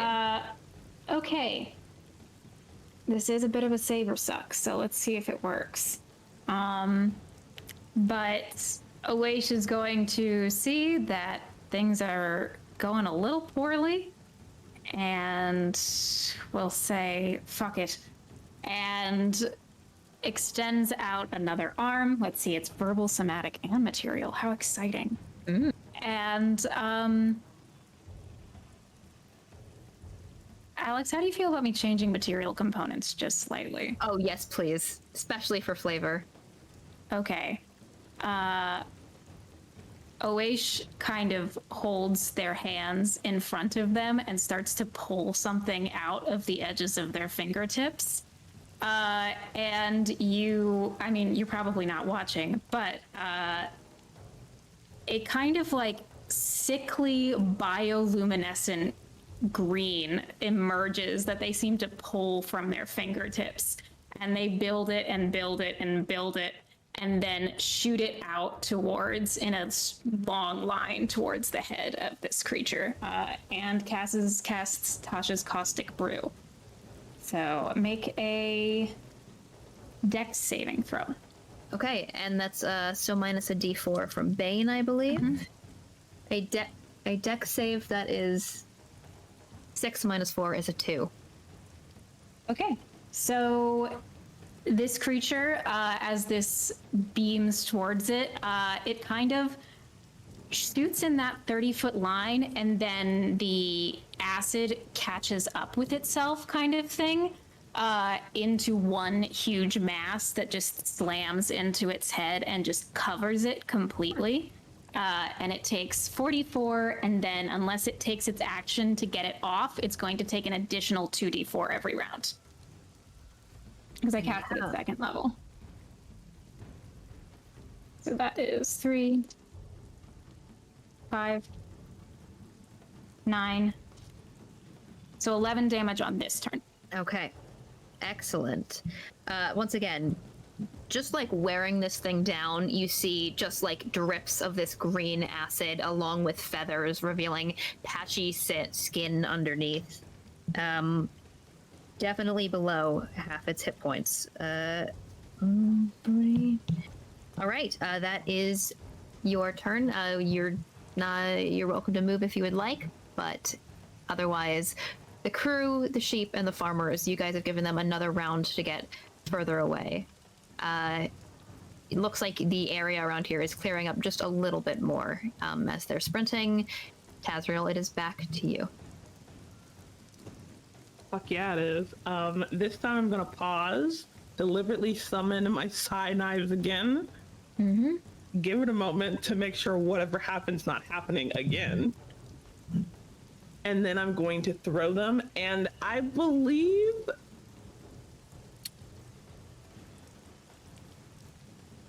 Okay, since Barden can still attack, that is an ally that is dangerous to it within 5 feet, correct? Yes, you would get sneak attack on this. It's very much engaged with allies. That sneak attack. You get it, bestie. Fuck some shit up. Okay, all right, come on. Oh, fuck yeah. So that's 19 for the first attack. Which That'll hit? Yes. And since I get sneak attack, it triggers...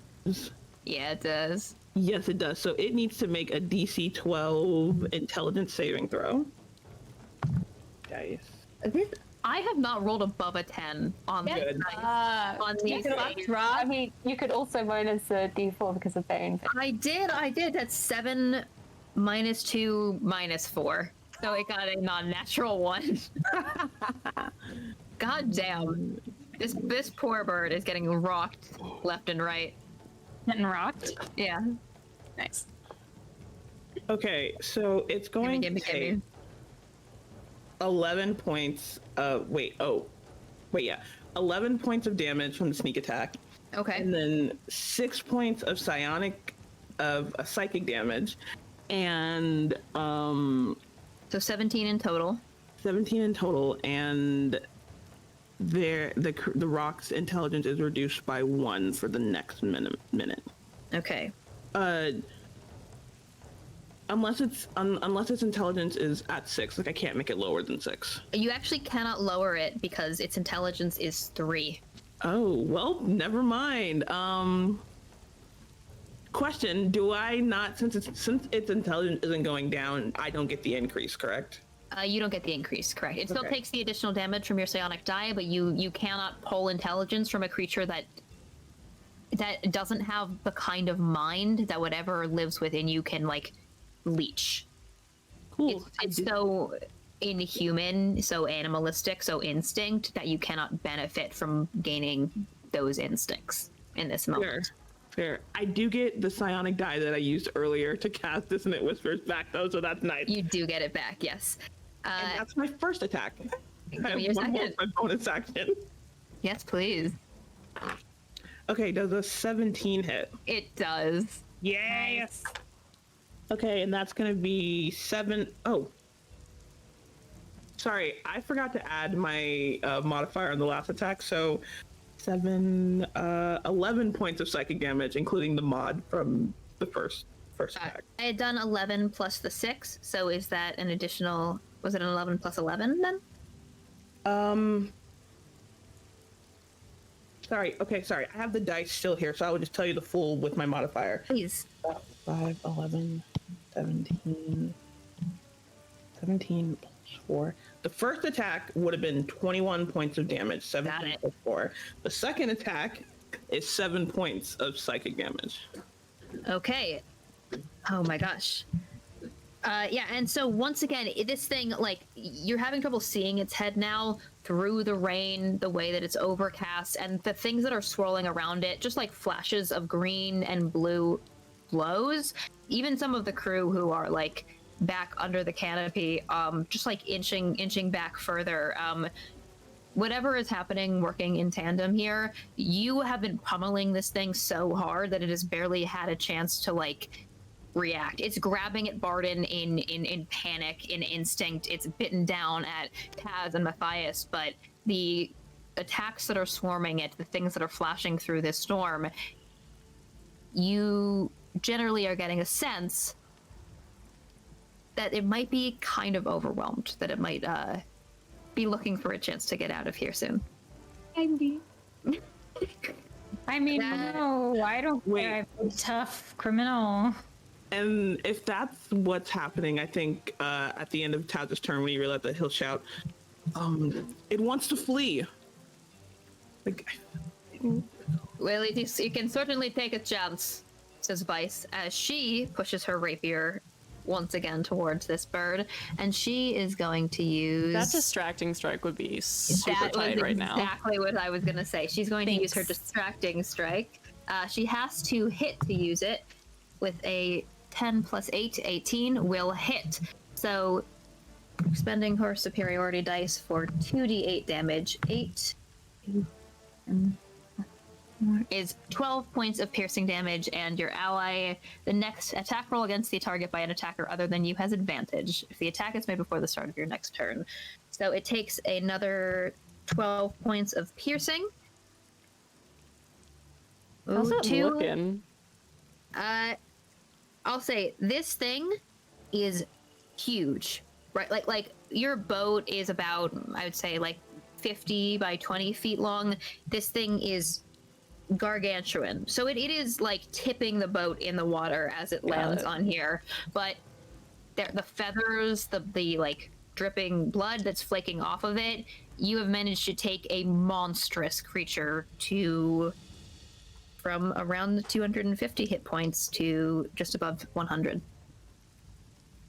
Oh, That's still a lot of hit points. Okay. A lot of hit points. you're strong. All right. Okay. And that is Vice's turn. She's used 2 of her superiority dice at this point. And I say the hit point knowledge just because the more that you guys have been attacking it, you can tell, even though you're taking what you would consider to be massive strikes, they're not massive. They're like, ants poking at this thing. You're just a very determined pile of ants. A determined and angry pile of ants. Amazing. It's my turn! All right, I'm going to take my first swing. And this is at advantage, so... Yes.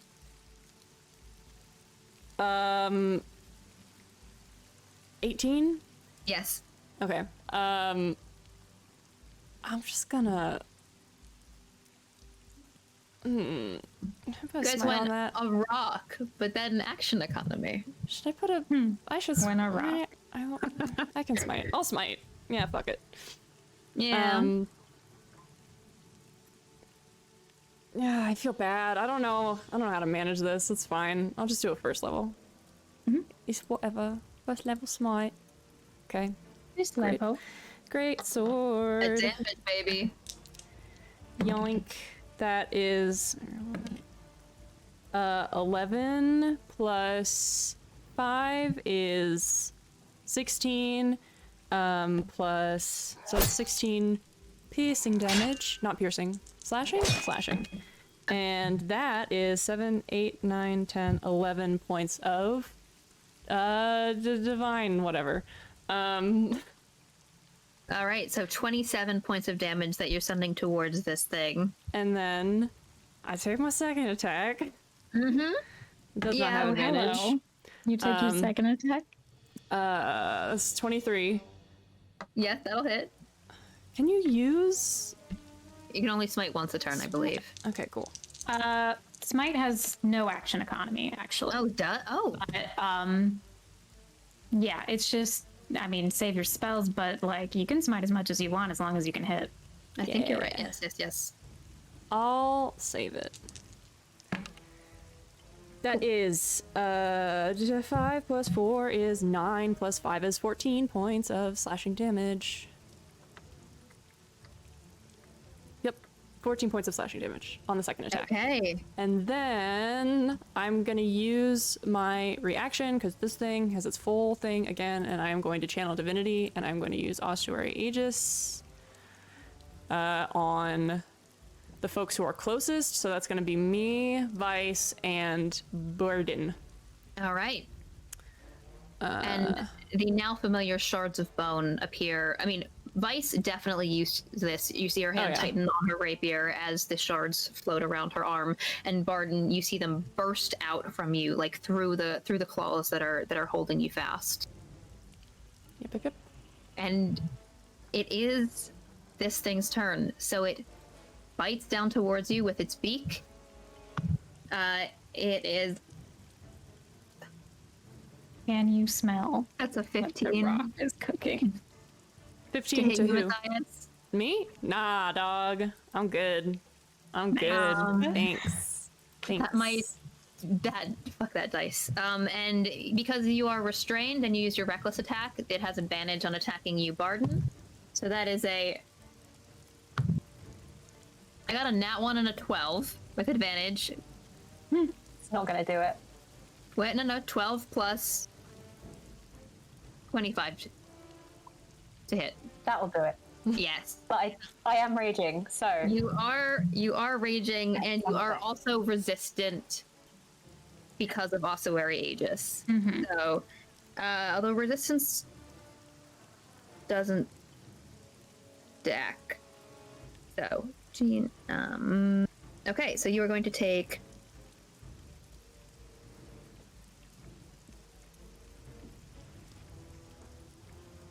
So sad!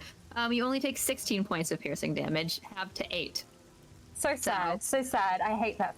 That is a 1, a 2, a 3, and a 2 on the damage rolls. So yes, you take 8 points of piercing damage as this thing clutches into you as hard as it can, and just like the bones bursting around you, your intense focus, the tail whipping, doesn't really affect you that much. And it does have an action. It uses action, it has its bonus action back, so it is going to flap up into the sky with you, Barden. Christ. Bastard. Matthias, Vice, you both get opportunity attacks. Shit. You use your reaction Yeah. for Ossuary Aegis, so Vice does get an opportunity attack. She's going to try and do something very... Can you do an action? All right, here we go. This is her opportunity attack will hit. She is going to use her commander strike as she like just as it's leaving her reach, like piercing her rapier through this thing's tail. She shouts to you, Barden, "Come on, hit it." That was the wrong action. Come on, hit it. And you can immediately use your reaction to make one weapon. Did you use your action? No, it was your turn. Yeah, you can use your reaction to make one weapon attack. So you can attack from within its claws as it's flying up into the sky with you. Right now. Yes, right now. Cool. Oh, and this is its turn, right? Yeah. It takes 2 more d4. Unless Yep. it... Yeah. Nope. I think... 5 damage. Okay, I'm 5 gonna- damage. Yeah, Barden's going to use the tail again. Okay, wait 1 sec.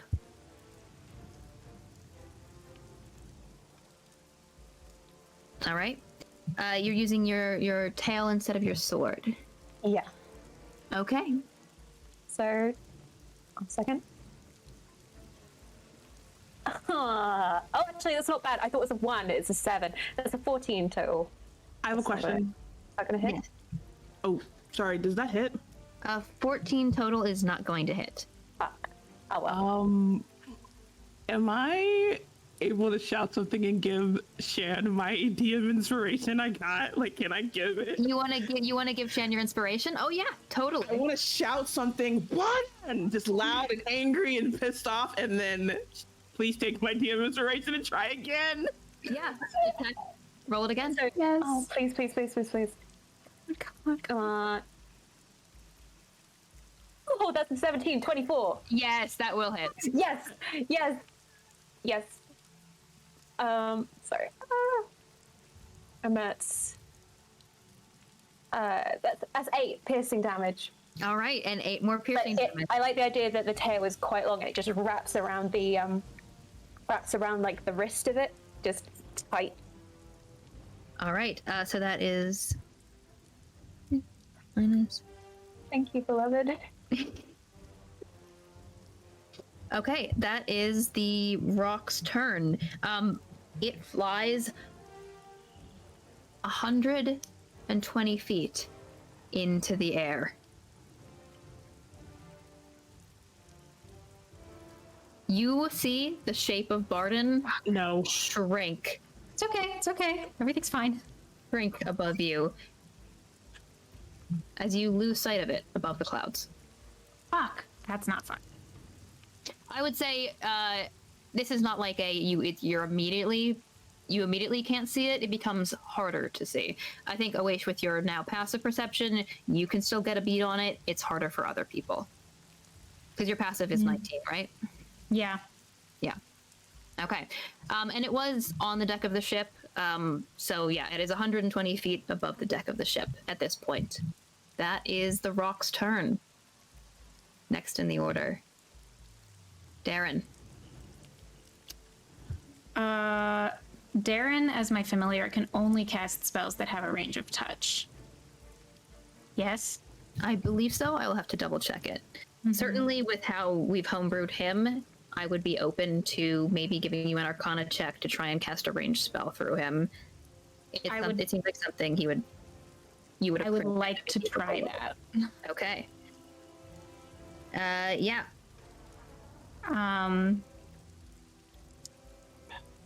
Darren has a fly speed of. Let's see. Hang on. Fly speed of 40 feet. Mm-hmm.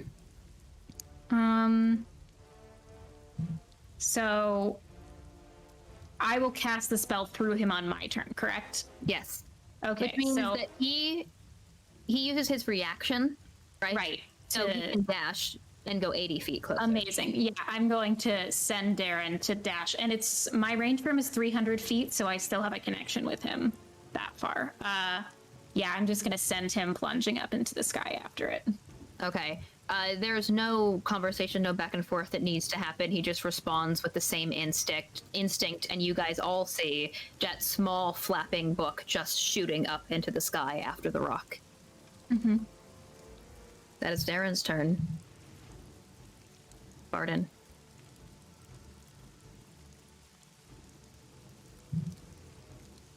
So, if I'm casting Bane, I can't cast something else on top. No. I have to drop it. You've been concentrating on Bane, so yeah, you can cast if there's another spell that can come from your blade that doesn't require concentration, then you're fine. But in order to cast another spell that requires concentration, I will say you're still, even though you're still restrained, you can still reckless attack. You can still strike at it with your sword. Yeah, I'm gonna try sword this time. Okay. So And are you reckless for flat, or are you doing it at a disadvantage because you're restrained? reckless for flat. Okay, give me a flat roll for your sword. I mean, it's not gonna be fun if I fall, but you know, it'd be fine. It'd be fine. It'd be fine. It'd be fine. Really fine. You're raging. You can survive. No, 20, 28. Nice. All right, so then I will screenshot for you if you need it, but no, I trust you. You're good.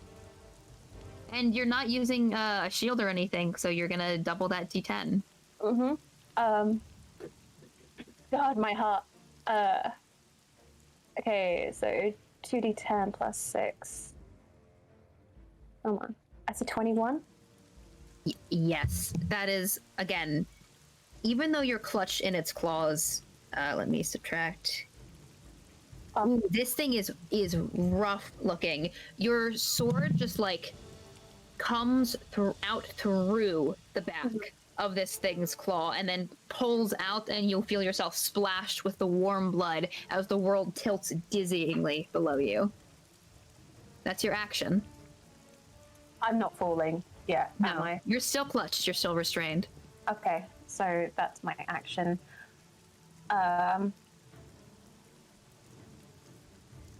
And you stay raging because you've attacked. So, yeah. I think that's me. Okay, that is your turn. I think there's only a fleeting thought of, I better not write this to Dad. Lovely. Awaish, it's you. Okay, so Awaish is going to try to do something that they've never done before. So if they don't succeed, that's totally fine. Because Awaish has both magic that they have learned and magic that is innate. And innate magic they've only ever used on themselves. That's how the trait works. But they know how it works, and they're going to try to cast through Darren Featherfall on Barden. Interesting. Okay. I will require an Arcana check from you. Yeah. And the DC is significantly higher because you don't actually know the spell Featherfall in the way that a wizard would know it. Right. Yeah, It's so give more me that like- Arcana check. It's like those salt bitches. Mm-hmm. I for some reason have inspiration on my sheet. I don't know if I actually have that. I think you do still. All right.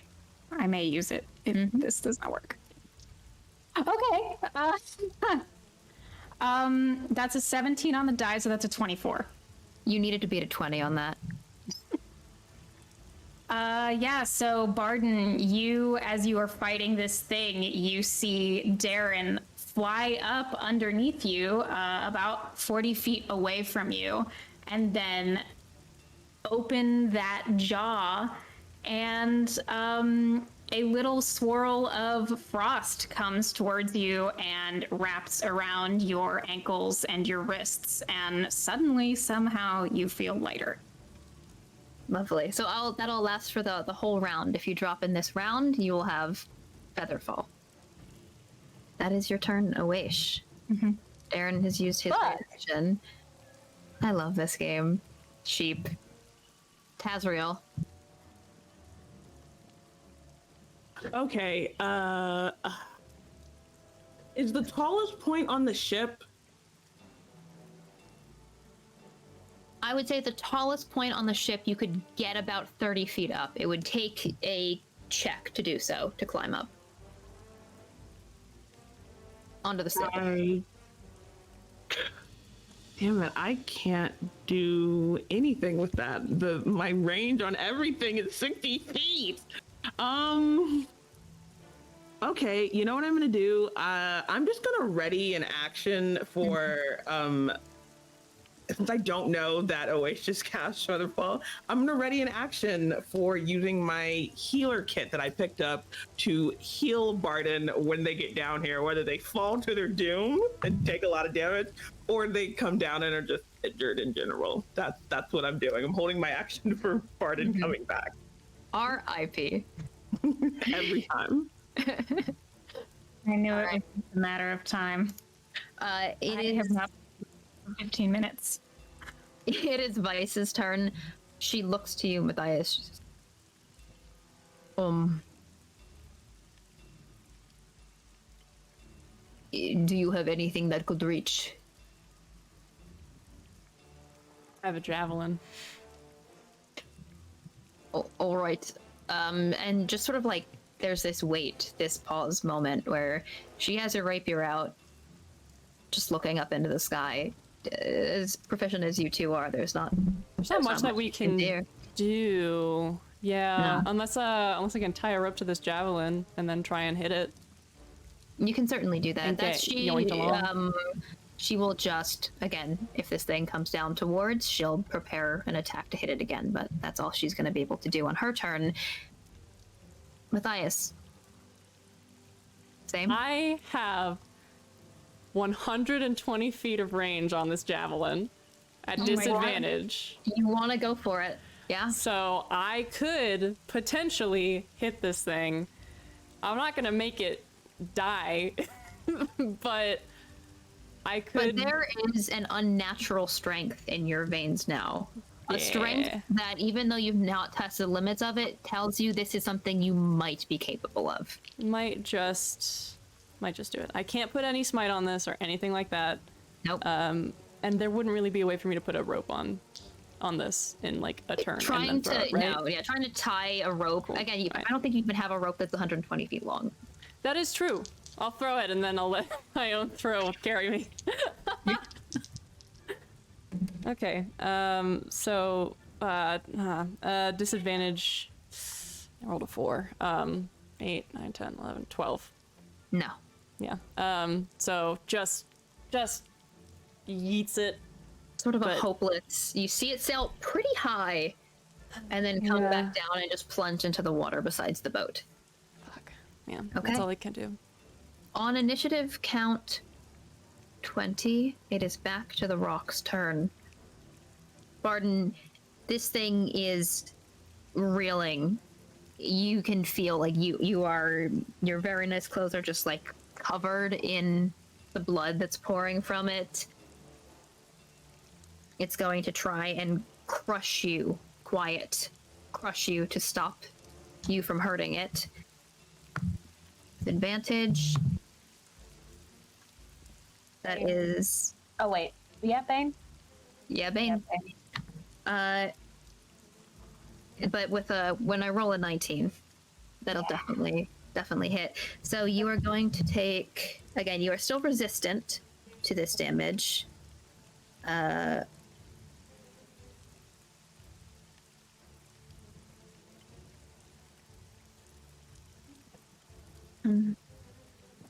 Okay, that is 22 points. Oh, Halved to 11. Oh, thank God. I was about to say, that's me fucking out, baby. You have to 11. That is its talon attack. It is going to try and bite down. Again, awkward position as it's like throwing you up towards its mouth in its talon in midair. It's going to try and take a beak attack against you as well with a natural 20. Yeah, that definitely does it. Yeah. Let's see.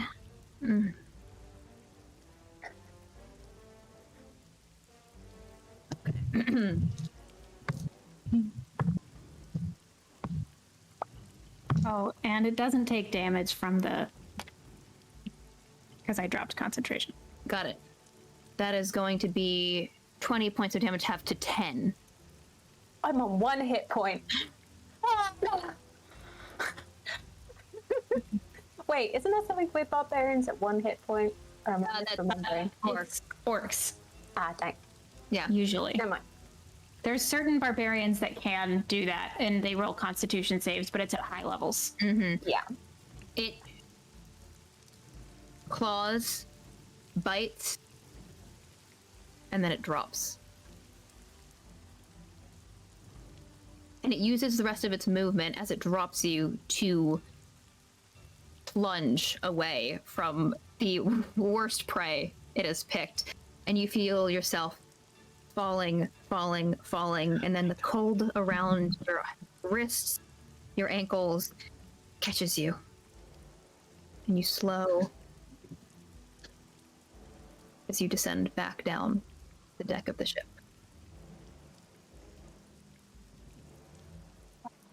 And we are out of initiative. I'll say the only thing that Barda can do on 1 hit point is, I imagine, like, her arms are trailing down, like head lolling on her neck, and all she can do is just sword up over her chest just to make sure it doesn't fall. As the bird wings its way away, the rain stops. Can I heal Barden? Can I run over and heal Barden? You can do so. You also see, Barden, as you land back down, that coming out from a ladder behind Awaish, rubbing her eyes.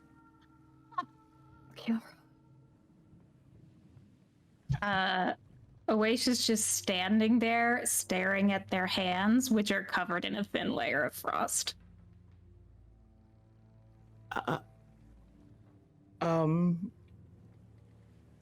Taz is just frantically like getting the bandages out, wrapping them. Like, sorry if this hurts. It's like tight. Barden, you're 5th level, correct? 4th. 4th. Okay, so you heal 12 points. You get 12 points back. That's Barnes is. Thank you. Vice steps down from the railing, wipes some of the blood off of the armor. Fuck. I'll hop down and pump 5 hit points, just a little 5, for some lay on hands into Barden. Sorry, she looks up at you just like, fuck, that hurt. I've never been up that high. I suppose flying was fun for a bit.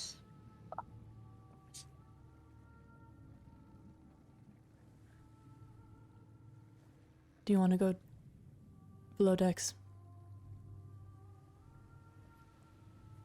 Maybe might be an idea. I will keep. I will before keep an she eye goes- up here. Before she does, she tries to find Darren. Like, her eyes are just, thank you, buddy. I think you did something. Someone help me out. Yeah. It's gonna help me down. Thank you. Darren does make his way back to the deck of the ship, although I think Awaish, how do you think he would respond to that? I kind of want to know you're still To controlling him. Barden. Yeah. Oh, yeah. As Barden says that, Awaish just quickly, like, wipes off their hands and gives a nod to Darren to acknowledge what Barden said to them. He says, "You're very welcome."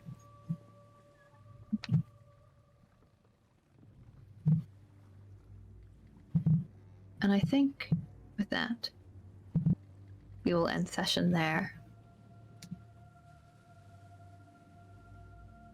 Super cool. But yeah, you guys, again, almost took out a CR11 monster. So, plenty of things in store. Villainous Alex. Yeah, but I knew you guys had it in you. It's pretty sexy of us, honestly. It's kind of sexy of you. Kind of hot. All right. Boy, howdy. Okay. Thank you guys for watching. We will see you next week. And Happy New Year's from the past. Yeah. Happy New Year. Happy New Year's. Happy New Year. Okay, goodbye. Bye.